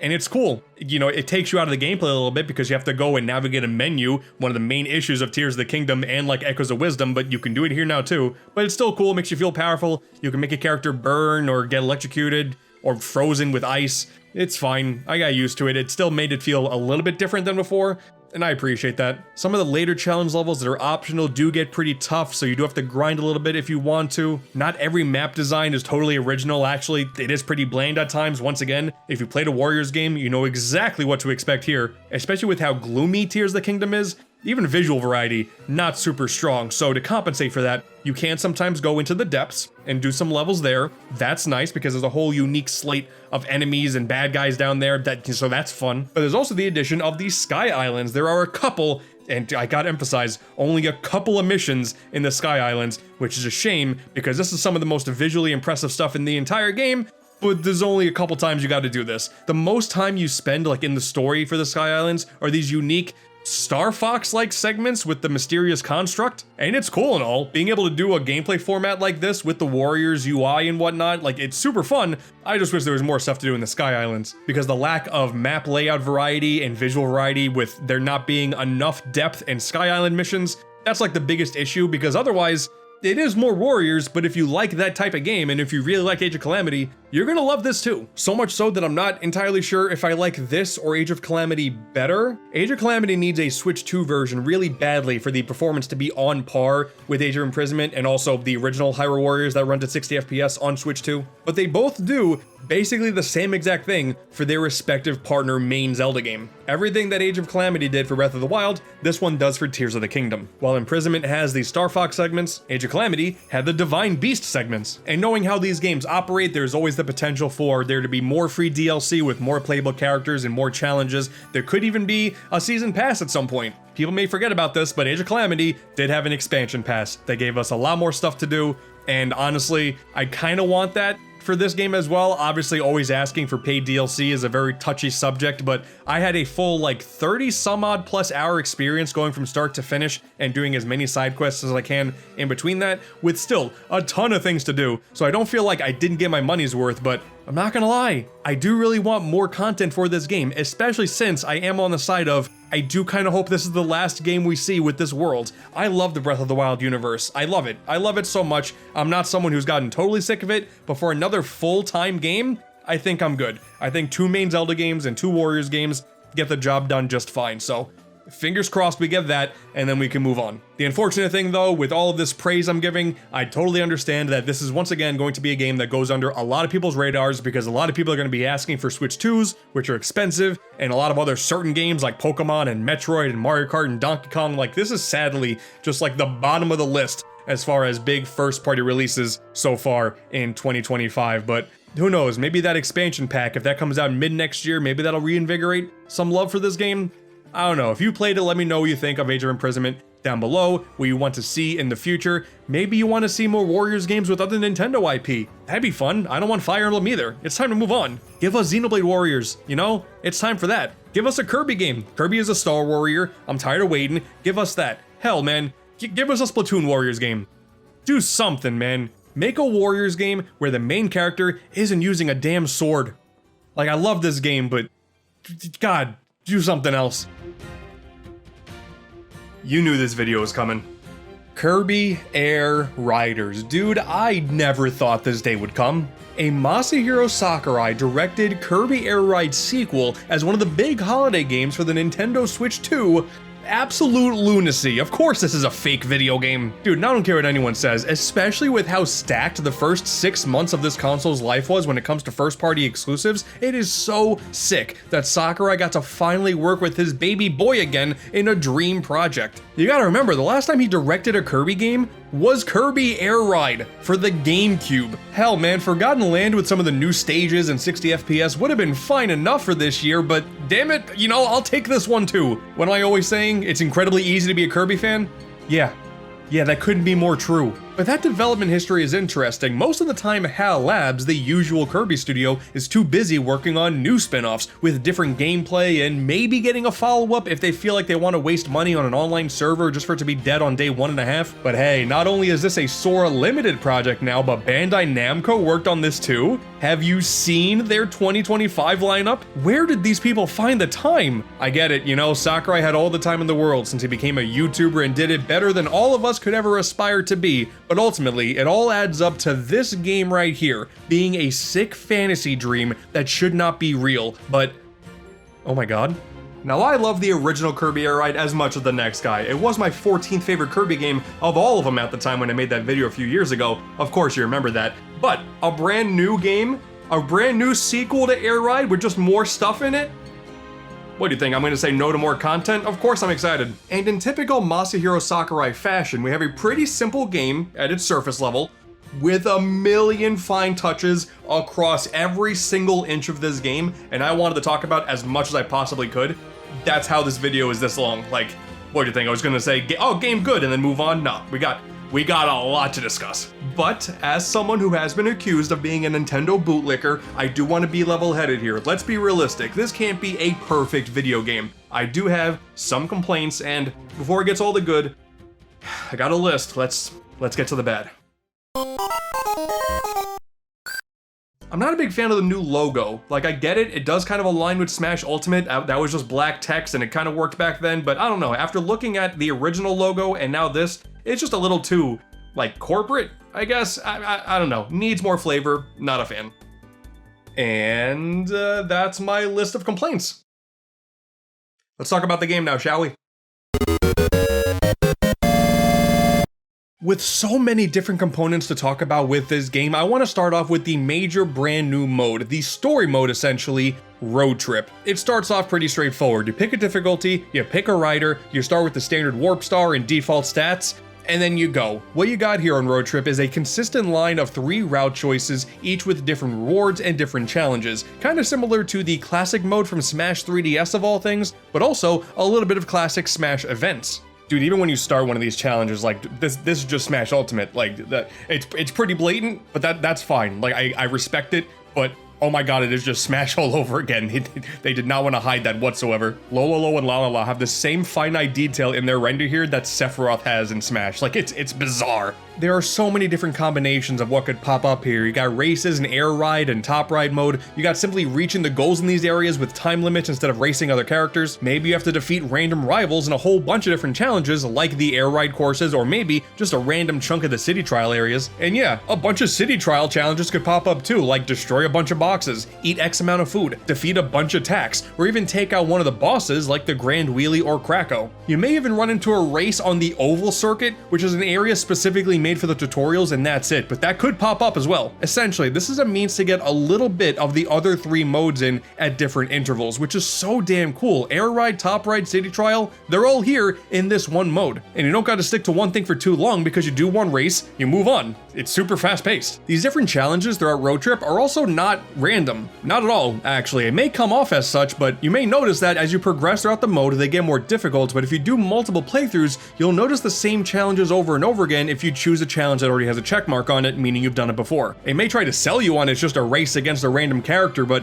all of the characters will be preset. Sometimes there'll be items that the entire race is based around rather than just being a free-for-all. And especially when you do the city trial challenges, they're all preset, man. This is about as equivalent to the spirit board from Smash Ultimate as you can expect from Kirby Air Ride. It's cool. But there are other options that can pop up on your travel as well, like burning carts that'll give you a whole bunch of stats, and you will skip a challenge, but you'll take on some damage, so you'll start the next challenge with less HP. Uh-oh. You get these high jumps, so you can jump over a row of challenges. Sometimes you can go backwards and do a challenge from the previous row all over again. Why not? Additional stats. You can get these flame wings, so then you can attack the thing to the side of you and not have to deal with the challenge, but reap the rewards. There are these little yellow birds that'll attack any challenge you do next and lower the difficulty. Sometimes there's just a copy ability to take on to the next challenge. Basically, there are so many different options that could pop up here. Structurally, this does give off very strong roguelike vibes. I mean, you start off with basic stats and you're consistently building up your vehicle, and it's mainly just for this one run, and then if you want to start a new game, you're back to square one. The main difference here though is that you can save in between each stage, so if something terrible goes on, you can just go back to that, so it's not hugely punishing, but there is an unlockable difficulty that does remove the ability to retry challenges that you fail, so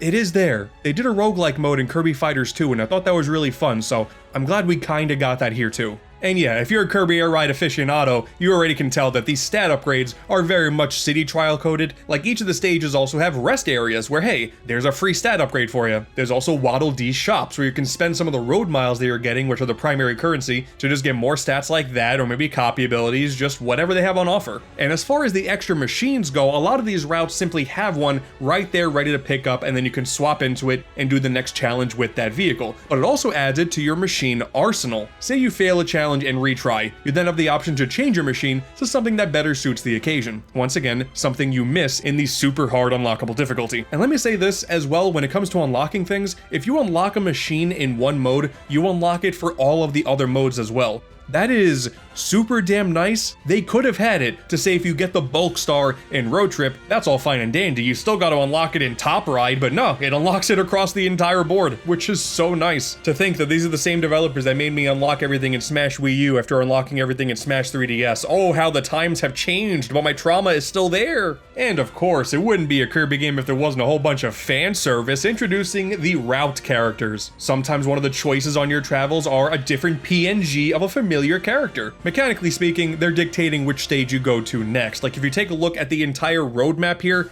I swear to God, I'm getting Shadow the Hedgehog vibes here. Like, I don't know if that's a good or bad thing, but there's more trauma popping up right there, just right in that image. It's not explicitly stated which route is unlocked per each character, but like, say for instance, at the end of this first world is Wispy Woods. If you picked the Gordo, then you will poke the Wispy Woods with the Gordo, and that'll anger him, causing a giant jungle to show up, and then hey, your next stage is the big brawny jungle. Or you can do what I did on my first run and pick up the Friend Heart from Star Allies, where you make Wispy Woods your friend, who will then shower you with a whole bunch of sweets, and then hey, look at that, you're at the sugar-coated straightaway. And the characters they pull for this fan service, it's really cool to see. You got the Computer Virus from Superstar, a line from the Rainbow Curse. Oh my god, I can't believe they acknowledged Rainbow Curse. Poison Mash is here, which was a darker form of Cappy that was exclusive to the Revenge of the King mode from Superstar Ultra and not in the original Superstar. Oh my god, he's here too? Okay. Kapar is really funny because he just like shoots his thing and then...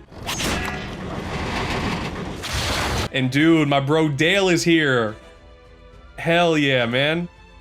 What do you mean they changed Dale's name to Soulite? I'm not calling him that. What are you, a cop? Man, it's a shame. You would think after acknowledging Kibi one time in a recent Kirby game that maybe Kibi could show up, maybe Prince Fluff, I don't know. I do feel like there is some fan service that could have been pulled from a little bit stronger than this. There has been this fear and this worry that Sakurai simply hates modern Kirby because he never really touched any of this stuff. That was all HAL Labs and not him, as he was forced to work in the Smash Mines. It is very clear that he doesn't hate modern Kirby. There are a handful of deep cuts used for the fan service route characters. I won't lie, of course I want more, but I'm still happy with what's here. That being said, you can still tell there's a little bit of shenanigans going on because the Crystal Shard from 64 like just transports you to the Crystal Dimension. That's strange. I mean, I guess in 64 the Crystal could teleport you to a different world, and that's fine, but this does feel a little bit of a lazy pull. I'm not gonna lie. See, this is the form of complaining you can get from an intense Kirby fanboy like me. I can't help it. Ooh, but you know what? Let's spin this back around to the positive. The boss fights. Oh, this is so cool. Sometimes you'll have to tackle an actual boss encounter. You got true form Marks, of course, that makes sense. Seeing the Marks fight adapted in this giant 3D space, super cool to see. The same goes for Robo Dedede, a brand new creation. Kind of reminiscent to how King Dedede was like the main boss in Air Ride. Now it's this gigantic, cool looking robot that can transform into an actual car. It's pretty sick. But the ones that I'm the happiest to see, oh my god, Nightmare is here. Oh, I love that. That's so awesome. To see the OG Nightmare Fuel bad guy showing up in a 3D space now. It was cool to see him in Kirby Clash, don't get me wrong, but oh my god, if Sakurai has a bias to his very own Kirby games, I'll take it, because Nightmare was handled beautifully. But you know what? Even going beyond a Kirby game that Sakurai worked on, 02 from 64? Are you kidding me? I'm assuming this form being all broken and kind of glitchy is mostly to indicate that you did kill him before, so maybe this is just a different being taking taking the form of Zero 2, I don't care. Still seeing him in 2025 is incredible. I won't lie, I feel like there was an opportunity to have a few more bosses that were final bosses in other Kirby games popping up here. Dark Matter could have had multiple encounters and they all could have been incredible. Hell, Galactonite, maybe he wanted to take up racing. I don't know. I'm a Kirby fanboy, alright? I'm never gonna be happy with just a little bit of fan service. I need all the fan service under the sun. But nah, all jokes aside, Road Trip, just a really fun mode. Very clearly, Kirby Air Ride had some things you can do in single player, but it was always multiplayer focused. Having a really fun and kind of all-inclusive single player mode, incredible addition, and I haven't even talked about the story yet, because of course, it's a Kirby game. Of course there's a story here. One day, hundreds of air ride machines have rained down in droves on planet Popstar. Each and every one of them is sentient, but powerless, and requires someone to share their willpower to spring it to life. Sakurai made a point to say that, hey, that debut trailer where Kirby is knocking the Warp Star, that's the process, I guess. That's just when a TV doesn't work and you smack it, you know, like your father used to do, that's what's happening here. But those who successfully share their will with the machine are then known as a rider. And as time goes on, this rider and machine partnership is a part of everyday life. However, suddenly, on a different random day, the machines start to act strange and they all begin to point towards an unknown destination. So, of course, everyone here, including a Cappy, is incredibly adventurous. Let's see where they're taking us. And along the way, you'll encounter a strange dark King Dedede-like being known as Noir Dedede. Okay. You know, leading up to this, I did think that was going to be Dark Matter, even though it looked like Dedede, but they're just calling it Dedede. So, as someone who has seen Dedede go through so many different design changes over the years, I am still 100% convinced there is a King Dedede multiverse, and that's just where Noir Dedede fits in, alright? There's too many Dededes out here. Now, obviously, while Road Trip is very gameplay-centric, all of the cutscenes and story revelations that take place are after you pick up these items, the pink crystals. And before talking about the details of the story, the cutscenes are beautiful, like the CG budget for these. If you really missed these Smash character debut trailers, you get a lot of that type of fine detail done here. They are just absolutely a joy to witness. I was hopeful that by looking at the opening cutscene to the mode, that each individual character would have a unique CG cutscene that just showed them starting their adventure, but no, we don't have that. That's fine. Once again, I acknowledge I'm greedy. The in-game cutscenes are still nice, but man, when a CG one pops up, oh, you better shut up and listen. So in the past, this inorganic life form, Zora, appeared out of nowhere, careening to the surface in an area known as the Farthest Land. Like the machines, he is sentient, but powerless, unable to move on his own, forced to just sit there and let time pass with no end in sight, but consistently wishing for freedom. Enough time passes that its wish eventually reaches the Fountain of Dreams. Once again, these CG cutscenes, oh my god, they're beautiful. And very courteous of the Fountain of Dreams, they have then CC'd that email to Galactic Nova, who makes a grand return, and Nova goes, okay, I'm gonna concoct this plan to start production on a bunch of air ride machines. These machines are gonna be based on Zora, and the goal was to cause the strongest will of these riders to find Zora's location, thus sharing the willpower with Zora, giving it the ability to move, etc, etc. That is the core plot that is introduced really early on in this mode, and it goes really crazy places after this. You know, you may think, oh wow, a Kirby game going some crazy dark places, of course, but yeah, man, this is Air Ride, okay? I still didn't expect it to do what it's about to do, so let's do a quick plot spoiler section real quick. We'll get back to the gameplay at this timestamp right here, alright? You've been warned.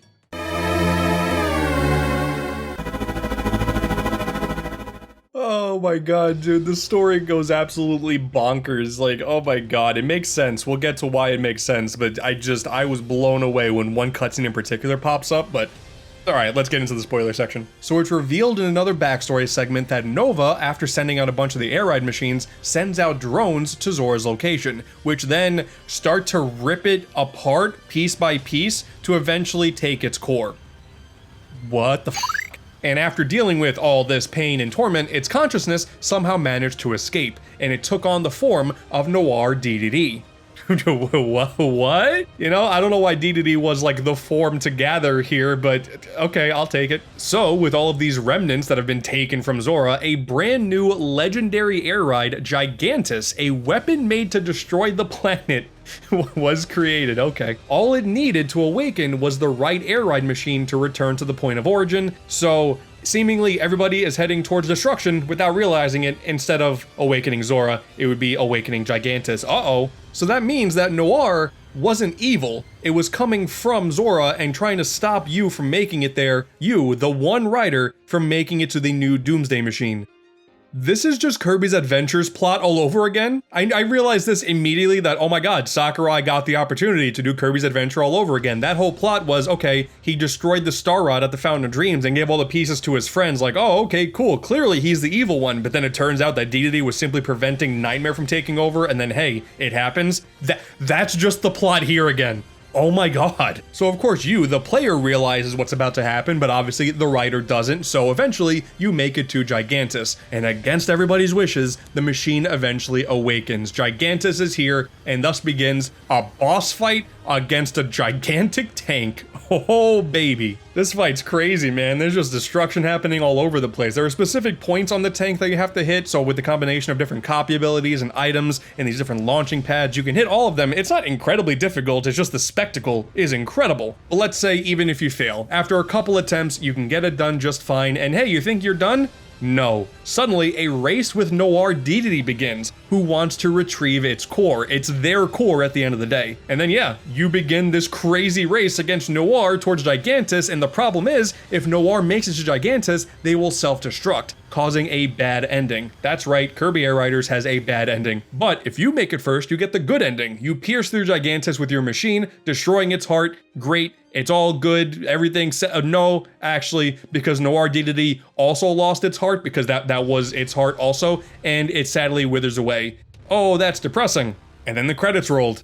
Oh, this first run of Road Trip took me about 3 hours, and along your travel you will see at least 10 different challenges. There are 11 stages to go through, 10 of which having branching paths, and then an additional secret 12th stage after getting all of the machines and beating the final boss again in New Game Plus. That's right, New Game Plus is a thing. It is very possible to get all the machines in Road Trip in 2 runs. On your first trip through New Game Plus, the game will indicate to you on the road map which areas have machines and which don't. So if you made an unfortunate choice during your first run and went down a path that had 3 branching paths and you picked one that didn't have a machine, and then suddenly there are 2 parallel paths with 2 machines, sadly that means you have to do a 3rd run of Road Trip.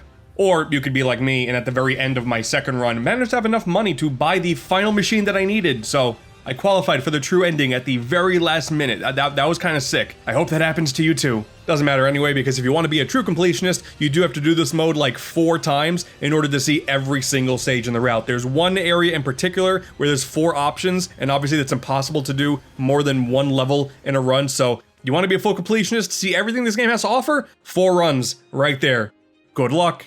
But sure, you do New Game Plus, you do this all over again, you get all the machines, it's time for stage 12. You make it to the very end just like you did in the previous run, but this time Gigantus knocks you off of your machine and absorbs every machine that you've gathered along the way, now turning into Hyper Gigantus. And Noir is like, bro, it's messed up. And then he summons Dragoon and Hydra, the legendary machines from the first game. This is so sick, and then look at this. Choose. Oh my god, that's so that's kind of cool. I can't believe Noir can do this, but man, I'm on board. And now you do the Gigantus fight again, but on one of those 2 vehicles, while Noir takes the one you don't choose. Basically the same exact fight, but now you're a lot more powerful, and now you kind of know what you're doing, so it's cooler. It's not that much different, but it's cooler. And then Noir shows up with this weird Dragoon Hydra hybrid? What? Where did this come from? Once you defeat the ship, Noir seizes this opportunity to fly into the core, and once he does, he fires a laser all the way into the sky towards Nova. You almost forgot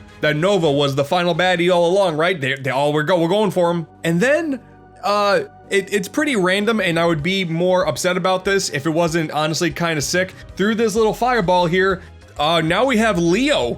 Another legendary machine, but this one is alive. So the machine, I don't know, but it's legendary, all right. There is like no real rhyme or reason elaborated yet, at least, as to why Leo is a thing, but honestly, it's just really cool now that I'm on this super fast fire cat. Like, oh, this is really sick. And then we finally make it to level 12. We go to the Journey's End. This is the time we get to do the boss refight section of the game. And even though you do have Leo and you're a lot more powerful, you can still die. If you go through this entire run and not beef up your defense to where you really need it to be, you could still die quite a bit. The 0-2 fight, oh, it was actually kind of annoying, I'm not gonna lie. I need to get better at it, but man, on this run, I was dying a lot. But the cool thing is not the boss refights, is that every time you complete one, in the transition between stages, you can see you're getting closer to Nova every single time as he's slowly turning towards you. This is terrifying. This thing is the devil. And then when you get to Nova, it starts off with just the fight from Kirby Superstar. Like it's a side-scrolling fight against these metal podiums that are around Nova's heart. Like, it's a side-scrolling segment. You can move forward and backward, but like, what? This is crazy. And then you take out the podiums and suddenly it's a full 3D space and you got to go and tackle the heart. Oh, this is kind of sick. With the Superstar Nova music in the background, it's just the ending to Superstar again. The story was so much about Kirby's adventure, and this endgame is Kirby Superstar. It's genius. Sakurai has his favorite Kirby games, and that's fine. Not a difficult fight, but it's certainly a really awesome one. But soon enough,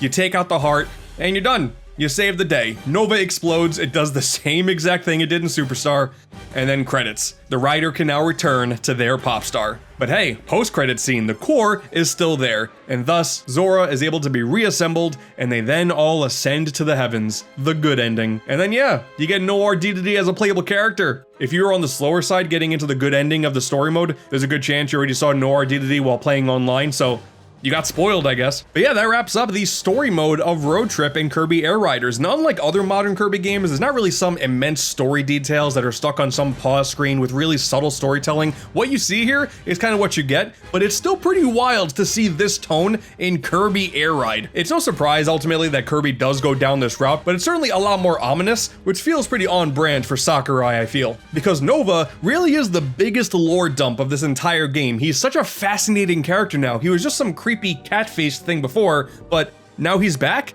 Returning is wild. Obviously, this design has shown up in other Kirby games in the past, but this is intended to be the true Nova from Superstar, I guess? Which then technically makes the Superstar Ultra Meta Nightmare mode canon since Nova was revived? In that one, I guess? I don't know. At the end of the day, Nova is just now the series' ultimate monkey's paw. Like, you wish from him, and he will work on it, but also he might kill you in the process. I mean, Marx did wish for the domination of Planet Popstar, and Nova said, all right, bet. I'm actually gonna destroy it instead, but you know, for a second, you thought.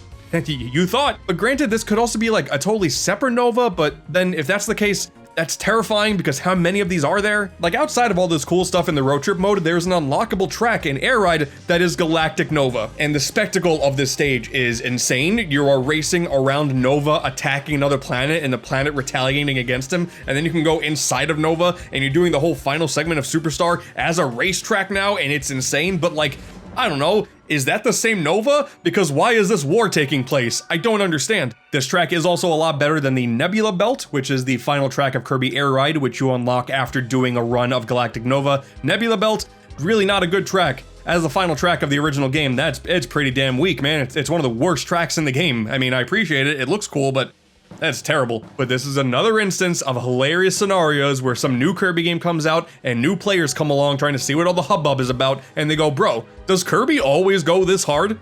Yes.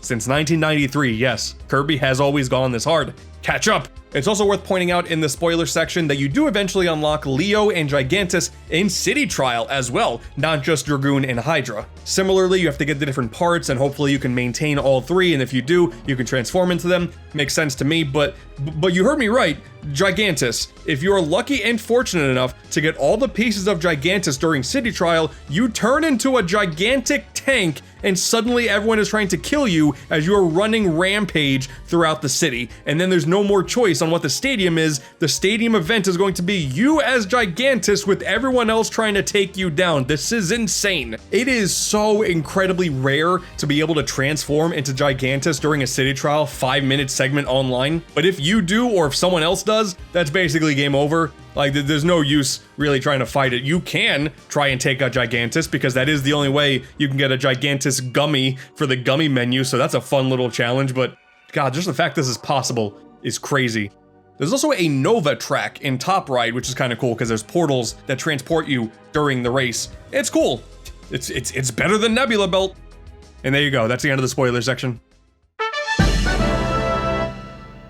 Oh, hey, yeah, well, that's right. We can actually talk about how the game plays now. It took long enough, right? The first returning mode, the main racing mode, Air Ride. It's about as straightforward as you can expect if you're familiar with Air Ride. You accelerate on your own, one button can do a brake, and then if you hold the button long enough, you build up this meter, and if the meter gets filled, boom, you let go, you can do a little bit of a boost. You combine that with drifting around turns, and then boom, you're suddenly racing. But compared to the original game, you got a bunch of brand new courses that are absolutely beautiful from start to finish. Oh my god, it's a pretty game. And also unlockable, all the old courses. They did get a bit of a glow up in the transition to Switch 2, not as pretty as the new stages, but hey, I'm simply happy they're here, because Checker Knight's really fun stage. I would have actually been kind of upset if that wasn't in this game. There's a bunch of new racers too. In the original, it was just a bunch of different Kirby colors, Meta Knight and Dedede. But now, a whole slew of additional characters, Bandana D, Chef Kawasaki, Rick the Hamster, a bunch of enemies too, like Cappy, Scarfy, Starman, the return of Lolo and La La La,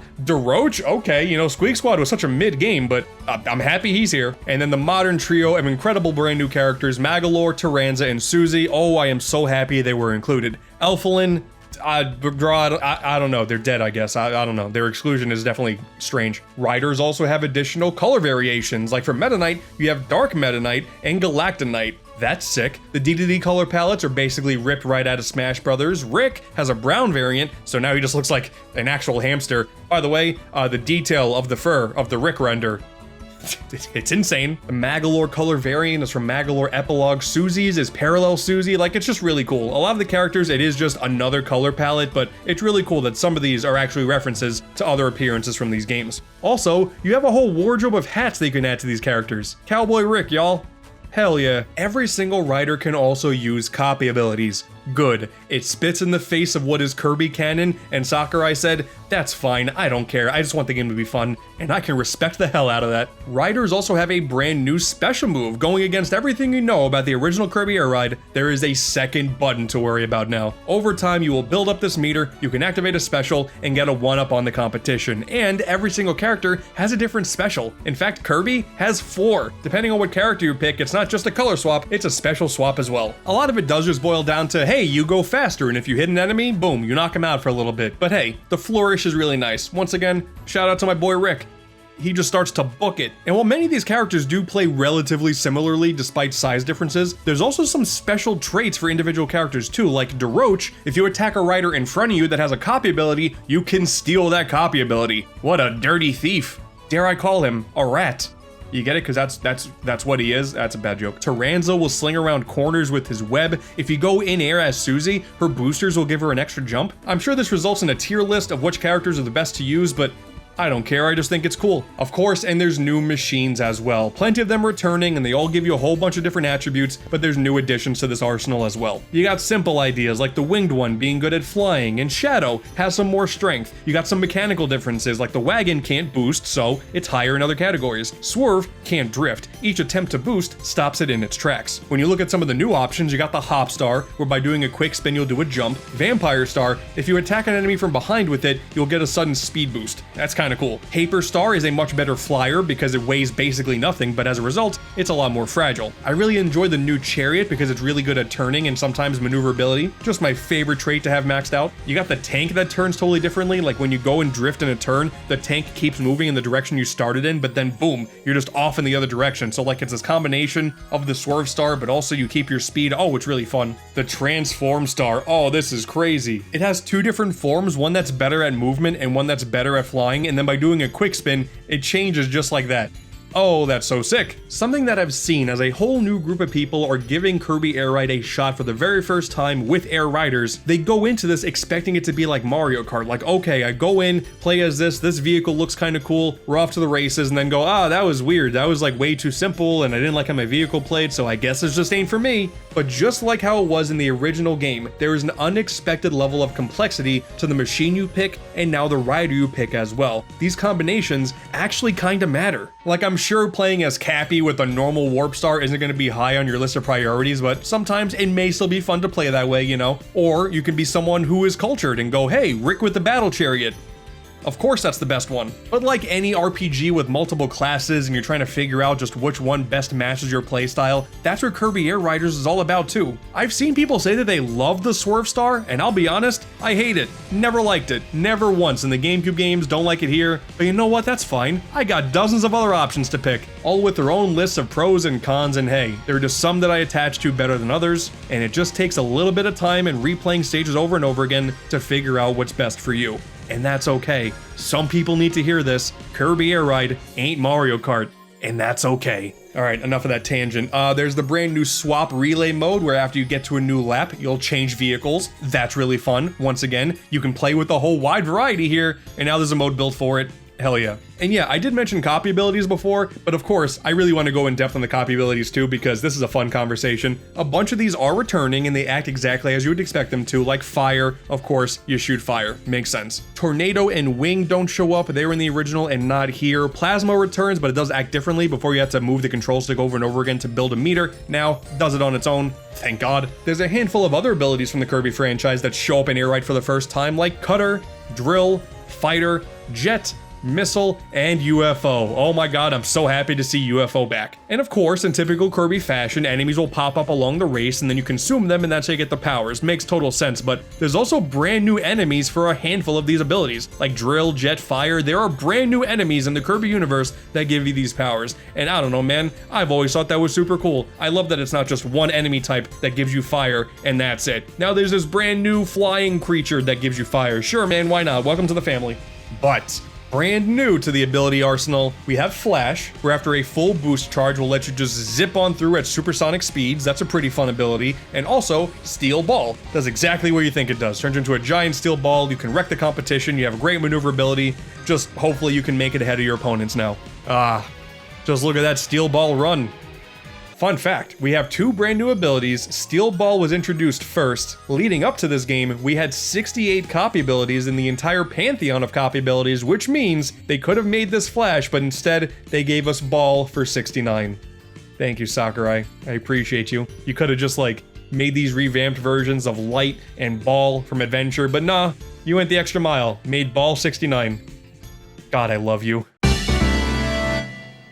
Oh yeah, Top Ride. I mean, I'll just say it. I wouldn't have been mad if Top Ride didn't show up in this game. I get it. Sakurai wants to make sure that his previous work show up in his newer works to make an ultimate version of Kirby Air Ride. I'm totally fine with it. I'm not against it. I just wouldn't have cared because Top Ride was never the strongest mode. It was always the weakest one. And that is the same case here, but I'll give him credit. They did add a lot of flourish. So it's exclusively new courses, no old courses show up, which is fine because those old courses were incredibly tiny and this game is way faster. There's a big change to how this mode controls. Before you had the Free Star and the Steer Star, which would be essentially if you held upright on the analog stick, you would go upright in game versus the Steer Star where you're constantly just tilting left and right and turning. Two completely different styles. That option is still here, you can just attach it to whichever vehicle you want. That's nice. That's about all I have to say about Top Ride. There's like a couple new items that can mess with the competition and that's cool. Really, they did the best with what they could do with Top Ride. Outside of going for the challenges, there's not a whole lot of reason to do Top Ride over and over again. Like even when I tested the game online, had no problems getting into Air Ride and City Trial matches, but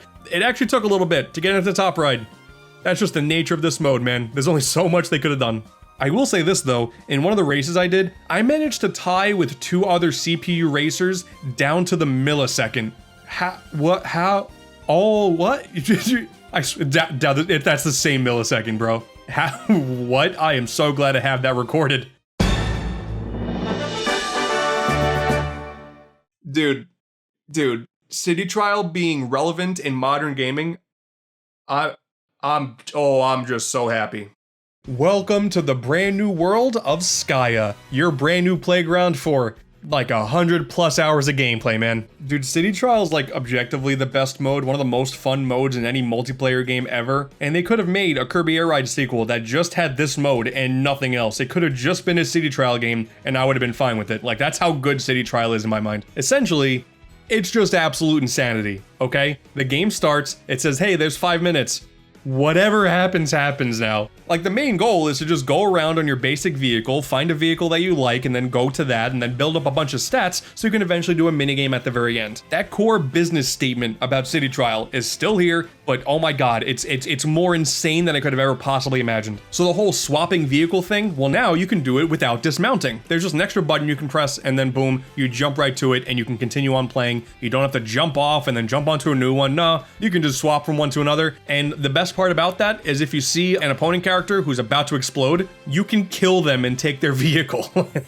Oh, that's so cool. There's a bunch of food PNGs that can give you health. There are items all over the place. Many of them are in boxes, so you're gonna want to go in and break the boxes and get a bunch of stat upgrades that way. Or sometimes you can get these completely crazy items that you can use to attack opponents, like this laser beam, where you can summon meteors from the sky. Maybe you can just start spinning indefinitely and have a hitbox around you that entire time. And on top of that, you can now store some items in reserve. So hey, that's cool. The more destruction, the better. There's a new rival system where if someone defeats you, they will now be marked, so you can target them specifically, and if you defeat them, you will get more than the usual power-ups that you would get for defeating any other rider. All those little changes make the second-to-second gameplay of City Trial just that much more fun and intense, and oh my god, once again, things can just happen at randomly. Look up in the sky, it's Mega Gordos. They're coming in, there's a million of them. Oh god. Hey, now the boxes are big. Now the boxes are small. Oh, now everyone can't stop spinning. This is gonna be nauseating. Oh, suddenly everyone goes at incredible max speed. Okay, good luck figuring out where you're going. Now these portals can pop up where if you go into them, it'll shoot you into another area, and then if you just keep going in a straight line, you get a line of new stats just for maintaining this straight line. Sometimes keys will pop up, and then okay, cool, you get the key, and then you gotta find treasure chests, and everyone's scrambling to get to the treasure chests because you can get a bunch of stats that way. Sometimes the friggin' halberd can show up in the sky randomly with items all on top of it, so if you manage to stop what you're doing and manage to get all the way up there, you get some rewards. And that's really cool. There are other floating islands that pop up from time to time, and they will also give you a bunch of items, but they're incredibly difficult to get to. But if you do, super rewarding. And also, probably my favorite thing here, maybe sometimes the game will go, hey, a short race is about to take place in this area of the map. Everyone get to this destination, and then you get there, and suddenly you're doing a micro race in the middle of all this insanity. Just a one-lap race. First place gets a bunch of items, second and third place get less items. Like, oh my god, it's so fun and frantic because then you're right back into the thick of City Trial. Or you could partake in a dust-up derby, where now you're also all participating in this arena, but just trying to kill each other, man. Like, there's a lot of violence going on in this game. This is all something a free roam mode and an equivalent Nintendo game that has racing could really have benefited from, you know? This is so much fun. And the beauty about all of these different things that could pop up at any given moment during this time period, you can also just say, no, you know what? I'm not gonna participate. I'm just gonna go about my business and collect items my own way. I mean, why not, right? A bunch of characters are gonna be going in and trying to race, and many of them are gonna fail. Suddenly, this entire area of Skya is free for me and me alone. So let me score up on some more guaranteed items, you know? I love that freedom. And once again, like everything else in this game, Skya is a beautiful, massive floating land. It's so much bigger than the city in the original game, and there are multiple new layers to everything as well. I already talked about the islands in the sky, but of course, there's areas underground as well. There's a whole alternate dimension you can tap into if you go down a volcano. That's pretty cool. It's just, man, they knew City Trial was like the mode to focus on. It definitely feels like outside of Road Trip, they focused most of their time and energy onto this mode, and it was worth it, man. Oh, I love it here. But of course, at some point, the timer hits 0. And now, it's time for a stadium minigame, and this is also dramatically different. If you go in with just your default settings, you'll be presented with 4 different options. Some of them may say recommended based on what stats you have, but as you can see here, you have the choice of what you do next. And it's worth pointing out that you can change how the voting system works, or toggle it off completely. But say if you do City Trial with less than 8 players, everyone will do the same stadium. All the players vote, and it'll pick one randomly for those that were chosen. But if you did City Trial with over 9 people, it could actually go up to 16, even though those groups will be split up into 2. Everyone will participate in the stadium that they choose, no matter how many other racers pick it. Up to 8 can compete in a single stadium at any given time, but there's also the opportunity that you are the only one that picks a stadium game, and then you win by default. Hell yeah. There are some additional variations on this whole process, like the stadium can be pre-chosen and it'll be announced before the match starts, which is really clever because then it completely changes your mindset for which stats you want to build up during your run. So if you know a boss is coming, you know to prioritize offense instead of flight, which would be useless in a boss encounter. Sometimes you may be lucky and you'll pick up a prediction codex item that'll tease for you what the predetermined stadium game will be, but it could also lie to you. Thanks, bro. I'm getting Sonic Adventure 2 Meteor Herd hint flashbacks. But yeah, once you get into the stadium, it's just a little mini game to test your skills. It could be a normal race, it could be a drag race in a new area. You could be thrown into this arena where you have to take out more enemies than your opponents. There's a lot of returning ones, and of course, some brand new ones here as well. There's a skydiving challenge where there's a bunch of rings with numbers in the middle of them. They all give you points. The most points by the end, of course, wins. There's gourmet race where you have to get more food than your opponents. Of course, seeing gourmet race in a Kirby game, big fan of that. You got these crazy laser gauntlets, which are kind of like drag races, but just with a whole lot more shiny lights. Oh, Rail Panic, I love this one. I'm a Sonic fan, of course I love this one. Other boss fights can pop up around here as well, like, hey, you got the return of Dynablade. Great, I love her. I love that the game is like, oh, destroy the mysterious bird. God, I wonder who this is. I love City Trial so damn much, man. One of the benefits of getting a game like this so early in the Switch 2's life is I know I will be coming back to this on a regular basis for decades, the same way I did with the original GameCube game. But similarly to Air Ride, I've seen some new players come into City Trial and just act completely confused about what the selling point is. The online betas that took place before the game released were just exclusively the City Trial mode, so if you have no idea how insane it could be, yeah, I guess maybe it could be a little off-putting. But here's the thing, man. This is a game just about fun. Like, that's really it. Not to insult you if you don't understand what this game's all about, but it's just fun. Do not take it seriously. You are building up a bunch of stats. Many of them will likely not be important whatsoever for the stadium game you partake in, but that's fine. Just do another game, and then whatever happens, happens. It's just fun. It's just a fun video game, and sometimes that's all you need. That's what worked decades ago in the GameCube game. They made it, I feel, objectively better, and it's all I ever could have asked for. I'm telling you, man, you do one game where you're lucky enough to get the legendary machines, and then you can just plow through the competition in any stadium game they wish to compete against you in, and it's a feeling like no other. Dude, and you can do all of these modes online? Dude, City Trial with local friends, fine and dandy, but oh my god, you can go online and play with a bunch of people who actually know what they're doing, so it's even more insane. Oh my god. Oh, it's a good video game. Okay, with the heavy majority of what the game is essentially all about out of the way, there are so many additional things in every single corner of these menus that I'm going to talk about right now, because there's so much, I gotta get it done now. Hey, $50 amiibo!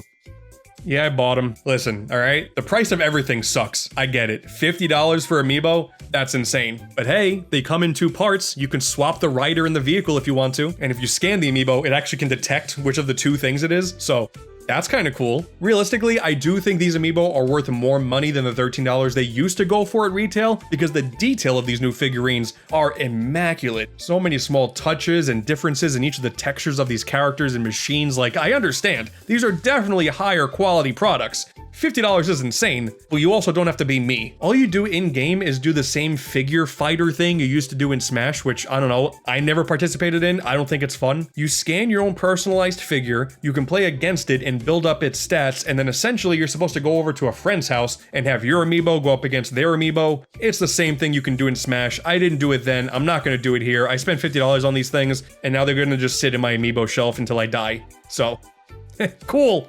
Welcome back, Starlink! Oh, wait a minute, that's not true. I can actually change the little toy on the main menus depending on which amiibo I scan. Dude, in a few months I'll get to have Chef Kawasaki on the main menu of a Kirby game. That's kinda cool. Oh yeah, by the way, this menu is gorgeous. I love how this works. You pick Air Ride and then boom, you go to a different area and the Kirby like will fly over to it. Like, oh, it's great. It's great stuff. Throughout all of your playtime, you will collect a currency known as miles, and you can use them to spend money at the shop here. You can buy a whole bunch of other hats, you can buy additional music tracks. Miles are not just for the road trip mode, you can buy some additional stuff here as well. The checklist is back, essentially the in-game achievement system, always accessible in the main menu by clicking ZL, which is very nice. There are 150 achievements for each major mode in the game, as well as an additional set of 150 exclusively for online, meaning the game has 750 achievements.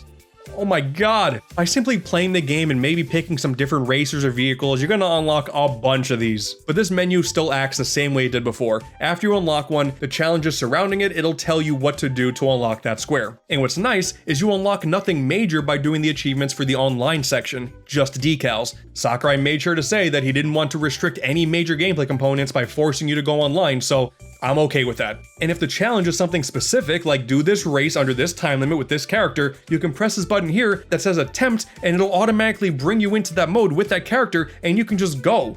That's so cool. But on these boards, you will sometimes see vehicles and riders that are the same unlockable across different modes, but you don't unlock the same thing again. That wouldn't make sense. If you unlock a square for a character you already have, that's how you get their alternate color. If you unlock a vehicle that you already had, that's how you'll get My Machine parts. Oh yeah, My Machine, where you can take any of these machines and you can change their color, add different textures and effects and accessories and stickers. You can make the machine of your dreams, and of course, by having an online shop where people can share the different creations online, welcome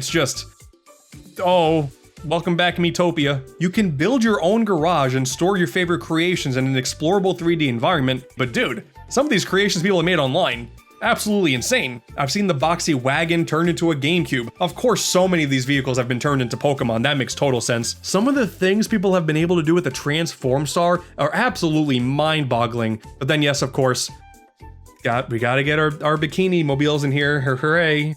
Did we not learn our lesson from the online sharing from Smash? Like, just a hellscape is ready to be thrown onto us. The floodgates are opened, and I'm scared. But also, the online sharing has a unique economy.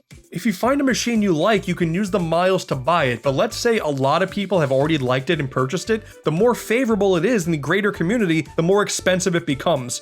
What?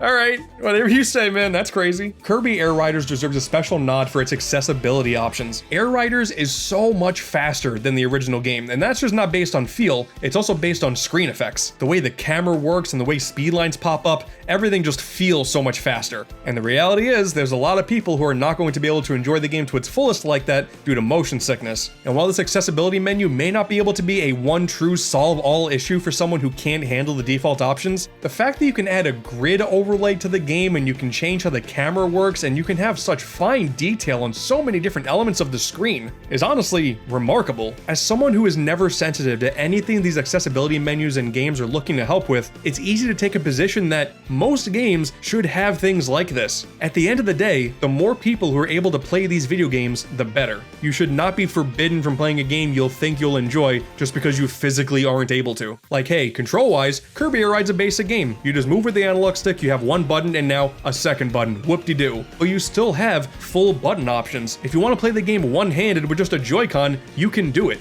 All this stuff is great, and the fact that it got shafted at the Game Awards for the Innovation and Accessibility category, despite releasing one day before the cutoff point that they make sure to specify in their FAQ, just saying, it's a little gross.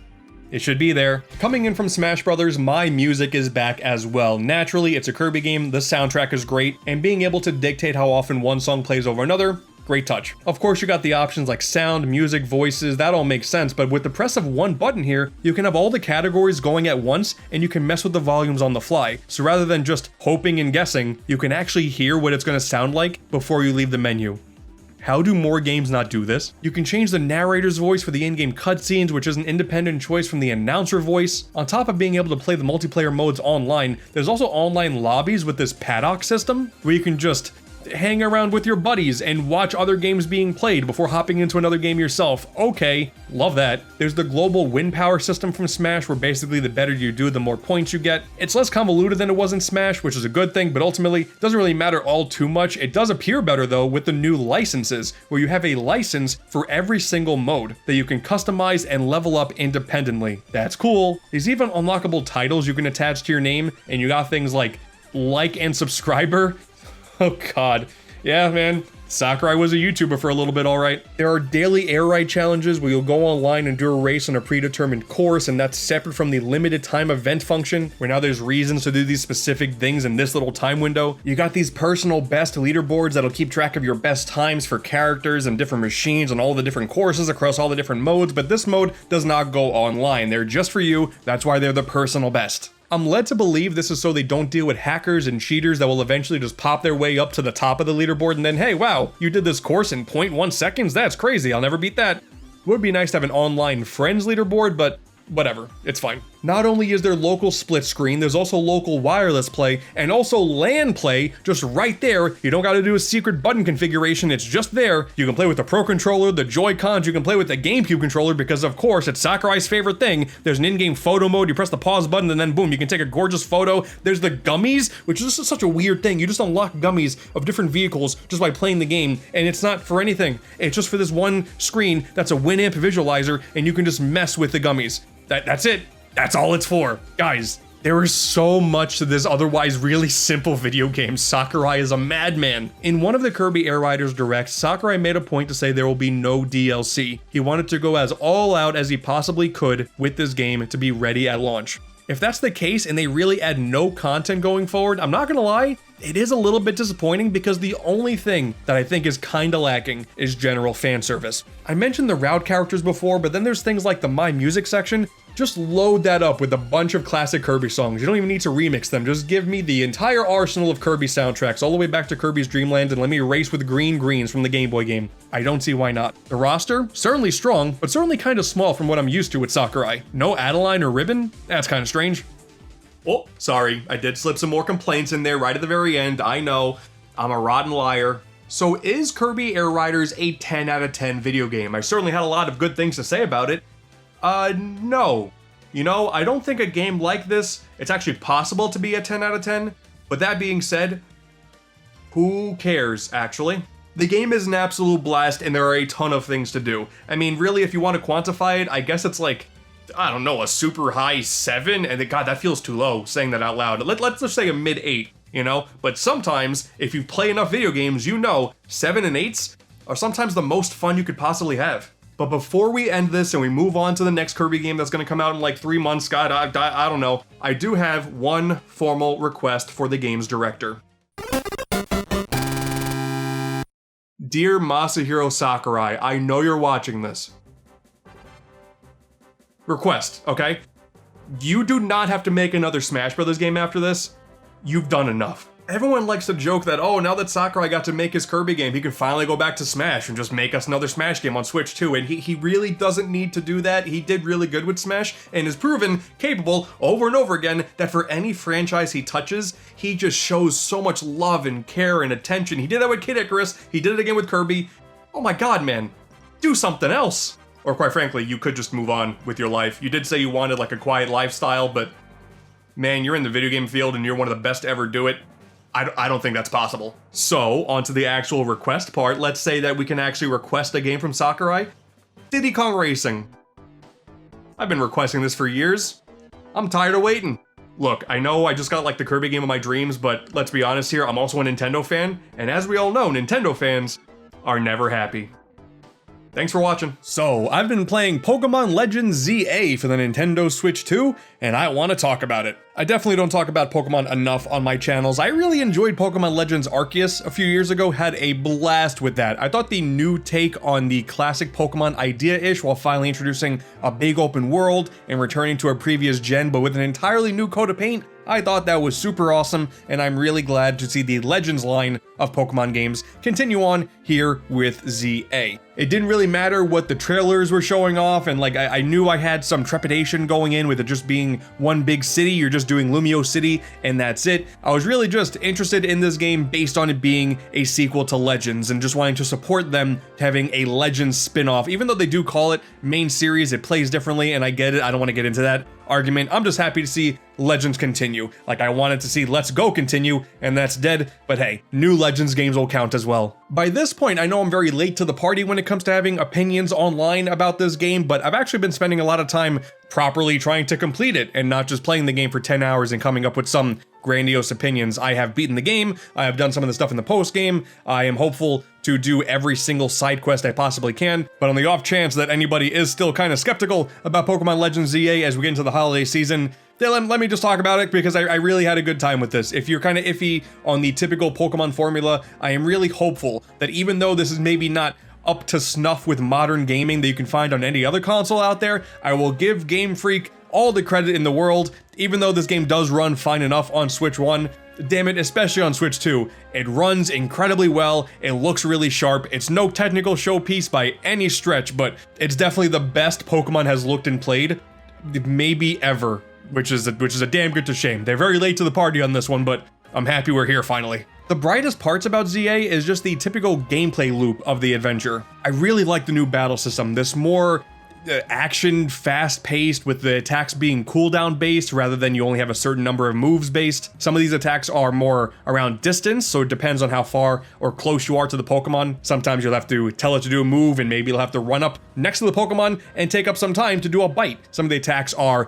AoE, some of the attacks are direct. Of course, you have the typical, you can do some stat buffs or debuffs to your opponents. It just happens at such a faster rate that it just made it a lot more frantic and fun. And it's one of the reasons why I always struggle to call these games traditional and mainline, because the gameplay formula is pretty different than a typical Pokemon game, because you have to completely retool how you approach Pokemon outside of there being a typical weakness system. And I think that is mostly evident if you dare to go online, because there is online competitive multiplayer with seasons that you can participate in order to get special benefits like Mega Stones and whatnot. And when you do this, you realize this is absolute chaos. Like when you play with people who actually know what they're doing, it's chaos. It's not that there's no rhyme or reason whatsoever, but it's so different than a typical Pokemon game. But I have always wanted a Pokemon game that felt more actiony, and I kind of got that here.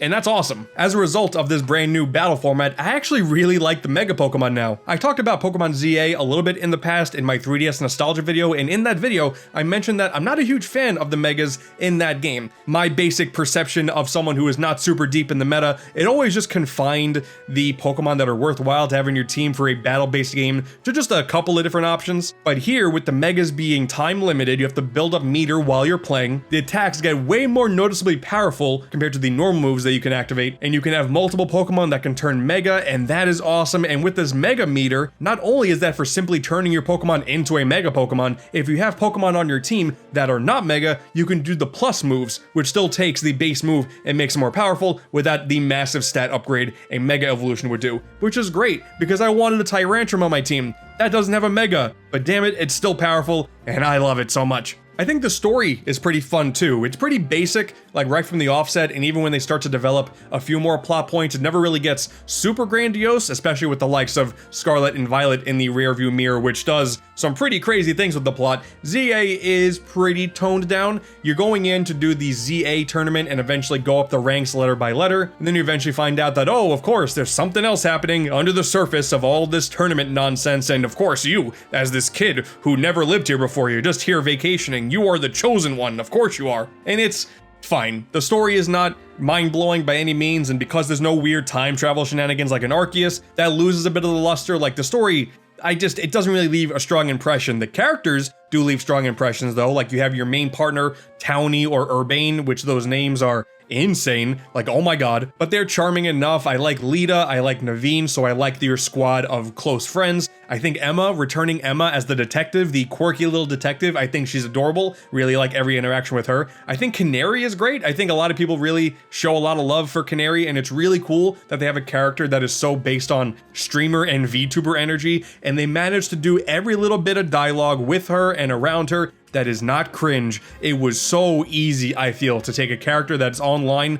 and you have a big company trying to make this relatable, and it would just fall flat on its face. But Canary, and whenever Naveen is fanboying over her, it's great stuff. I think all the stuff with her is great, and there's just so many really good characters in this cast, which for a Pokemon game, personally speaking, I didn't expect as big of a roster of likable characters as I got, so that's awesome. There are definitely some issues though. Like I think one of the big ones is the lack of voice acting, which in previous Pokemon games, obviously like the production was so low that it wasn't surprising there was no voice acting, but when the game kind of starts off with this really highly well done edited choreographed cutscene and the characters are moving their mouths and there's text that's across the screen and subtitles, but they're saying nothing, it's baffling. That it doesn't make any sense. It just doesn't make any sense. Compare this to a contemporary Switch 2 game that just came out with Hyrule Warriors Age of Imprisonment, which has an alarming amount of voice acting, then yeah, everything about the Pokemon Company having some of the highest amount of money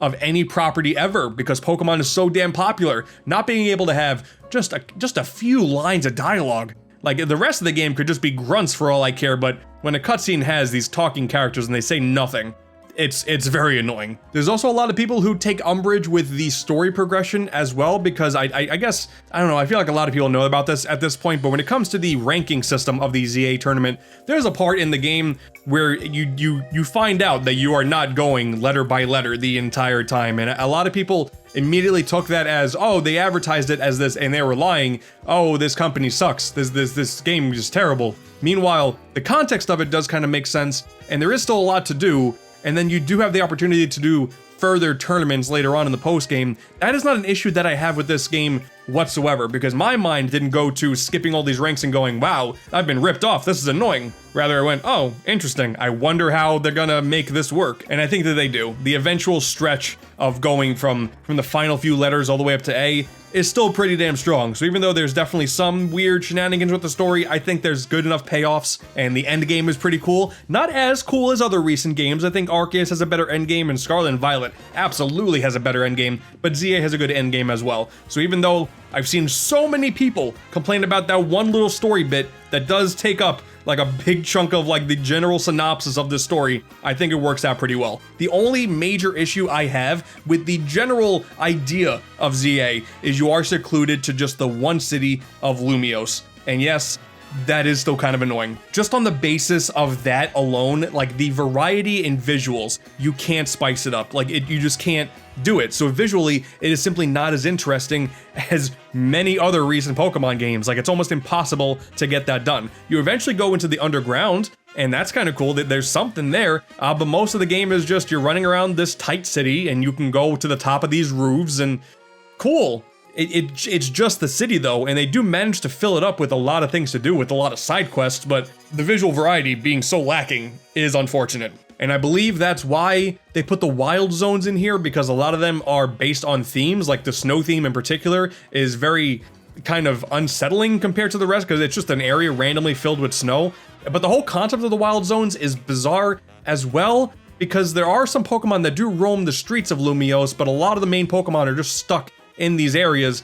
And outside of the completionist part of your brain that sees on the map that there are X amount of Pokemon in this area to catch, you want to fill up your Pokédex, you know? It doesn't really make a ton of great sense that they just litter this giant city with these random Pokemon areas. Like, it feels like there's a disjointing element of, oh yeah, it's a Pokemon game. You almost forget it's a Pokemon game because you're too busy doing quests and whatnot that are Pokemon games, but sometimes the game is like, no, you can take some time and actually like fill your Pokédex. It's not a big deal, but it's weird. It's not as seamless of an experience as it was in Pokemon Legends Arceus, where the Pokemon are littered throughout the entire map for reasons that totally make sense. And I would be more okay with Lumiose City if more of the exploration was rewarding. It just kind of feels tedious that you have to go for all these mega shards, and you can also find these colorful screws that give you basic perks like taking less damage from Pokemon attacks and stuff like that. But there is never an indicator on the map on where those colorful screws are, and the mega shards are all over the place, and they're not incredibly annoying to get,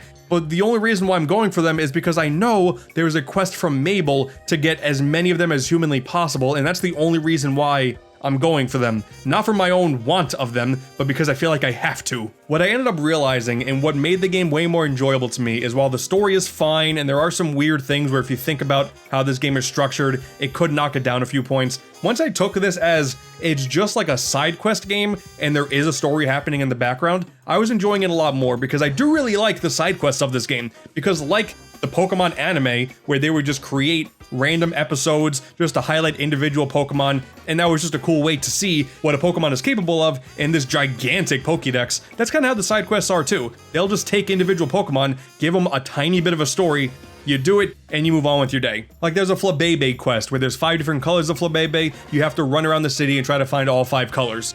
Cool, that's a quest that specializes in one of the unique attributes of this Pokemon in particular. It gets to highlight that. That's fun. I like these side quests, and I believe the best part of the game are the rogue Pokemon fights. This is where the story kind of has like a major purpose. There are rogue Pokemon all around the city, and only you few kids are the ones who are able to take them out. What's great about them is that they're not just typical Pokemon battles. They all are like single-player action RPG battles. You get shifted into this distortion area arena, and then you just gotta go and hope for the best. A lot of these Pokemon's moves aren't just, oh, I gotta sit and wait for my turn. No, they're gonna run around this entire area, do things that no Pokemon typically can. They could kill you, which is wild. And I don't want to spoil a lot of the late game rogue battles, but there are just so many battles near the end game that are genuinely challenging, had me replaying them a whole bunch of times, and led to some of the most memorable segments in recent Pokemon history. The fact that I can't go back and simply replay a lot of these fights is actually annoying, because I would really like to do that. And it is because I generally had a really good time playing this game and thought the story, while the story part itself, the plot was kind of whatever, the gameplay loop was as fun and kind of varied with the rogue Pokemon battles as it was. That's what got me kind of excited to check out the eventual DLC with this roguelike mode and whatnot, and seeing way more Mega Pokemon show up. I'm just very hopeful for that. Even though it's gonna objectively be way too expensive, I'm excited to see what they're cooking up for that mode in particular. If you're on the fence with ZA, I would still recommend it. I think some of it will be based off of your nostalgia for Pokemon X and Y, because there are some certain story beats that I think could have been explained better if you're not the biggest X and Y fan. Like, I'm really not a fan of Gen 6, but I did play through them, so I understand some of the plot points. Like, Zygarde obviously has a strong part in this story, but if you don't have some of the relevance to it with X and Y and the trainer that's with Zygarde for most of the adventure, it's gonna lessen the impact a little bit. So a little bit more of like showing the player what's actually going on would be helpful, which is crazy because this game already has one of the worst openings of all time. Like, it takes like an hour or two before things start to really pick up. They could have made that time so much more impactful if they gave us a bit of a history lesson. But I think based off of the lack of visual variety and there not being as much wide exploration as I wanted, I do think Legends Arceus is the better game, but ZA is still a really good time. And so far, this Legends mini-series, once again, even though they want to call it main series, this Legends line is, I think, currently 2 for 2, and I am very excited to see that hopefully in the future, Legends continues, because this whole idea of going back to a previous gen, once again, with an entirely new coat of paint, has so much potential. And you know what? It's crazy that after so many years of actually not being a fan of Pokemon games, I'm really enjoying this string of modern Pokemon. I had a Chandelure on my team because I love Gen 5 so much, and Chandelure's great Gen 5 representation, and I named it, it's hot. Dude, turns out I love Pokemon. I love Pokemon so much. Alright, here's a quick little asterisk, a little addendum to the main video, because I've been sitting on the finished review for a little bit, and since then, the Mega Dimension DLC has come out, and I did pick it up because I really loved the main game, and it was $30, and it was expensive, but I was like, you know what, surely, even if I just get more missions, I'll have a good time. And even with that, like, expectation going into it, I just wanted to talk about this real quick. Oh man, what a missed opportunity this all was. This is kind of lame. So I purposefully waited to go for 100% in completing the Pokédex and all of the missions in the base game, because I figured when the DLC comes out, that'll be enough of a push for me to go back and get all that stuff done with all of the new stuff. And while I still will do that, the actual Mega Dimension, the new stuff they added, this is really repetitive and lame, and it's just more of the nighttime missions that you were doing before, but now there's just a different context to it because you're surveying these hyperspace areas versus just building up points to go up for the next ranking battle. It's just the same stuff all over again, kind of under the guise of a roguelike, and you gotta get a bunch of donuts, and that's also very annoying. So if you're not really familiar with what this DLC contributes to the overall gameplay experience, well, there is more of an additional story that you get to go through now where, hey, these little hyperspace dimensions are popping up in the middle of Lumio City, and then you just gotta go in with the return of Karina from X and Y. That's cool. Her design is absolutely insane, so I'm okay with this. And while, like I said earlier in the video, the whole idea of this being like a big side quest game, getting a bunch of quests that are around this, cool, but then you get a meter that says, hey, you gotta get this many points in hyperspace in order to progress the story,